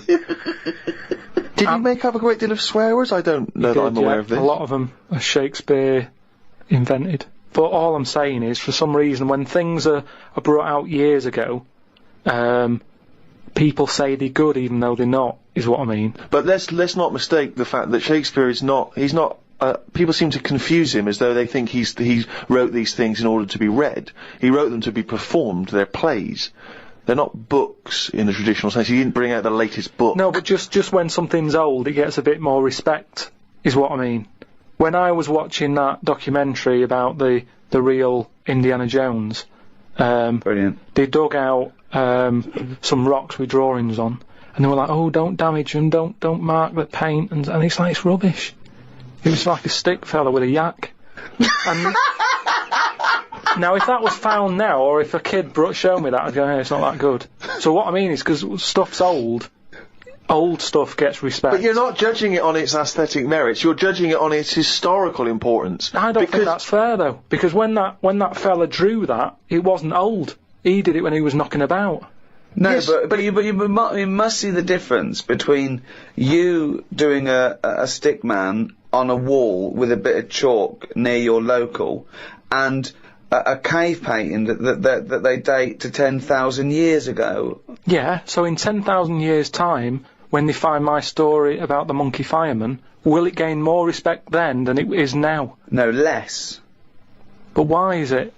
Because people will more and more realise what a buffoon you are. The more research we do, the more these podcasts we do, the more you expose yourself as an empty, egg-headed moron. That's a friend speaking right there, Richard Gervais. No, He loves you like a brother. I just think, you've mentioned him before, Steve, this Peeps fella. Yes. Has he done anything else apart from a diary? Because now I've done a book and a diary, That means you're better than Pepys, is what you're thinking, Well, isn't it? I'm not going to say that until I know, but what else did he do? Well, Pepys wasn't a writer predominantly. I believe he was, like a bureaucrat or something. But he kept a diary which has since become a historical landmark. And what did he say in it? What did he say in it? Well, it's again more because it's both well written and it's also an amazing insight into... A social document a social as well. Document, yeah. Yeah. It's a social document of that yours period. is a social document, but it sort of revolves around having egg and chips and a calf and seeing a ladybird, which, But that's today's living. That's well, what I'm saying but his describes the Great Fire of London, which is what it's most... Yeah, it's but best we haven't remembered had for. one of them. If we had one, I'd write it down. I'm only writing what's happening. The ladybird happened, right? I wrote it down. He was just lucky. He was about in London when that happened. So you're a little angered that you've not witnessed one of the great disasters. Because the thing is, if they read your diary, they'd think, well, nothing happened that year. Nothing important in the world happened that year. Because your diary doesn't just mention... I mean, okay, yes, it does. It fails to mention any disasters in London because we haven't had any, but it doesn't mention any. It doesn't mention any world events. It doesn't mention wars in Iraq, terrorism. It doesn't mention anything. But that's all being wrote about anyway. If you're saying there's a museum that's keeping everything, there's loads of other books for that. Who's looking at the fella whose skulls fell off? What? We see. It's interesting, isn't it? What do you mean the fellow whose skulls fell off? Well, that's what happened the other week, so I wrote about it. What? A fella's skull has fell off. What do you mean his skull has fell off? It's something to do with circulation. But what do you mean his skull fell Well, off? it's in the diary. But how can a skull fall off? Because it's surrounded by tissue and it's got a brain. How can just his skull? How can it detach itself from all the stuff surrounding it? He mislaid all his dreams. But all I'm saying is that's not getting a look in. No, because it's not significant or probably true. Good point, Steve. I don't. All right. Well, know let me just. I'll just consult the diary quickly and find the moment with the man whose skull fell off. Oh, here we are. Yeah. Looks like the world's fattest man is having an operation to get rid of some of the fat. Mm-hmm. He has to have an iron bed because that's the only thing that can hold his weight. Mm-hmm. There's also a man whose skull has fell out. He's in hospital somewhere. I hate that. It would make me panic. The hospital is busy with people coming in to look at their head. What are you talking about there? That tells us nothing. Right, it's impossible for a skull to fall out. How are scholars in 10,000 years going to be... What are they going to decipher from that? They can sort of go... There's not enough incident detail. But how did his skull fall out? Circulation problems. But answer the question. How did his skull fall out? Fall out of what? He was at home, and I don't know if he was combing his hair or something, but it come off. What did? His skull. What do you mean, his skull? Do you know what the skull is? It's a part of the head. Well, no, it's the structure of the head. It's the bone. Do you mean the top of the skull? This is only useful if you have all the salient facts. Then it would be of interest to us. We could. Well, I couldn't take that on. I'm busy. I'm not going to start looking into stuff in depth. Just get the details. God. You're such an idiot. You are the best, idiot in the world. Well, I don't want to be premature, but that entry is followed by, I injured my toe the other day by dropping the toaster. Instead of letting it hit the floor, I tried to catch it with my foot. I didn't think I'd done any harm, but my nail looks like it could fall off. I might show it to the doctor when I get me kidney stones out. We could easily get by without nails on the feet. They are more trouble than they're worth. You're so wrong. You're so wrong. I think on the days when cavemen without shoes and animals need nails, I don't think we need them now. I honestly, because you hear about ingrowing toenails, right? So that's a problem. You've got to cut them. Stuff gets under there and gets infected. Get rid of them. You won't have any of that. As long as you wear shoes. No, you'd have unprotected toes and fingers, wouldn't you? I didn't say on the fingers, just on the toes. So why do you need them on the fingers and not the toes? Because you use your hands to do stuff. I've said about toenail out. It'd be good to have it growing on the head. What? Just having like a sheet of it, just like a nail on the forehead. You wouldn't look weird because we'd all have it. I'm not saying. What are you talking about now? I'm just saying I don't want to go on about evolution and stuff because we've done it all. What do you think the skull is for? No, but I mean on the outside, so that when you bang your head, it's a little bit more protection. Like people. I mean, you're looking at me like that. Why do you wear a helmet on a bike then? Because the bike wasn't meant to be invented. We weren't meant to whiz along at 70 miles an hour with evolution. I know, but because life's changing, like you've said. But you can't go, let's evolve, let's re-evolve. Okay, let's assume we've got this nail on our head that's growing out of our forehead. So we look like one big thumb. Yeah. Which weirdly, Karl you can almost imagine it looking at Karl now. You could imagine a big nail there. Does the nail continue to grow? Do we have to trim the head nail? Yeah, in the same way you get a haircut. Why is that preferable in your mind to just wearing a crash helmet in instances where you might have something hit your head? Just because, for a start, helmets, you have to carry them around with you. That's one thing that's put me off having a motorbike. Whenever you see someone on a motorbike, it's all like the clothes they've got to wear. And it's like a big upheaval, innit? It's if you have a car, you can get in with your shorts on, your flip-flops on. A motorbike, it's like you're an astronaut or something, and you're only nipping down the road for some milk. Do you know what I mean? So, what I'm saying is get rid But does it annoy you having to put shoes on every day, and underpants, and a vest, and I don't know. No, but once they're on, I'm not carrying them. They're on me. If I had to then take the shorts off for whatever reason and walk around holding them, I'd go, I can't be bothered. I don't like holding a bag. I don't like bags. We carry too much around with us now. I don't like carrying stuff. It's just a hassle, isn't it? It's just endless things he doesn't want to do, doesn't like doing, isn't like carrying bags. Who the hell has a gripe about carrying bags? Why is that a concern? Because it's stuff that's on you. I love the way that he wouldn't mind having a nail going out of his fucking head, but he doesn't want to carry a bag. What's good with it is, everybody's got one of these. But it's not going to happen, Karl. And the most important thing in your body, apart from the heart, is your brain. So protect that, not the toes. The toes we can get by without the toes. But your head's important, isn't it? There's a lot of stuff in your head. And I know all this just after seeing the Bodyworks thing. I went to see it's a show on where there's a load of like dead bodies and that.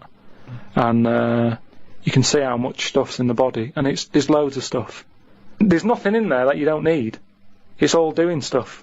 Everything in your body. We've been telling you that for years. But you reckon you don't need the toenails? Yeah, that's on the outside. I'm saying everything that's on the inside of your body, right? You don't need the appendix. No, but doesn't that depend on what lifestyle you have? Well, it's a hangover of when we probably ate a lot more cellulose, and it's. Yeah, well, they might come back. Things are always coming back, aren't they? So if people start eating them again. What about male nipples? Sort of looks alright though, doesn't it? Because the chest is quite plain, so with nothing on it, you'd go, oh, what's this? It just balances it out. I think it looks alright. I think it works. So leave it. But what were we talking about? But wouldn't you rather have maybe a little like a rib cage around the testicles? Because you get a whack in them and it. Oh. Yeah, that's pretty good. Not an invention, Karl.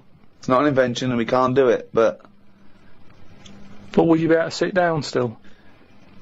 Because that's the good thing with them at the moment, is movement. So it sort of works.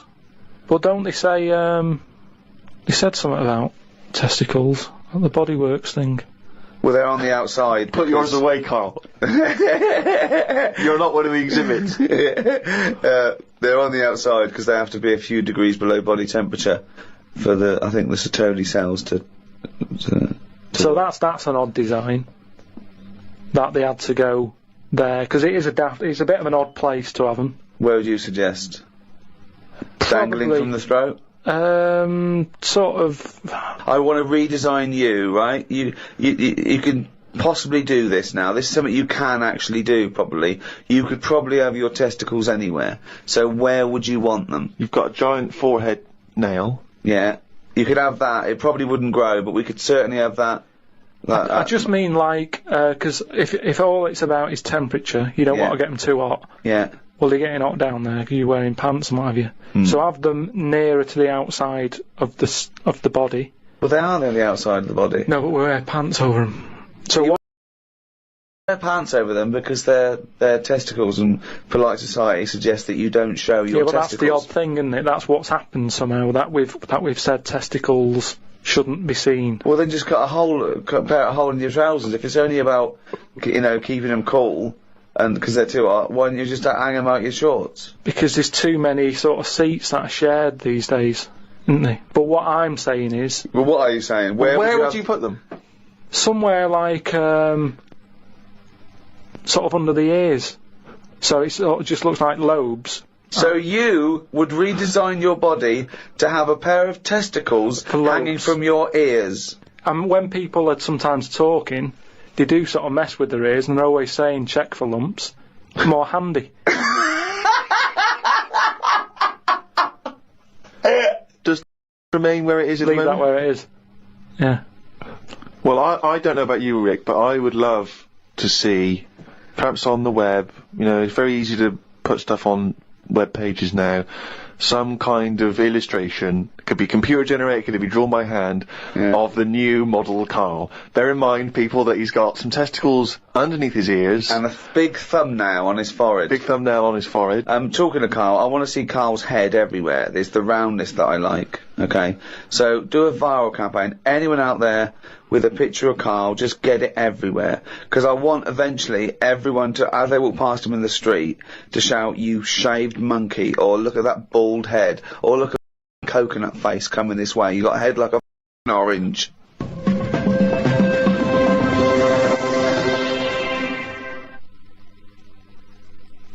Went out the other night with the lads.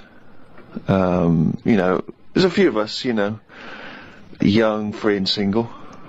Must look like the Swingers. Oh, it was pretty. It looked like a boy band had gone out. It looked like, really? It looked like NSYNC had hit the streets. Right, yeah. We'd dressed up, togged up, out for a few drinks. A friend of mine said, "Let's go to a club." Right, I haven't been to a nightclub for a long time. Actually, I haven't been. Is that because your glasses steam up when you walk in out of the cold? That is a problem in the winter. It's very difficult to make a good impression as you walk in, your glasses steam up straight away, and you got to take them off and clean them and stuff, and then you get a bit on your white fronts. You pull your white fronts up through the jeans, clean them on that, or the back of a girl's dress. But we cruised down to the club. It's one of those big sort of super clubs, London super clubs. Never been in one of those, the Ministry or any of those things, so it was all new. And it's a bit of a queue. I think it's a bit of a chore. But we're queuing up, we're in good spirits, we're looking at it, sounds pretty funky, we can hear the music coming out. Been in the queue for quite a while, 20, 25 minutes. Forget it, 25 minutes. Well, yeah, we were pretty excited by this point. The doorman says, "Hello lads." I said, "Yeah, we're coming please." He went, "No, you're not." Really? What? He said, "You're not coming in." And he just immediately lifted the little rope and sent us away from the queue, right? And we were slightly perplexed, we were dumbfounded, we didn't know what to do, it was like, this couldn't be happening. It didn't make sense. We just queued up what was going on. And so, my friend said, "Well, we've got to find out why he's not going to let us in." So he goes back over. I thought what you wanted to do. You wanted to tie him up with logic. That'll show a bouncer. Exactly. Yeah, show him how educated you are and how you can win an argument and make him look stupid. You'll be in that club in no time. That's what they appreciate. They love her. Because what they respect is being made to look like a fool. Exactly. So we went over and, they really look up to intellectuals. Exactly, yeah. So one of our mates goes over and he says, "Why didn't you let us in?" And he went, "Because you didn't have any girls with you." Now, I'll tell you this. That's kicking you when you're down.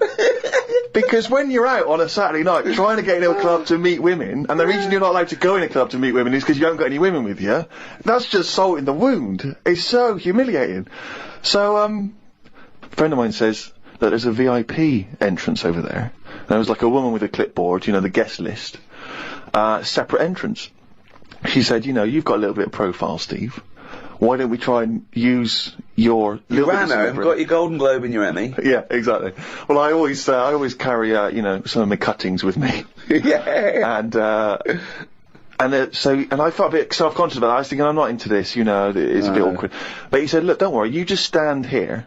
Just stand here, just like you're having a conversation.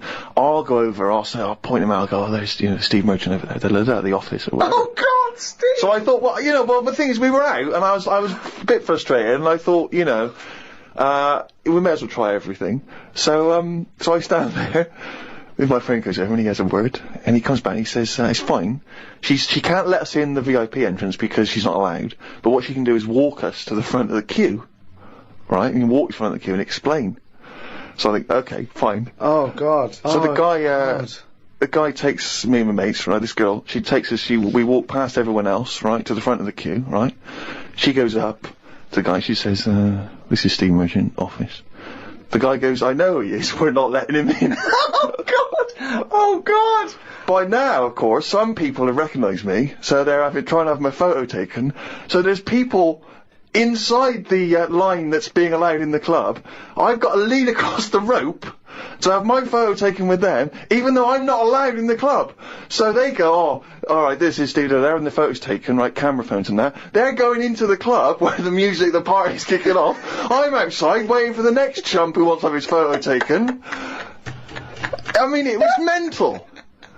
So, that's unbelievable. I was furious, and then one guy, I remember he was trying, and he goes, oh, yeah, brilliant, I love the podcast and all that stuff, I love Carl, is Carl with you? I said, oh, Carl's not out here. And his girlfriend was with me, she went, who's that?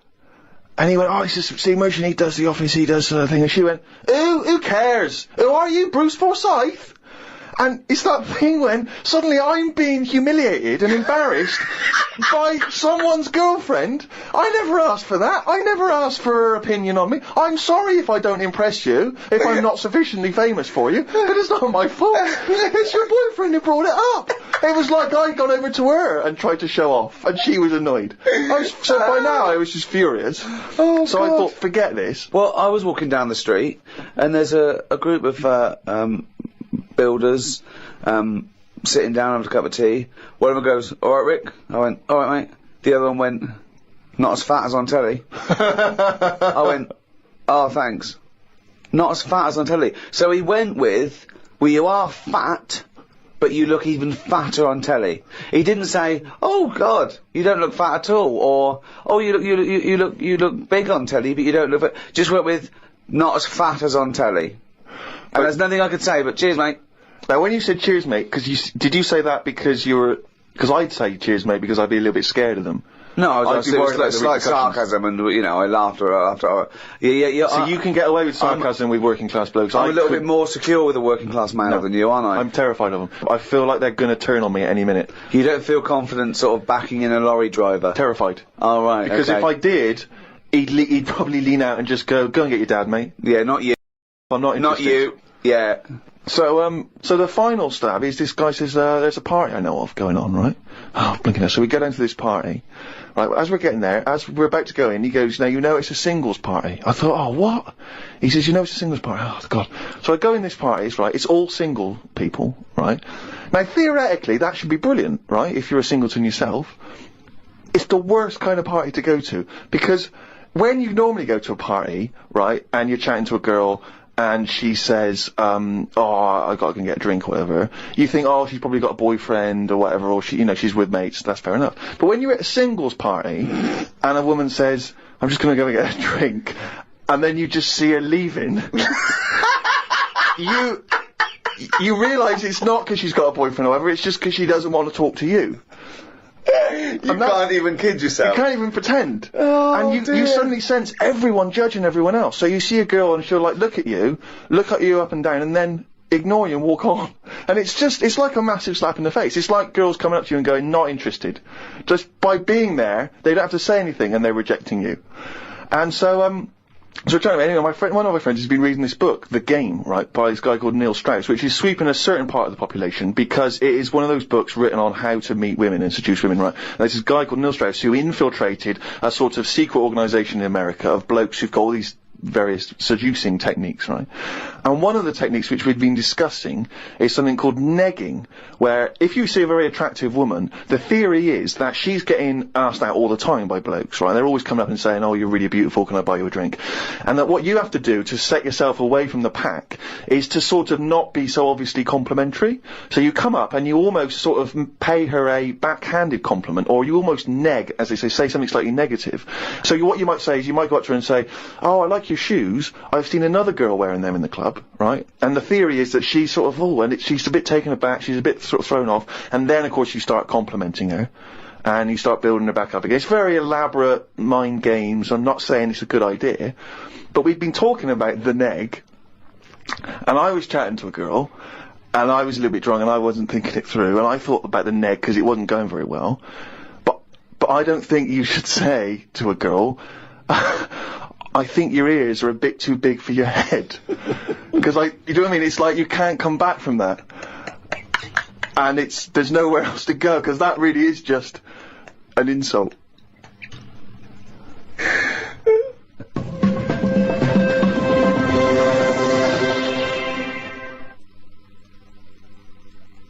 Oh, he's only gone and listened it down the little fucking car.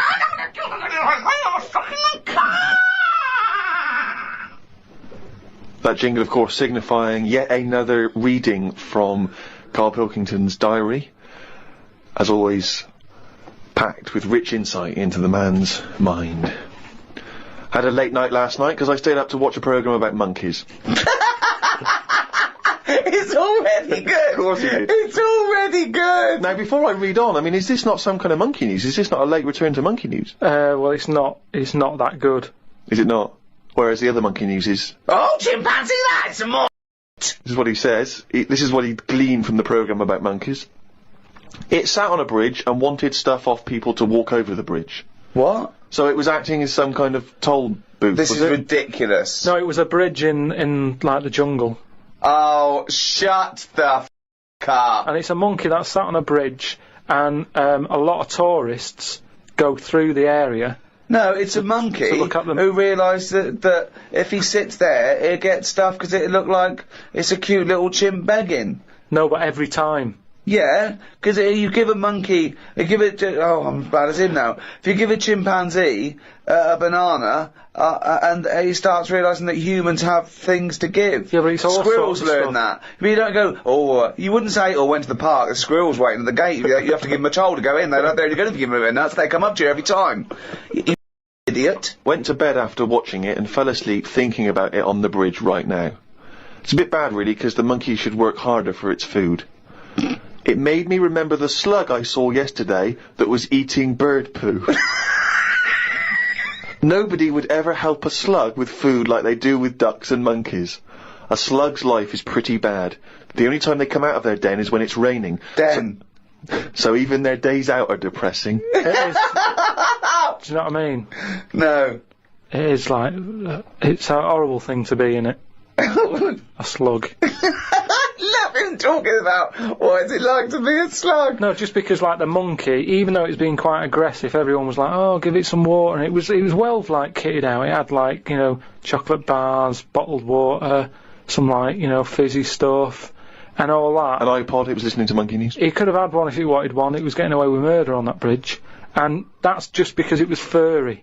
Yeah, if that was like a blob, like a slug, there's no way people would be that friendly towards it, and it just annoys me how you get this pecking order for, like, no matter what creature you are, favouritism. And that slug was only eating that bird poo because it wasn't being offered stuff. If it was offered toffees or whatever. Well, it's just sad, isn't it? It's come to that. That's where its life has come to. Yeah, but it's not a mollusk that's down on its He didn't live in a big country house, No, and his but wife it left is. it, the I kids was went, it started hitting the watching bottle. it, and I kind of thought, and look, they do only come out in the rain, and it's depressing, and it'll probably get a bit, and that was its last meal. I just... last meal! But it wouldn't prefer steak and chips, Carl. It doesn't have... It must like a leaf or you know, at the end of the day, it's an insect. They love it. It's not an insect! Well, it's part of that gang. It's part of that... No, it's part They of that... hang out together. They hang out together. Why do you think it's part of that Because gang? it knocks about in the woods in the same place as a spider does. But what I'm saying is they're eating boring stuff because that is what's It's in not their boring area. stuff to them. They're not. I have no opinion of it at all. They take in sustenance. No, but where you are is what you eat. When I'm in London, I'll have beans on toast for lunch. On holiday, what? Tapas? Go on, I'll have a bit. So it's whatever you eat, what's in that area. Suzanne went off to work and I went to the shop to buy some envelopes. The shop was empty, but the fellow behind the counter was on the phone and just kept talking even though he could see I was waiting. I started to count backwards from 20. When I got to 6, he hung up and served me. I won't use the shop again. Question, why count backwards from 20? So he's thinking, what's going to happen at 1? If I start counting from 1, he's going, well, let him carry on. What, out loud? So, not really loud, but like, more of a mouth action, so he could see who was doing it. You know, like, Sorry, you just started miming counting backwards to a man in a shop. he's on the phone. The Yes. shop is empty. I Yes. thought he'd like me custom. He could have served me and stay on the phone. Even though I don't like that, at least he's still doing what he needs to do. I'd have working said, the sorry, shop. can I just get these, please? Yeah. Well, I stood there and I thought, it's annoying me now, my kidneys aching, and I started to get a bit of a sweat on. So I thought, right, I'm going to give him 20 seconds, and if he hasn't got off the phone, I'm leaving. And when I got to about 6, he served me. What's wrong with that? Again, You are giving one yourself, of the strangest people. it's just giving yourself a thing. I could have been stood there for Free. ages. He's one of the strangest people who's free to walk It's the about, streets. no, I set myself a little target and I thought I don't want to waste another 30 seconds in here, I'll give him 20. It worked. He served me at 6. But it didn't work. Yeah, but did he do it because you were doing that, or did he finish his phone call? I don't know, I was busy counting. Looked at what's been going on in the world. There was a human head attached to a seagull's body in a jar. Is that all it says? This is the sort of weird stuff that goes on behind surgery doors. I doubt it ever flew because the head would have been too heavy. Well, of course it wasn't. It didn't happen. It wasn't live. No, but they try this stuff, don't they? That's like that programme I watched with a Well, monkey. who has ever tried to put a human head on a seagull's body? They've done loads of stuff like that. It's part of us moving on, isn't it? It's, What are you talking about? I'm not going to Carl? get into arguing about Well, science you're because wrong. it's all Don't behind talk. closed. How do you think we can change a heart now from another body? You have to try things out. It's trial and error. All sorts of weird stuff goes on in hospitals, but we let it happen because it's to help us out in the long run, isn't it? But what are they aiming towards when they're going to find out if you can put a head on a seagull's body? What is that? What are they want to learn, and how do they want to apply that knowledge? A new heart, it is obviously for a reason. It saves a life. Yeah, What is this to save money on transport? Instead of getting a bus pass, you go, can I just put my head on the seagull's body? I go, well, it won't work. Well, try it. Yeah, but there is odd things like that. Like, I saw a fish the other day, right? Right. And honestly, it's the weirdest thing. It was just like a blob with a face. Now, I would never have said, yeah, let that swim about.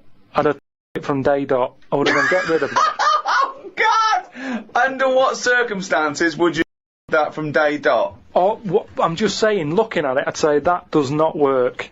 And it looked sad. It looked like it didn't want to be about. Have you got her number?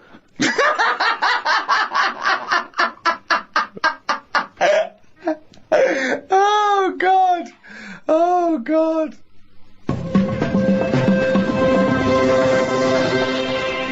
Well, that's it for another week. The end of episode 5. One more to go in this series of 6 of the Ricky Gervais Show.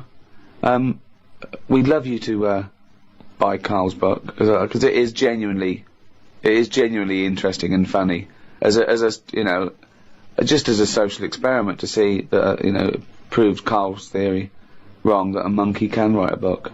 So it's bye from me, Ricky Gervais. Goodbye from Steve Merchant. Goodbye. And goodbye from the little shaven monkey that is Karl Pilkington.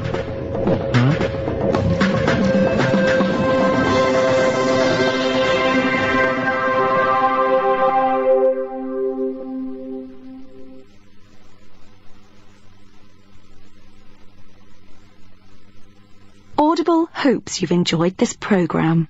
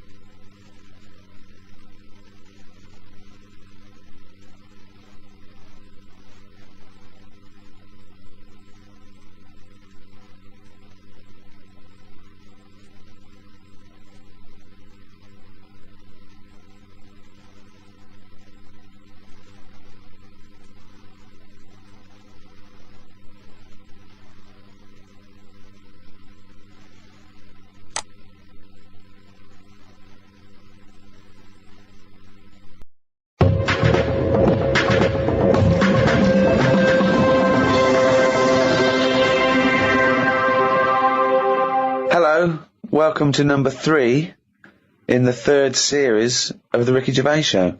With me, Ricky Gervais, Stephen Merchant. Hello there. And of course, Karl Pilkington. Alright. Had a good week, Karl? Alright, just boring. It's a boring week. Because that sort of kidney operation I've had, it's just affected my life in a big way. How are you now, Carl? Are you feeling better?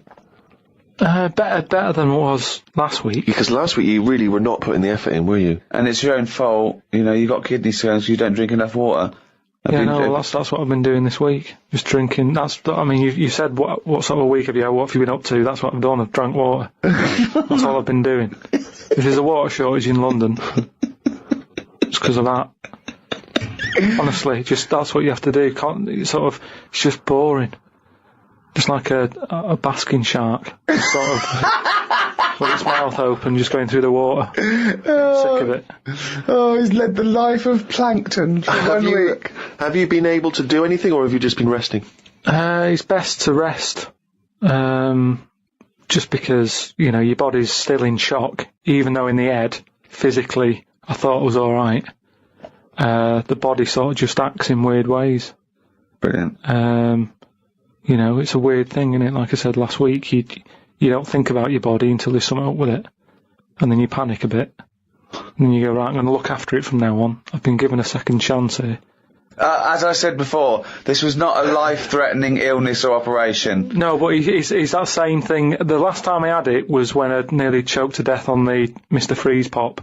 Right. Where I had that sort of, what do they call it when you have like a second coming?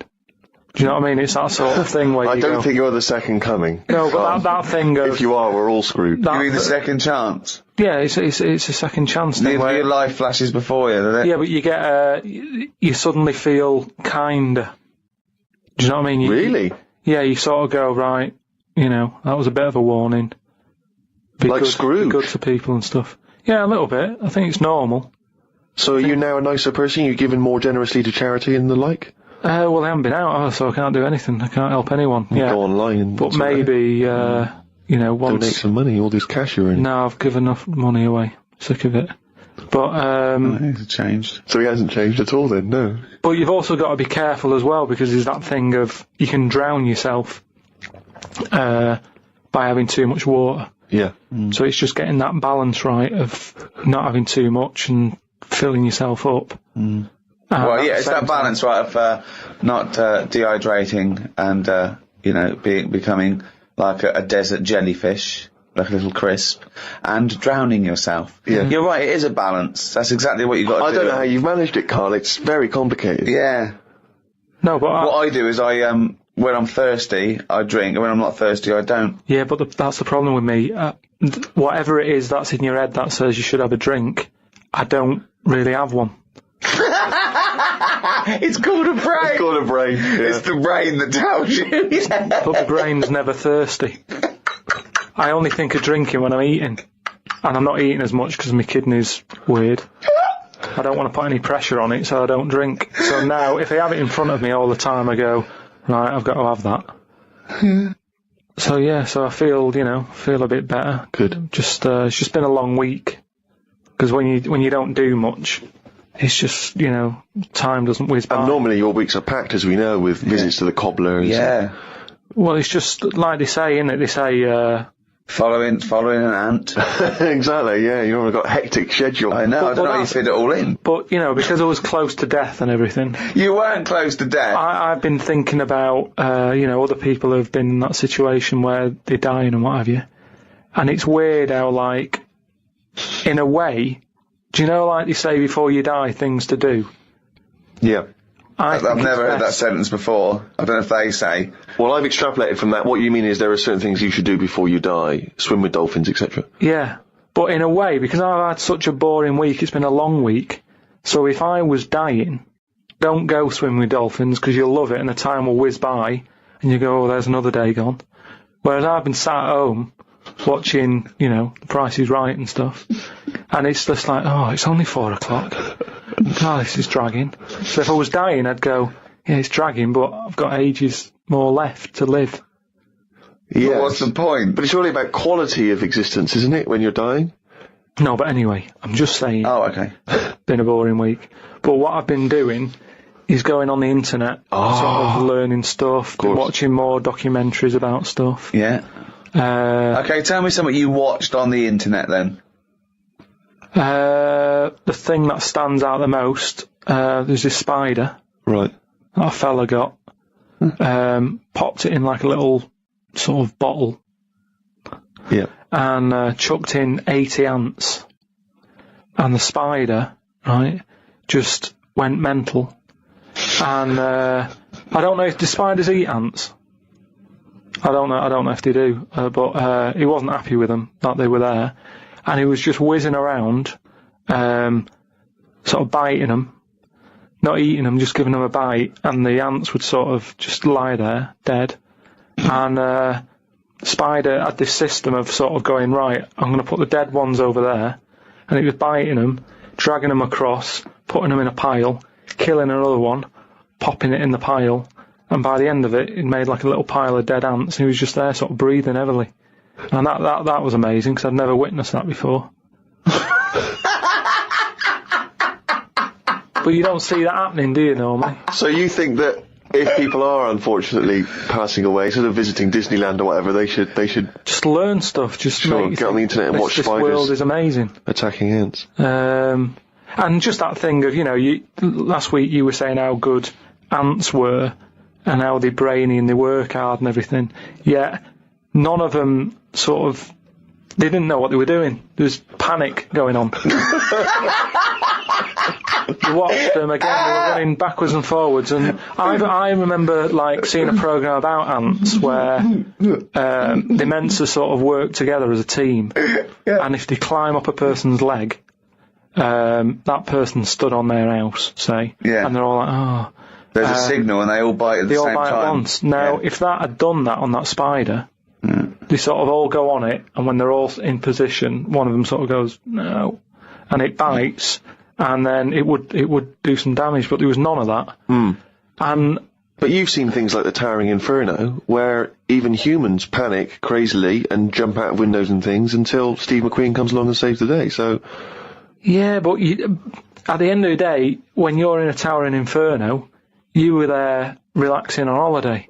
So, of course you're going to be relaxed, and the shock of it's going to make you go, oh, I wasn't ready for that, I was sat here in my trunks. Whereas that ants should always be alert. Well, yeah. Any insect's life should always be... Well, so for a human scooping up 80 of them, putting them in a bottle with a giant spider. Yeah, but I'm just saying, that's what insects do. Their life, they never relax. That's what's weird with an insect. There's no downtime, is there? It's you wake up, you go and get the food, you build your house. That's what you do, so you're always alert. They shouldn't be sort of running around going, oh, what do we do now? That should be in them. I love that you're annoyed at these poor ants that were bitten to death. But also, they say they're clever. I was looking at it. If I was an ant, I would have just crawled under the pile of dead ones. Just sit under there, wait for the spider to go. None of them were doing that. They were all staying on one side and the dead ones on the other. So I'm just saying that, you're always sticking up for insects, saying they know what they're doing. They don't. Where's this come from? When have I ever stuck up for insects? It's you that's follow them and saying they're brilliant and that, and ladybirds are right-handed and Christ knows what. No, but, so I'd learned that. Brilliant. You haven't learned anything. There's nothing to learn from that. There's nothing you learned from that. Something about jellyfish, and what else was there? There was this fella, there was a programme on the telly about survival, and a fella who he looks after elephants, and he's in this little hang glider looking for an elephant that he's looking after. He has to keep a track on where it's going and all that. And one day he's saying, oh, I haven't seen the elephant today, and the fella's like, well, look for it tomorrow. He's like, no, it's best if I go and look for it now, because it might go further away or something. He said, oh, we should leave it, till tomorrow. So straight away you're going, oh, this is trouble. So he's going out in his glider, sort of at night.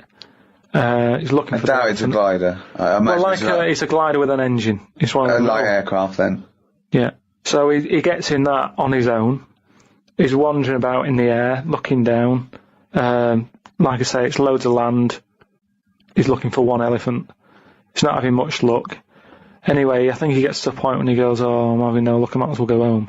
Goes to turn round. Something happens. The glider falls to the floor, crashes. Light aircraft. Yeah. That crashes. He gets out. He's broke his legs. Done his back in.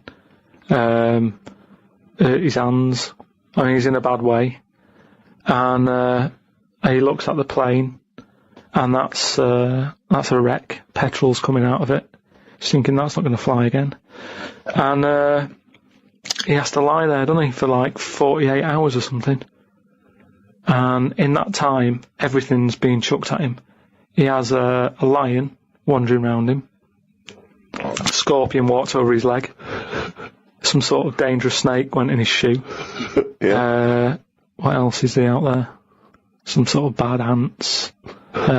Just everything that's there that could cause a problem. He had it all in his life. I haven't seen this, but I suspect there's a lot of conjecture in this telling of it. Bad ants. Bad ants. No, just anything that you could think of that's out there to cause you a bit of a problem. Camels. He got hot. He got so hot his lips fell off. No, because you have to have a lot of juice to keep your lips sort of how they are. Right. So that's the sort of state he was in. Yeah.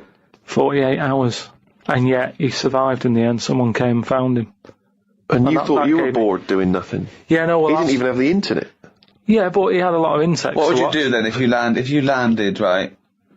Supposing we'll land, right? We're shipwrecked, okay? There's no food around. But there's a chance we might be saved, like, in a few days. We just got to stay alive just for a few days. Okay? Steve offers up.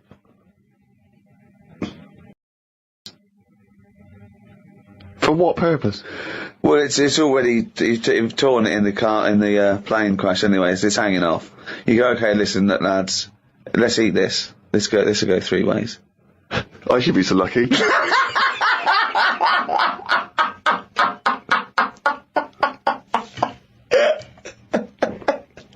Okay, fine, yeah. I'll look for something else.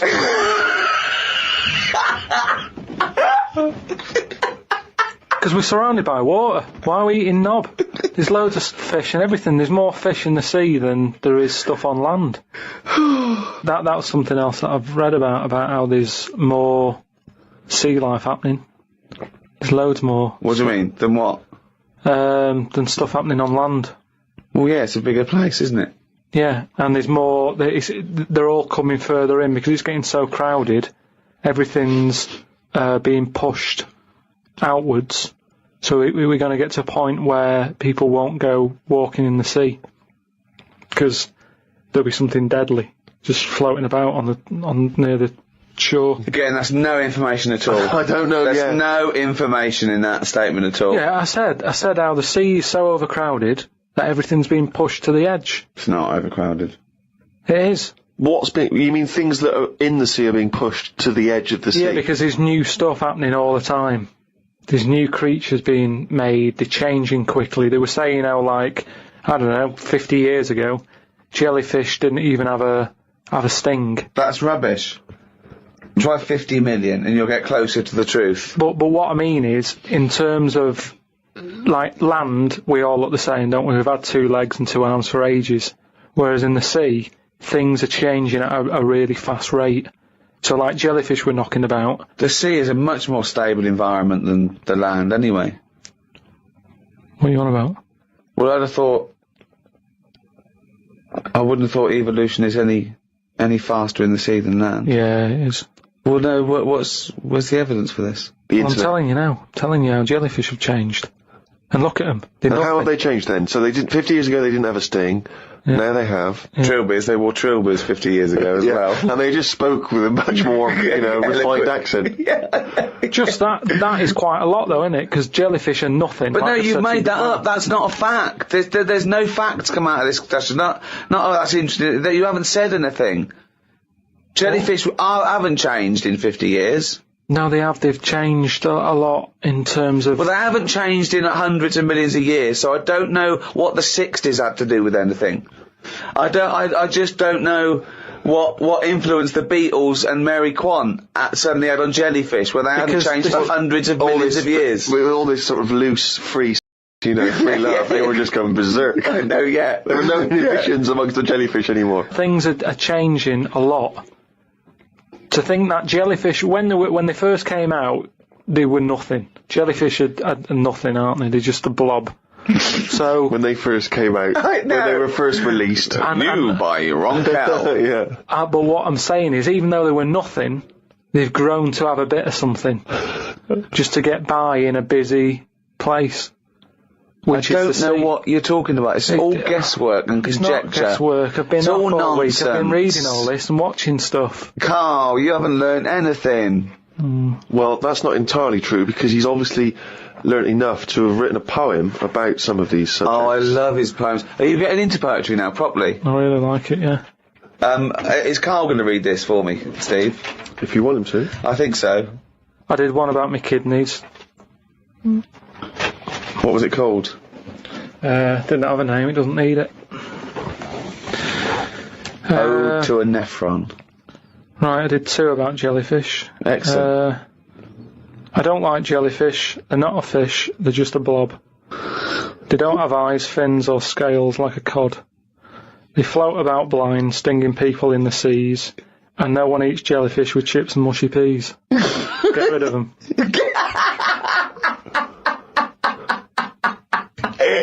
And then there's just a shorter one about a jellyfish. It would be spiteful to put jellyfish in a trifle.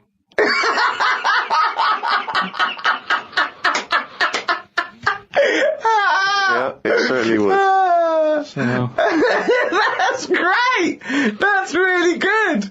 Because it's jelly. He's done us this. Yeah. That's a really good poem. It would be spiteful to put jellyfish in a trifle. yeah. A little half rhyme. Yeah. Do you want the one about my kidneys? Yeah. For God's sake, me belly ache. The doctor said it's me kidney. He said he's got to stick a tube up me knob. I said, you got to be kidding me. For God's sake, knob ache.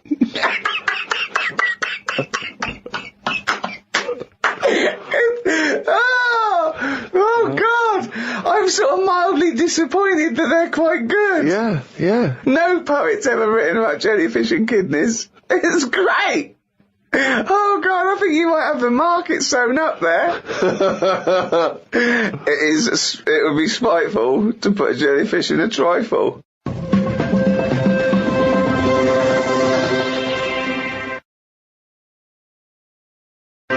I mean, I'm both impressed and fascinated and worried by Karl's new literary outlook. Yeah. You know, we've said to him, we've tried to make him appreciate the arts and poetry and explaining like what metaphor does and symbolism and all that. But I'm worried it'll backfire, because what if he becomes clever and erudite and then we lose our little endless well of stupidity? What if we lose our little shaved monkey? I mean, these podcasts without, It's almost like you were evolving into a human. I mean, you've authored a book. Well, I have to say, I mean, without at the risk of sounding like we're shamelessly promoting it, I've only just looked at the book today, because that's the first time I've seen it, The World of Karl Pilkington, and I was very impressed by how legitimate it feels. I mean, it does feel like an actual Well, book. he's put so much work into it. I mean, He's done mean, drawings, he's done extra thoughts and ideas, and it's very odd to think that has probably gone now into the British Library, which I think is obligated to take a copy of every book published. Incredible. I mean, let's be honest, it's not going to be on anyone's bookshelf, it'll be on their lavatory cistern, possibly next to their bed. But nevertheless, it's hardback and it's got pages, it's a real book. Yeah. Will you now read some great works? Will you read poetry at all, or...? Probably not. I don't like reading made-up stories, because Fiction. life's interesting enough, innit? Right. If I'm going to read someone else's lies, I might as well make some of my own up and save me money, is what I mean. But you do read lies and made-up things, you just take them as the truth. Most of the spurious facts and apocryphal tales and ridiculous stories that you read on the internet are, I mean, fiction. Yeah, but as long as it gets you thinking, then it really doesn't matter. Say, like, I was telling you about the sea being full up. Yeah. Right? How there's too many fish in it, and they're all being pushed out. Then, it was saying about how the jellyfish is changing. From a bit back, just being a blob, to now being a blob with stingy bits. You go, oh. And then... No, I don't. I wonder what he read. And I wonder what he was reading. Then I'll think of what other things are in the sea, how are they changing? And then that's when I might do a poem about an octopus with two heads. Because it's got me thinking. So no longer am I just reading someone else's story, spending a full week reading some other story. I've read a little paragraph, and that's got me thinking about it's inspired you to make great art. With an octopus with two heads. And you just think, yeah, that would work. That's a good way for them to evolve. They've got all the arms. Give them two heads. They've got all the arms. And, it would work, because like I've said to you before, it is one big head to make it two smaller heads. So it's just looking at science, looking at how things can move. It's not looking at But it's science. not looking at science. You then speculating on an octopus having two heads is of no value, is it, to anyone or anything? But there's people out there who are bringing out books who are writing stuff like that for sci-fi stuff. And I think, why am I reading But that's theirs? entertainment. Everyone knows it's not true. They're doing it to... But they do more than just say, wouldn't it be great if there was an octopus with two heads? They then paint a world in which this octopus exists I and can do presumably that. causes some kind of narrative interest. I can do that on my own, though. Without... So what's the story of the octopus with two heads? It's happier in the end. Everyone likes happy ending. He's got company. But that's not a story, Carl. What? Tell us the story. What, you made up a story about an octopus with two heads? No, I'm just saying... I've thought about how the sea's changing. Right, what else is in the sea? Octopus. Right, what's an octopus like? Well, it's just a big head with a load of arms. Right, how would I change that? I love this thought process. But it's not a story. This is not a story. It's not anything. It's just some thoughts you've had. It's not... But a story is there to make you think and have thoughts. But what is it that you've thought? You've not... I don't see what you've thought here. I've just thought, yeah, that'd be alright. I know, but... Well, like King Kong then. That's only someone who's gone, oh, monkeys are getting better at stuff. Yes, but it has a story, doesn't it? They go in search... No, it isn't. It isn't saying monkeys are getting better at stuff. That's not what it's saying. There's lots of themes, but that's not one of them. Monkeys are getting better at stuff. No, they're getting better at stuff. The way they try to he tried to go out with a woman. That's them moving on, isn't it? It's the monkey going, do you know what? I quite fancy her. And from the beginning, I mean, that is a story that you go, well, that relationship ain't going to work. Do you know what I mean? I've not gone out with women who I've quite fancied, but then they smoke. And you go, oh, that's enough to put me off. Yeah. So, when a monkey's that big, the thought wouldn't even pass my mind. To go on a date. This could work out. Sometimes it's just, relationships aren't made for each other. Now, that for a story, you wouldn't think it'd go past page 1. Yet you're having a go at me because an octopus has got two heads. Which isn't that weird. When you look at them anyway, they must be the weirdest thing knocking about on the planet. I'm not kidding you. I've never seen anything so weird. And yet... he's angry because he's not seen anything so weird as an octopus. But it's not yet a story. What's weird about it? What's strange about an octopus with all the things that could... Why is it any weirder than a dog? Because it couldn't be further away from us. A dog has got human eyes. If a jellyfish had a pair of eyes like ours, I probably wouldn't worry about him that much. But like I said to you, it's that way that they haven't got eyes, they're floating about. I can handle some fish. They look like, because they've got eyes, you can make eye-to-eye contact with them. A jellyfish, what are you looking at? It's a snidey thing, like I've said to you. you can see a lot in eyes. Do you know what I mean? You say, don't trust him. Why? It's his eyes. Jellyfish haven't even got any, and I don't trust them. Whereas if Adam, maybe there'd be the odd one that I'd go, oh, that one's alright. Okay, Carl, I'm just going to throw an animal at you. Tell me how weird it is, what bits annoy you, how you change it. Okay? A crab. How would I change it? Yeah. Does it annoy you? Do you think it's weird? They are weird, but they're at that size where they can get away with it. Yeah, it suits them. Okay, good. Would I change anything? In a way, you know, what you're saying about things not working, he can't walk forwards. So why hasn't something happened? Why haven't they said, do you know what, these arms are too clumsy. We need to have them so they can slot away easier, and we can pull them out when we need them, instead of clumping around with them. Because they do struggle. You see them struggling with their arms. Yet they're still here, they're still doing that, they're still designed that way. What's the weirdest animal? So you think the octopus is the weirdest animal on Earth? Yeah. In terms of design and everything, and if you lined everything up, say if I'd come from another planet, and everything was lined up in a row, and they said, right, we're going to give you a crash course in what's knocking about on this planet. Yeah. And you go, right, go on then. And they go, this is man, here's a woman, here's a dog, here's a cat, here's an octopus, I go, hang on a minute, what is this?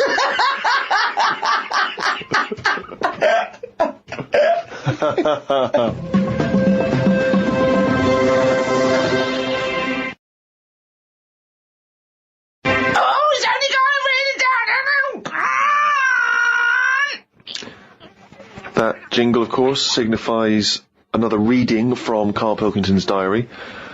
There was an animal in the paper today that I've never before seen. It's called an alpaca. They are gormless looking. The fellow who breeds them said they are easy to look after because they're used to harsh conditions because they normally live in the mountains. The problem with this is they will turn useless eventually, and then if we try to bung it back on the Andes, they won't like it. It's like how people win these live like a star for a week competitions. They're not good for anyone. Okay. Do you know what I mean? If something's living somewhere... But he's not going to why are we going to bung it the back? Andes? He's presumably breeding them for something else. Yeah, but say if eventually, you know, the world's getting busy, there's hardly any room, and we go, right, what can we shift here? What's getting in our way that we can shift? Well, those funny-looking things came from the Andes, bung them back. All right, then let's put them back. And they go, oh, they don't like it. They're not surviving, they're dying out. Why did we bring them here?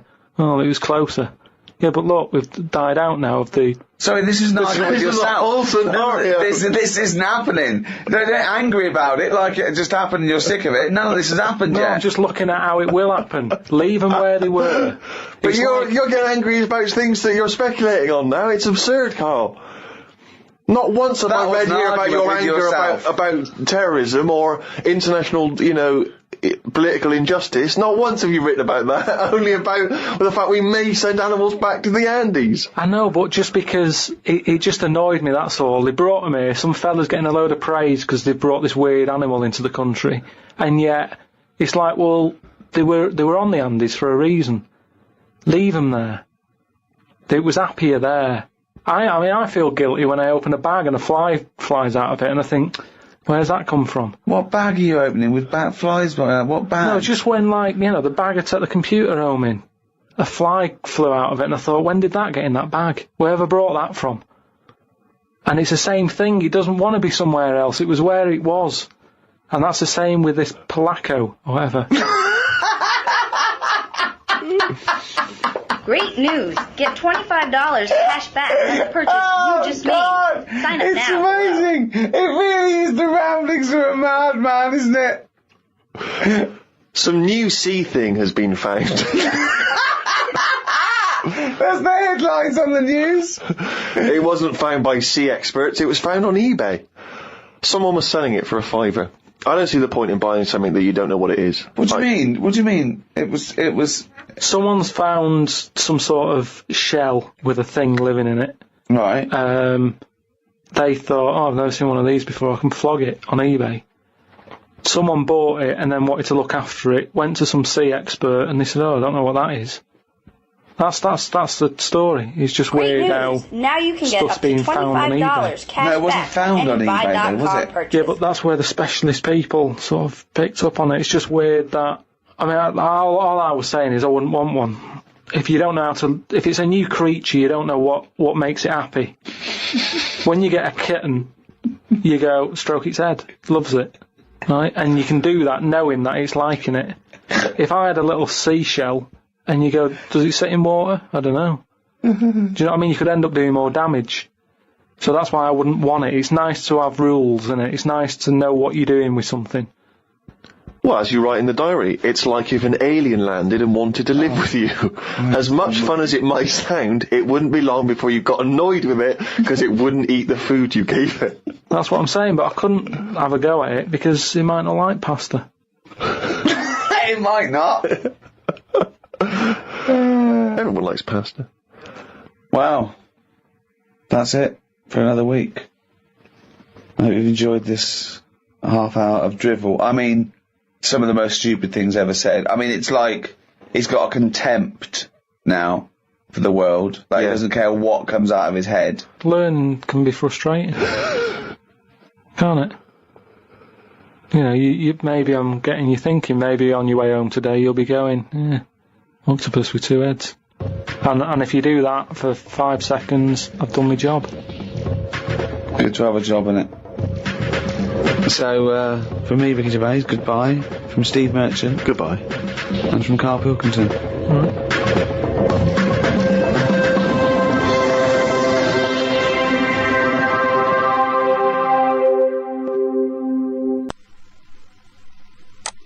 This is Audible.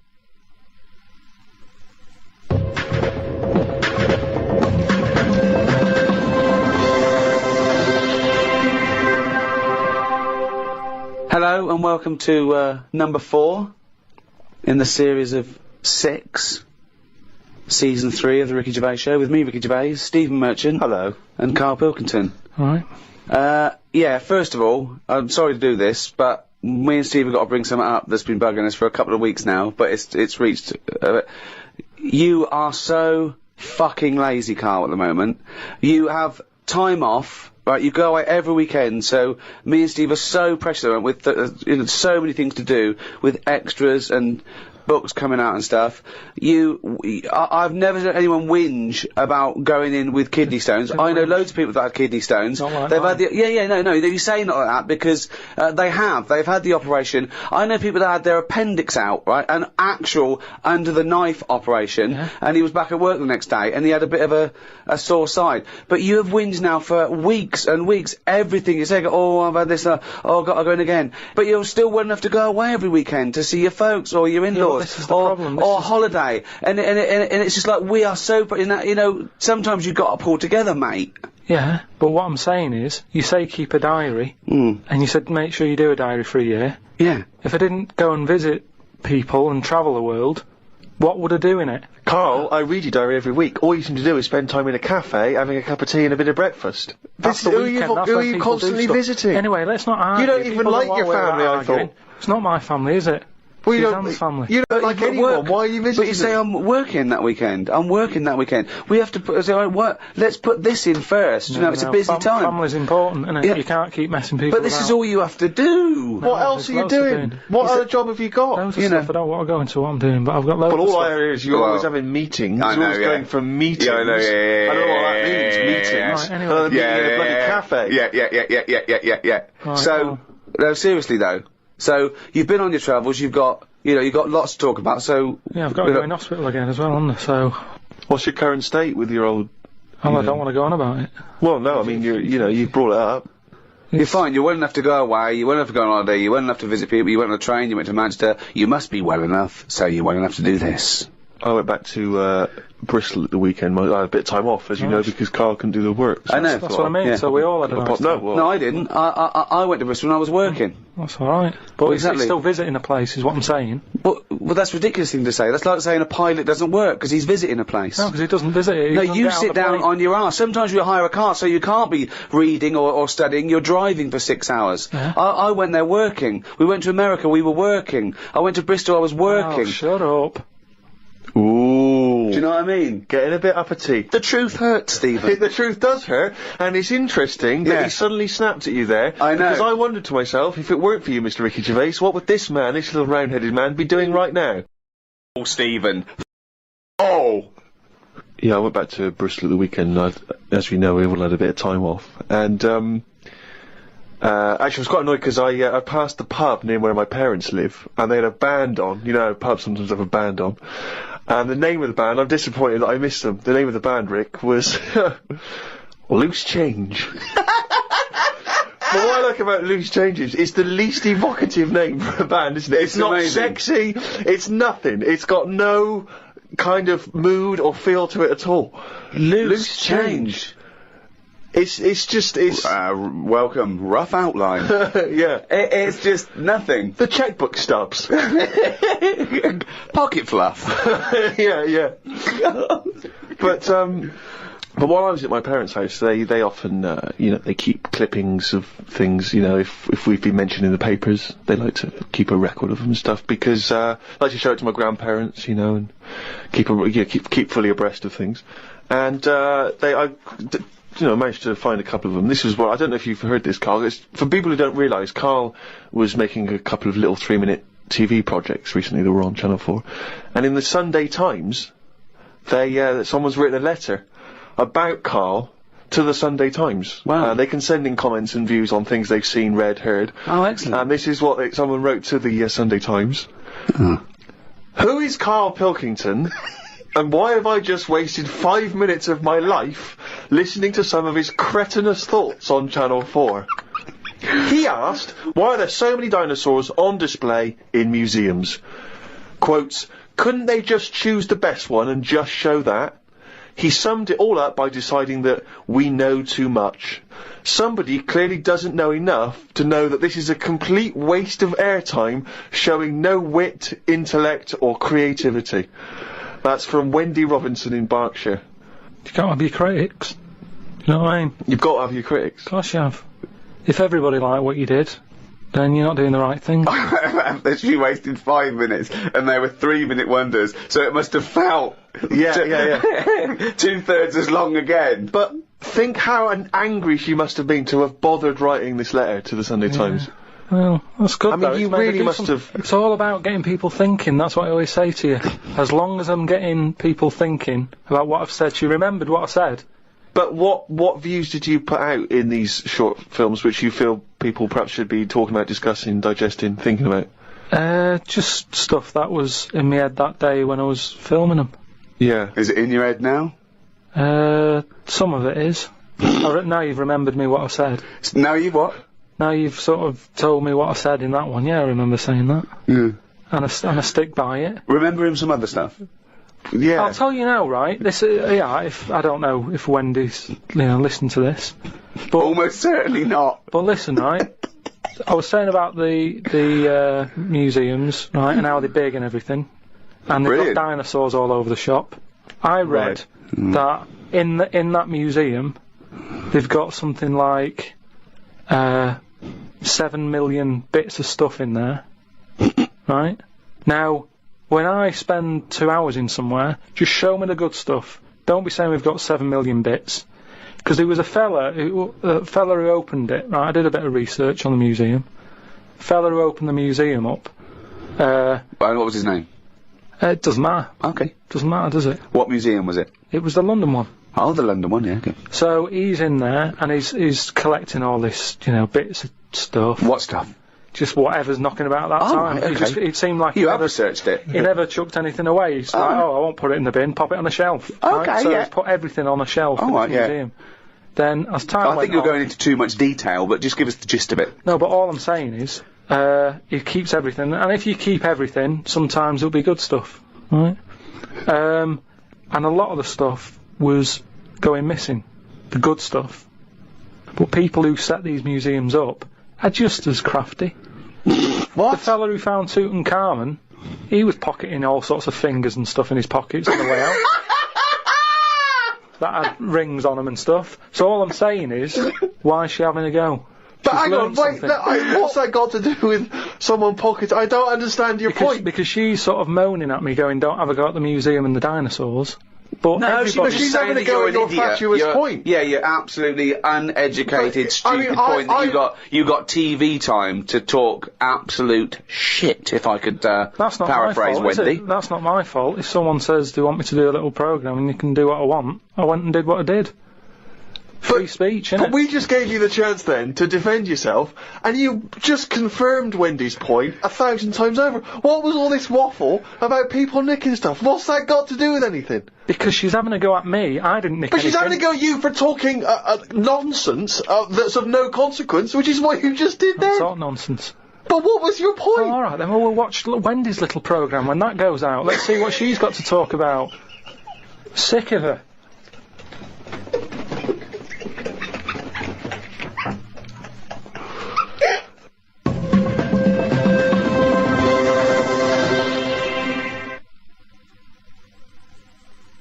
So anyway, as I say, my mother saves various clippings and things which may be of interest.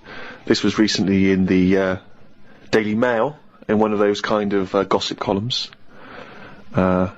Ricky Gervais's cringe-worthy dance routine as managerial buffoon David Brent was undoubtedly the highlight of BBC comedy The Office. Perhaps credit for the scene should not go to Gervais, however, but his lanky co-writer Stephen Merchant.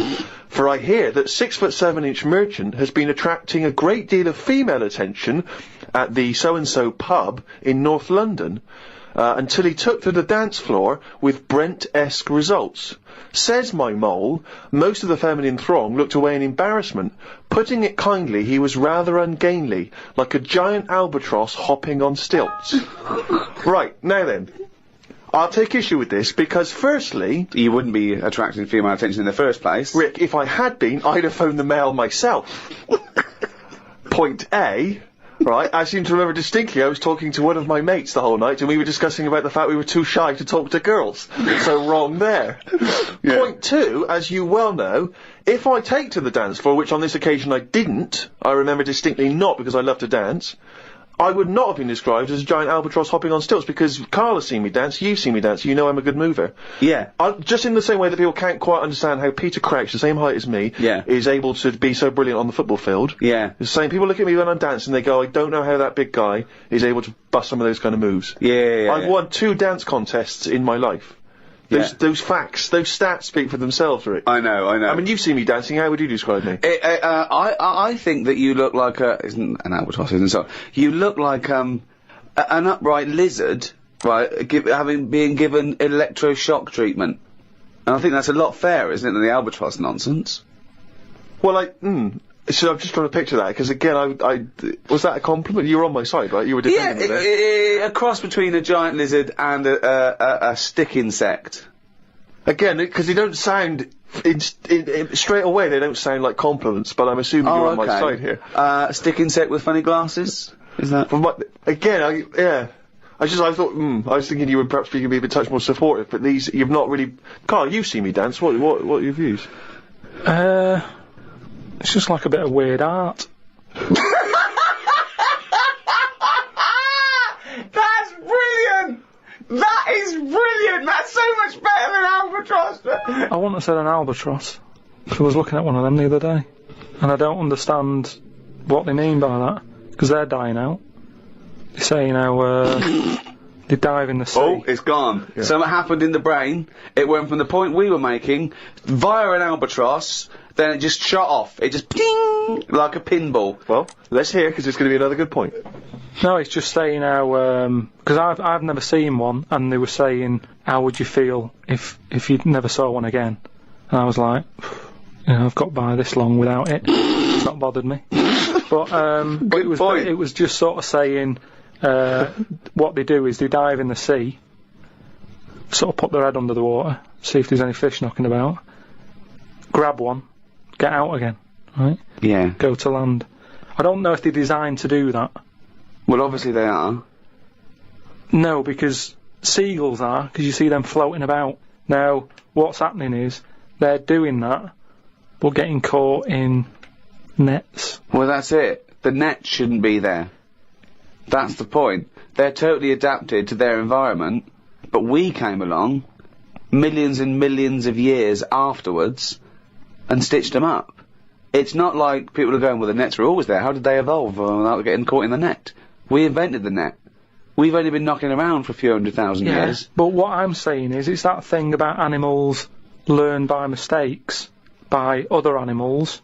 You know, like the monkeys peeling potatoes. Right. That's never happened. They go and put nuts in the salt water to salt the nut. Whatever. How does that get to peeling potatoes? Because in your head, they were working in a canteen. Making chips. Yeah, definitely, yeah. It doesn't matter what the food is, I'm just saying how they know how to sort of prepare I that love food. the fact that you don't care what the fact is.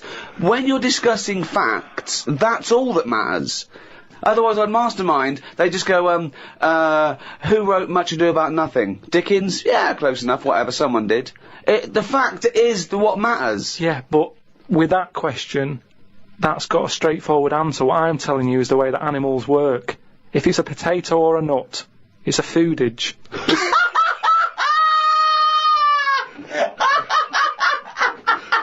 And once again, I return you to my question as before. What's your point? What point were you making? I'm just saying an albatross will find if you're hungry, you find food or you change your diet. If you don't eat something else, you die out. Simple. Said before. If you want a pie, but they haven't got any pies, you have a pasty. Alter your diet. And an albatross... Drastically. Yeah, pies radical. Yeah, you said, completely changing my diet. No more pies, what are you eating? Pasty. Brilliant. I'm not going to eat quiche anymore, I'm going to have a tartlet. But you're getting more and more sort of single-minded in your... No, single-celled. Yeah. It's not, though. In your belief that everything you say has got some kind of profound implication and that no one else is listening, that we're all ignorant, we're all not listening to what you're saying. Here's another one. Go on. Here's something else I discussed. Oh, come on, this will be good. In series This will 1. be as good as E equals MC squared. The people ageing backwards idea. Well, it's not an idea. They've done something on it, saying how No, they haven't. a baby has been messing about with emails. Right? Oh, yeah, God! a 65-year-old doesn't know how to use email. So, again, my system works. So say if you're an old person, you're not using the internet, but you shouldn't be anyway. Because you should be sort of just getting used to life as an old person. When you're a baby and you're about to die, they're using the internet. I don't know what you mean, when you're a baby and you're about to die.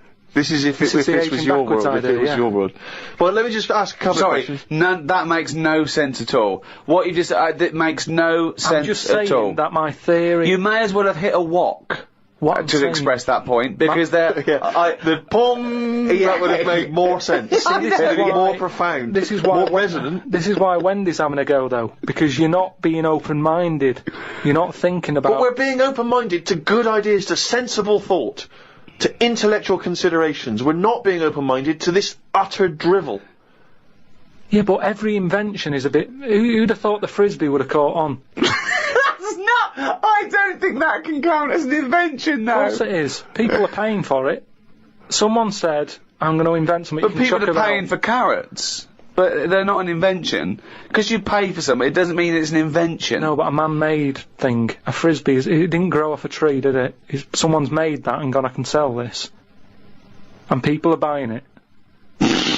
You know, all I'm saying is, things change, don't they? You know, the albatross is dying out. The way, like when I walked into the flat, right, we've had hot weather, haven't we? We've had a lot of flies knocking about.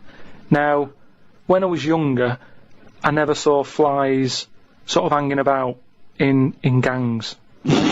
Whereas... I don't know what world this is. Would they have little motorbikes? No, you know, just you'd sort of see one would get in the house, you know, my dad would kill it or whatever, but you'd never see three. You wouldn't be going, oh, which one am I going to get first and everything. They'd come in, they'd exit out of a window or whatever. Whereas I walked in on a bit of activity. There's nothing to eat here. Right? 3 flies in the flat. right, all sort of whizzing around, Right. all together, right? So I just sort of think, let them be. They seem to be happy. They're playing around with each other, right? Sat down, reading the paper, look up, right? It was like one was trying to like have it away with one of the flies, and the other one was having a go as well. It turned out it was a little fly that didn't want any of the action, but two were attacking it. How could you possibly gauge that? Just by watching. That's how you learn, isn't it? You watch. You watch. But no, this is conjecture again. You had no idea what was going on there. No, I did. It's the way they were sort of jumping on it and stuff, and I was like, oh, I'm not happy with this going on, and under my roof sort of thing. My house, my rules. But it's a nightmare because it's small. You can't control it. You don't know which one's which. You might end up sort of pushing out one. That's the baddie. What are you talking about? I'm just saying. Why are you getting involved? Just because creatures are changing all the time. What are you talking about? What point are you making? I'm just saying the way that flies used to be happy-go-lucky, on their own. The sun's out, have a fly about. Whereas nowadays... now, there was like little attacks going on. Oh God! But how could you tell which were the two aggressors and which was the victim? How could you distinguish? This was the problem. I mean, all I was looking at was which one they kept attacking. And I was thinking if I can get that one in the bedroom and then get the other two out the window. What are you... Just breaking it up. Because what sort of a person would I be to let that go on? I don't know what he's talking about. He has no feelings for anything. He doesn't care if whole species die out. Why are you getting involved? That's where you're wrong, because I think more than most people. I think there's a lot of people who just go through the motions.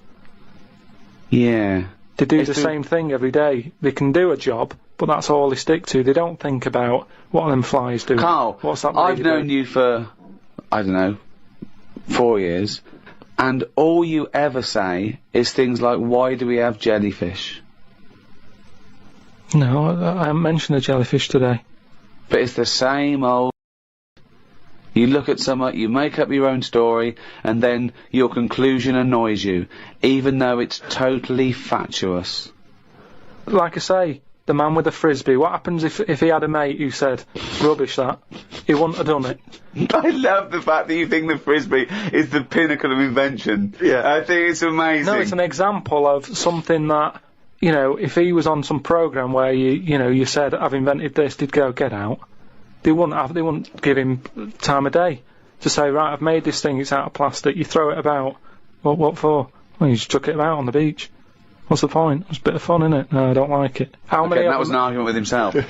No, but do you know what I mean? It's a popular little thing, and I'm just saying it's easy to put ideas down. But you've never even come up with an idea as good as the frisbee, and that's saying something. I came up with a clippable mat that goes on a cup.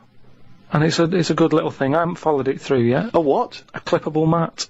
What's a clippable mat? What does that involve? Clippable mat, like you stick on a cup. So you can put your cup down on a table without having to go, oh, where's that mat? It's clipped to the cup all the time. And you put the cup down wherever you want because it's got a mat on it. I think I've seen that. But why does it have to be clipped? Why couldn't it just be built into the cup? Because, So it clips onto, you've got to have special cups, it doesn't clip onto every cup. No, but just the same way that every sauce is different. You don't say, oh, I'm sick of this sauce, it doesn't fit a mug. You use the sauce of that, I mean, I don't use sauces. Just don't buy that sort of thing. But isn't a saucer what you're talking about? Kind of, yeah, but it's clippable. But why is the clippability so important to you?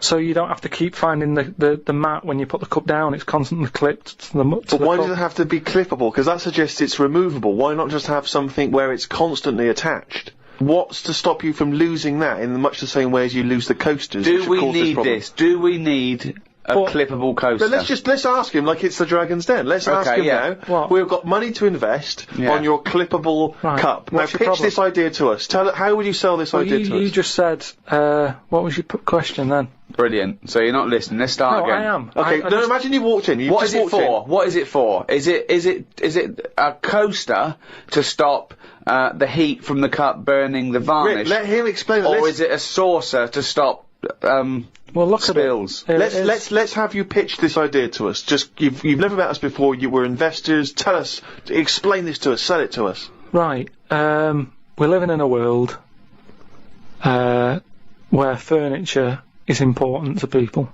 They spend a lot of money on it, don't they, furniture? Yeah, There's so absolutely. many furniture shops out there. Yeah. All different types of wood from all over the world. Absolutely, yeah. Right?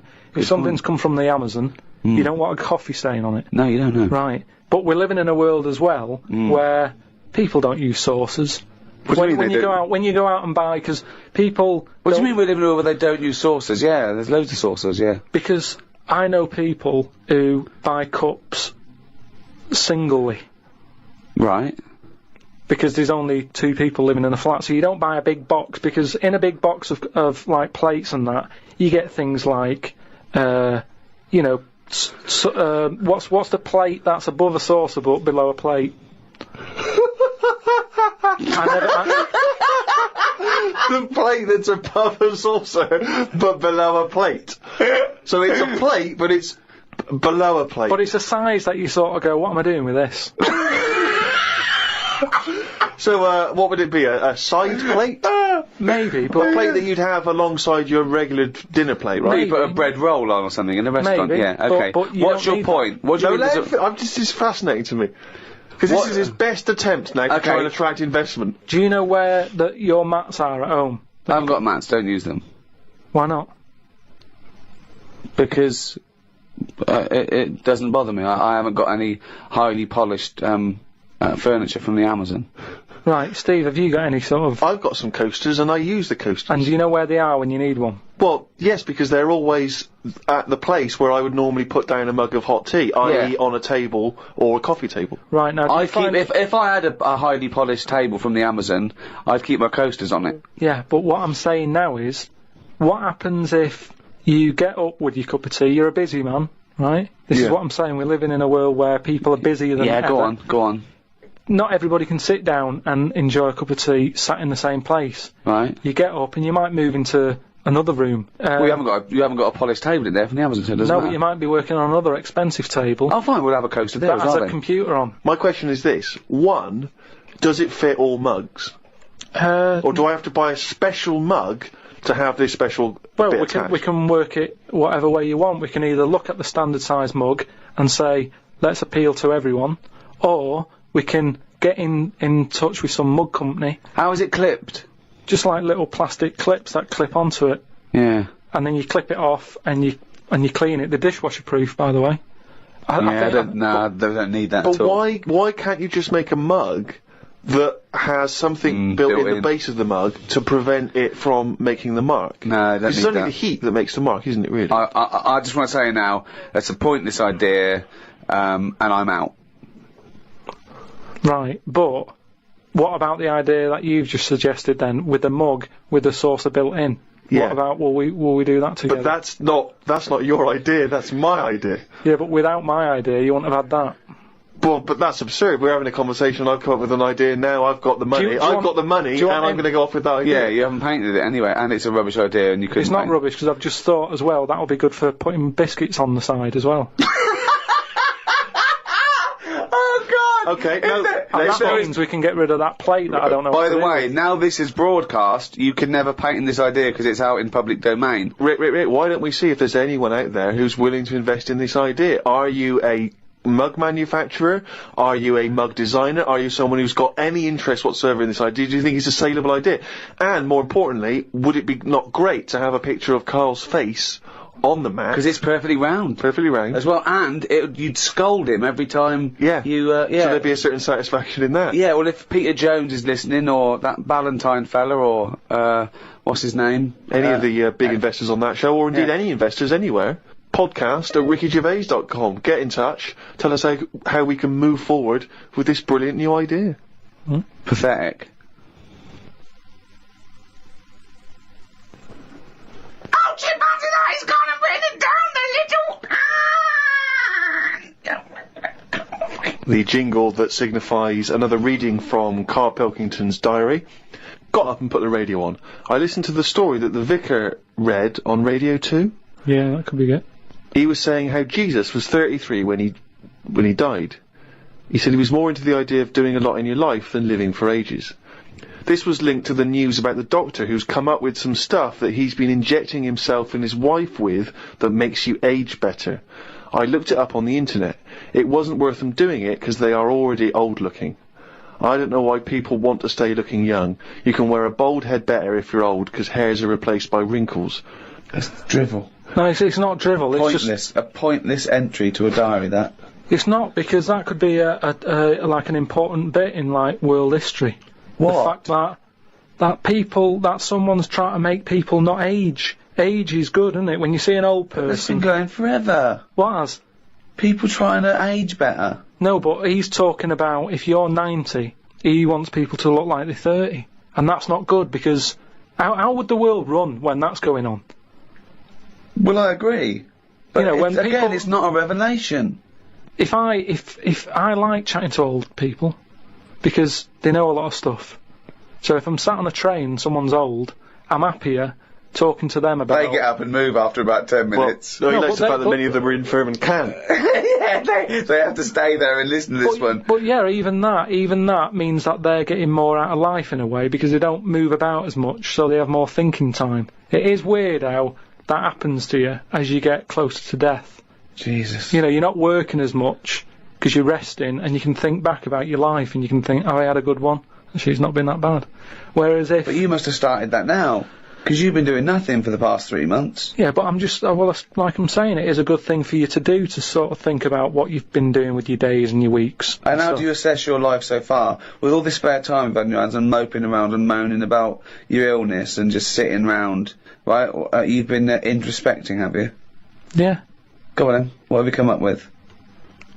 I haven't come up with anything. I'm just, I'm just, you know, I have an alright life, and things are changing. Oh, keep saying that. No, but you don't know how much they are changing, to the point of, I don't know if I mentioned the squirrel eating Mars bars, but from that, from that happening, to monkeys opening bottles with lids on them, to, it's mental out there. It's madness what is going on. And all I'm saying is old people need to be old people. You need oldness. You need to see old people. You need to go, right, they might have a solution. They've been on the earth longer. Quick, we need an answer. How old are you? I'm 32. Well, you look 78. I don't know what you're saying! I don't know who that conversation was with, why you got angry, and I think you made the opposite point that you were making at the beginning. If you say you're 32, you look 78, no, you were saying about it'd be a problem if you were 78 and looked 32. Well, I don't know what you're saying. You came down the wrong side then. You did that whole thing and you bollocksed it up again in your brain. I'm just saying, either way, you need to have people who look old. Otherwise, who's in charge? I don't know what you mean. Right. So you say you're saying it'd be alright to make 78-year-olds look 32, as long as there were some 32-year-olds that look 78, as long as you've got old-looking people. No, but say Can I tear this page out? Because it's worthless. What I mean is, when I went to the doctors, I saw the specialist, right, about the kidney stones. I was asking him all the straight questions. Go on. Is it life-threatening? No. You know, how long am I going to be out? All the rest of it, right? Now, as it turned out, it is life-threatening, and you've been out for 3 months whinging about the fucking thing. Strange. Now, he was quite old. He looked about 55, and that reassured me in a way. In a way it didn't, because he's one of them doctors who didn't open his eyes much, and I kind of thought, I hope you open them wider. I don't know what you're talking about. What do you mean? What? What do you mean he didn't open his eyes much? One of those sort of doctors who's either that overworked, that he does that, you know, and he's tired, so he's going, right, what we're going to do is, and he's doing that with his eyes shut, he's talking like that. This is radio. I know, but I'm telling you, so you can see. But people are meant to be listening to this. But if they can't imagine me with my eyes shut... Well, tell him you got your eyes shut. Just say he had his eyes shut. Yeah, he had his eyes shut. Oh, had he been reading this? Bored stupid, I imagine. He's just trying to get a... Well, do you know what I mean? Or I don't know if it's because he's tired or if he's that educated that some people know so much you don't even have to look at it. You don't know what you're talking about. Intelligent people. Who is so educated that they don't need to open their eyes? You see it. You see like... Who's that bloke up there? Is he blind? No, he's been reading too much. He doesn't open his eyes anymore, doesn't he? No. Old people who you see wearing tweed and what have you, and they're really posh and they talk, and whenever they talk, their eyes are shut and they I open. don't know what this observation is. I don't understand why you've never seen that. I've never seen an old, educated man wearing tweed who doesn't bother open his fucking eyes. Steve, I don't know what you're talking about. Steve, have you seen... do you know what I mean? When people don't sort of open their eyes when they're talking to you, and it can be quite annoying, because it's like they're saying, I'm not interested about you sat there, I'm not bothered if you're listening or not, I'm saying what I'm saying because I say what I say. And it can be quite annoying. If he has got his eyes closed, he's probably just trying to absorb what you're saying and think carefully about probably. it, so Anyway, he doesn't misdiagnose you. I'm not having a go at him. Well, it sounds I'm like just saying he was 50 odd, and I was happy that he was there telling me... I don't know why you were watching his eyes when he was telling you about your insides. Because you can tell a lot by people's eyes. That's what I said about jellyfish. But, you know, just lines in a face tell a few stories, and I don't think we should get rid of them lines. Brilliant. Wise words.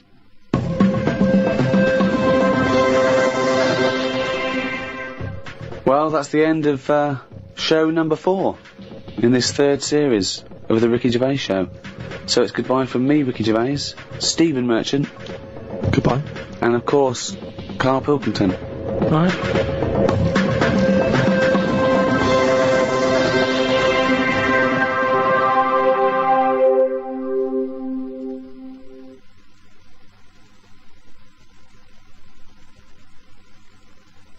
Audible hopes you've enjoyed this programme. The Ricky Gervais Show on Guardian Unlimited. Happy New Year. Welcome to the world's #1 podcast. I'm Ricky Gervais, with me Steve Merchant. Hello there. And Karl Pilkington. Alright. We have had an overwhelming response from emails. To be honest, we're very grateful and thank you so much, but we've had over 4,000, which is just too many to get through. So we're going to have to apologise for not getting back to you. We are going to try and read them all, but we just can't reply. We do this ourselves. We're three little fellas. We haven't got an entourage and millions of people working for us. It's just us in a little room.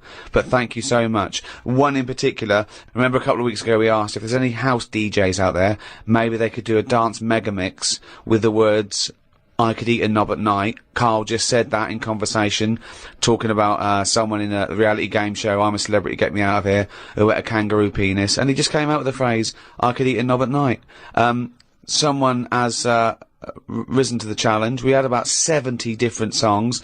We're going to play our favourite at the end of the show, and maybe put some of the others on the website, rickygervais.com, so you can go there and hear great dance tracks. They're all called I Could Eat a Knob at Night. Oh, no one's switching off now. Everyone's guaranteed they're going to stay right to the end there so they can hear, I want a bit of knob at... What was it? I could eat a knob at night. I could eat a knob at night. It's funny, it was only a while ago you were talking about getting quoted, like Winston Churchill got quoted and Ben Franklin got quoted, and now you may go down in history, I could eat a knob at night, Karl Pilkington. Karl, I could eat a knob at night, Pilkington. Talking of all things nobular, I got a text from Karl yesterday, Steve. A text from Karl, yeah. Yeah. I'll just read it to you. Okay, see you to Moz for a face rub at 6:30 then. No bum tubes though. So I was intrigued, and I called Karl and said, I think you've just sent me a text by mistake. What's the explanation of that? See you tomorrow for a face rub. Yeah. No bum tubes though. Just because my mate, right, Russell. Why did he choose you? He said, you know, there's things that go on in life that you need to experience. Yeah. He said, just pop along, and I didn't say yes straight away. What's a face rub? You mean a facial? Like a facial? Just like a posh face wash. Like a facial, where you lay down... You just clean your face with a flannel and that, So you're going to have a facial scrub, you're going to go lie down with another man and have your face Well, no, with. this is what I was saying to him. There's a couple of questions. I didn't just say yes straight away, I questioned it. I said, well, I'm not that happy with this. though. I said, look, there's nothing weird going on here, is there? I said, it's not a house, is it? It's a proper clinic and that. He said, yeah, it's proper, you wear a dressing gown and that. I said, well, I'm not that. So he's already got you in the dressing gown? Yeah, well, I haven't agreed to that. Today I've worn a little round polar neck sort of jumper so I don't have to take it off. It's not going to get in the way of my face. I made sure I didn't wear a shirt with a collar. I'm not taking this off. They can put the dressing gown on top of this. Right. If you have to do it to look smart or whatever. I'm not taking my clothes off. Okay. I don't know if it's a woman who rubs my head. Don't know if it's a bloke or whatever. Well, the thing is, you get extra, don't you, for your face rub, because your face goes all the way back over the top of your head down to the back of your neck. But all I was... So you've got a big face, haven't you? All I was saying to him is, I'll have the face rub, but I don't know if once you're in there, right, they try and sell you the old... the bum tube thing. What's the bum tube? Is that a euphemism? What are you talking about? The thing where they pop a tube in and put coffee in your belly and it cleans you out and that. An enema? Yeah, that's... Yeah. A colonic irrigation? Yeah. Why would you have that? I don't want it. I don't think Why you not? need to... Just because I think I've said to you before about, you know, you don't need to be that clean inside. You know what I mean? I don't mind washing my face. But at what occasion do you need where you're that cleaned out? Do you know what I mean? And it's always a clear tube and that, and you see all the stuff whizzing past. I don't understand why it's clear. I don't know why you've got to see what's coming out of you. Like it's, you know, like the generation game, making notes of what's whizzing past. Forget it. The Ricky Gervais Show on Guardian Unlimited. Over the Christmas break, I was watching some different TV. Saw an amazing documentary. It was called Tribes. This guy, and he goes and lives with different tribes around the world. These small little indigenous people. And there was one. He went to Papua New Guinea in Indonesia, right, Carl? He lived with the Kombai tribe. All right. Now, this Papua New Guinea is an extraordinary place because it is one of the only places left on Earth that hasn't been fully explored. There are parts of it that it's just blank on the map because they've never explored there. They don't know what's there. They don't know what's going on. So, firstly, that must already freak you out. Imagine that 21st century. They have no idea what's going on down there. But do they need to know if there's nothing going on? Well, they don't know what's going on. There could be stuff going on. No, but there's no chance that they'll go, we haven't been over there, and someone goes and there's like an Arndale centre. Nothing's going to be there, is it? So there's no... Well, I'll tell you what is there, okay? There's these various small tribes, okay?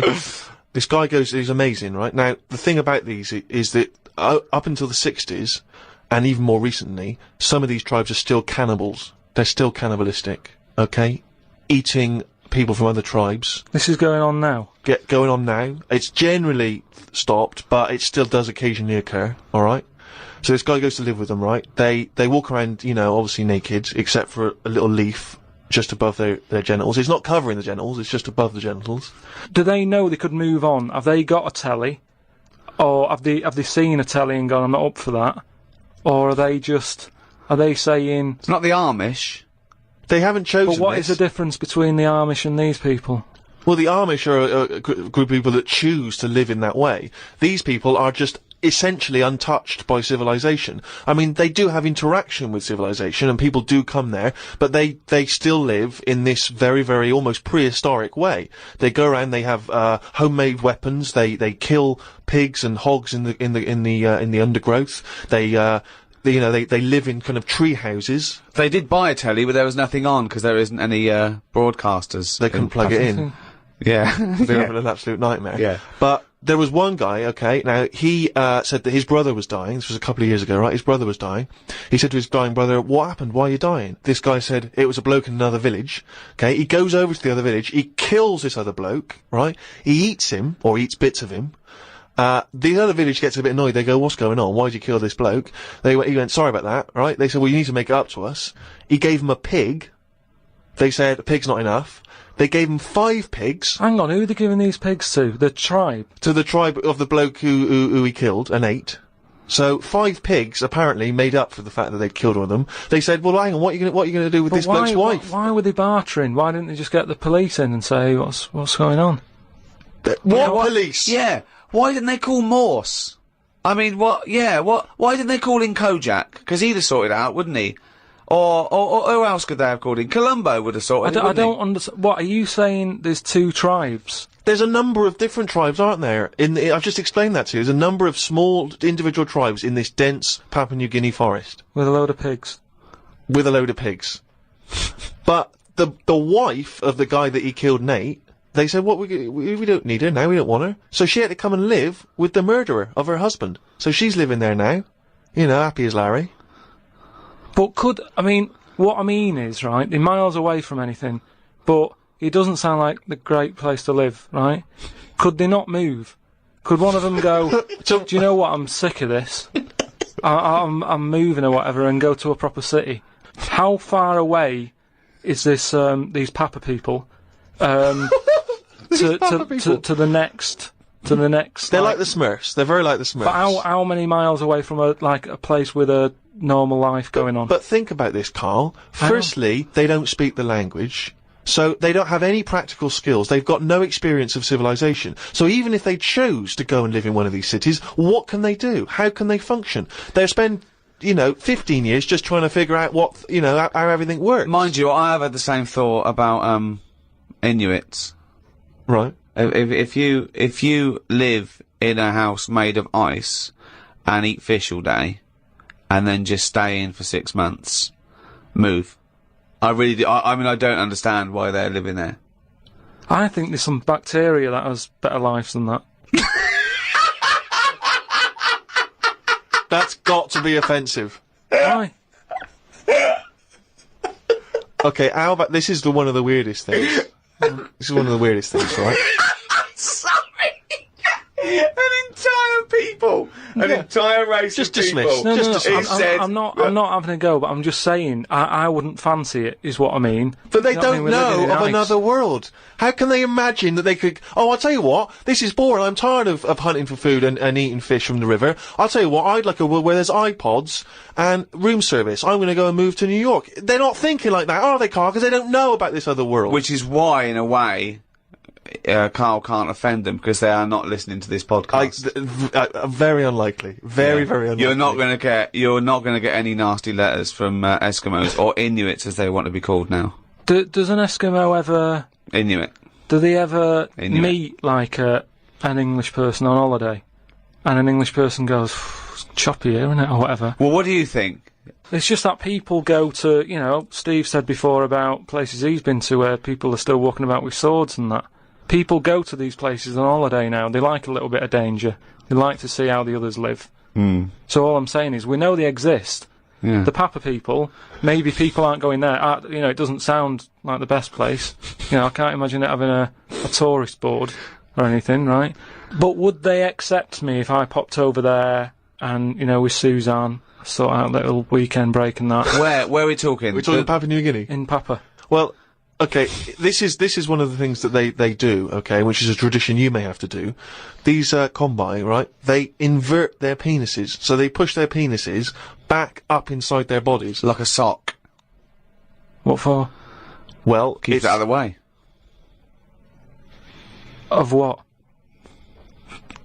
Well, if you're running through the undergrowth, chasing a hog, you don't want it flapping away, But it's also become a kind of ceremonial thing, so if you were over there, you may well have to try it yourself. You would have to try it yourself. If you went there, you'd have to try it yourself. But even cavemen had little pants on. Why haven't they... Whoa! Slow down. Rewind. What do you mean? Again, you've been watching the Flintstones. No, it's just, Is it a leopard skin pair of pants that's actually quite a... Go on. But it's a well-known fact that they wore, like, bear pants or whatever. Bare pants. What do you mean, bare pants? No, listen, you are a qualified anthropologist, so what, I mean that, whenever you see them on footage or in a museum... Footage! Yeah. Whenever you see that early It's a bit documentary shaky, footage. it's black and white as well, isn't it? Caveman footage. You always see them wearing a little bit of fur little pants and that. So, what I'm saying is, even though... What year is it to these people in the woods? I don't know what this conversation is anymore. He's just clutching at straws. His mind, it's like a fly. His mind, isn't it? It's just buzzing round. It's trying to find a window, and that's your mind. It is just it's like hitting against pieces of information, but then just bouncing off. Yeah, Dazed, perplexed. Forget it then. The Ricky Gervais Show on Guardian Unlimited. You can't believe your luck, Rick. Paul, the party animal park, has been in touch. I imagine the kind of New Year party he was having last night. I don't want to think about it, because it gives me a hangover just thinking about what that dude got up to. Come on, then. Man alive. But anyway, you know, he never stops. He never stops supplying us with little tidbits. Oh, what's PP done for us now? He just likes finding little odds and ends and just sending them in. And, you remember when we used to, years ago, we used to do that thing where, we'd read headlines. Yeah. And sometimes the headline is all you need from a story. Yeah. And this is what's great about this one. If you give me a news at 10 style bong. And now the news at 10. Bong. Boy waited while doctor rode unicycle. What does that mean? Well, amazing. A hospital has apologised after a 6-month-old boy waited 2 hours for treatment while a doctor rode up and down a ward on a unicycle. Paula Dadswell has taken her son James to a local general hospital with suspected gastroenteritis. I should point out now, James was fine, it was not a problem. But she spotted the doctor pedalling the unicycle, but was astonished when the same doctor later walked over to examine the child. Miss Dadswell said, "We took one look at the doctor and said, 'You must be joking.' His face went bright red." A spokeswoman for the hospital said, "Of course, we are sorry if distress was inadvertently caused to the mother, and we've offered her our apologies.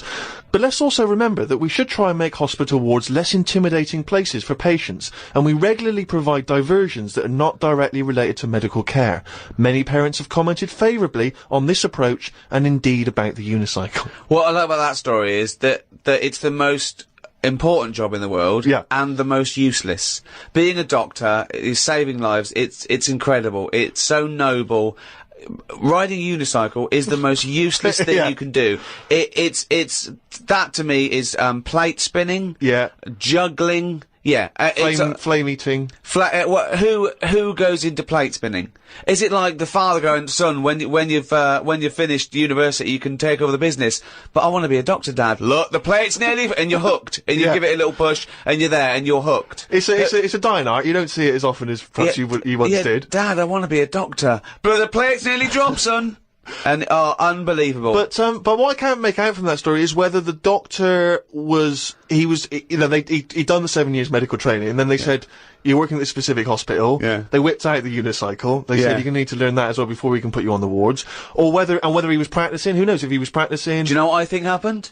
I think the bloke in charge of the hospital, there was 2 people up for the job. This fella, who was brilliant, he got a first from Oxford, he's amazing, and the bloke in charge's nephew. yeah. And, they both scored the same. He did an open university course. Yeah. And they went, well, you're both very good, but, who can ride a unicycle? He whipped it out. Yeah. He went, "Have a go." Yeah. And he's been practicing. Unbelievable.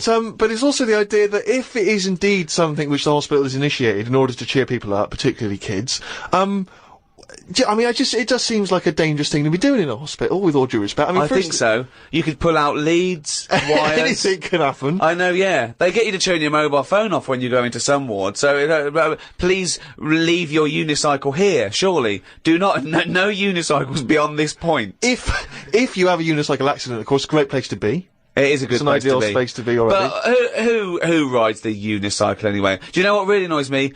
We live near a park. It's a lovely park. And on a Saturday for about 3 hours, there's some twat hippie with braids, dreadlocks, sitting there, playing one drum. How can you play one drum? He thinks this is brilliant. This is therapy. It's I want to shut the fuck up. It's nothing. It's not music. It's not percussion. It's not expressing anything. It's just annoying. Yeah. Tell you now, this would be my worst nightmare if you were to take me on an evening out. You say, "Steve, we're going tonight, right? You can't get out of it. You've got to do it. It's 2 hours. Stomp." Oh. Stomp, where they put dustbin lids on their feet. Now, I mean, I've seen a little bit of it on the Oscars. Yeah. It's alright for 30 seconds. Well done. But what is that show? What is the Stomp show? I don't know. I mean, Jesus Christ, after about 15 minutes, you've had enough of that, surely. I'm assuming there's not really a story. Are they bin men? No, I just wondered how you get into that, how you start practicing and go, "Do you know what? That sounds quite good." Yeah, they are. They're bin men, yeah. I was shopping with Karl before Christmas, and we went round sort of Piccadilly and St James's and those really beautiful shops around there. And I went in one shop. You had to ring a bell to enter. Yeah. They came down, and it's like a iconoclastic sort of shop, and they found things from churches and nearly all Russian 16th century pieces onwards. This beautiful carvings and paintings and statues and everything, and I was wowed by it. And this bloke clearly loved his work, and he was, enthusing to me about these stuff. This is from the 16th century. This is Russian. This is and I went, oh, it's beautiful. And as I was looking round, I heard Karl sidle up to the bloke and go, "What's the newest thing you've got here?" Yeah. Sure, that's his first thought. I mean, that is the wrong question to ask of a man who's clearly in antiques. Yeah. Proud of the fact he's got 16th century iconoclastic Russian stuff, to ask, what's the newest thing you've got here?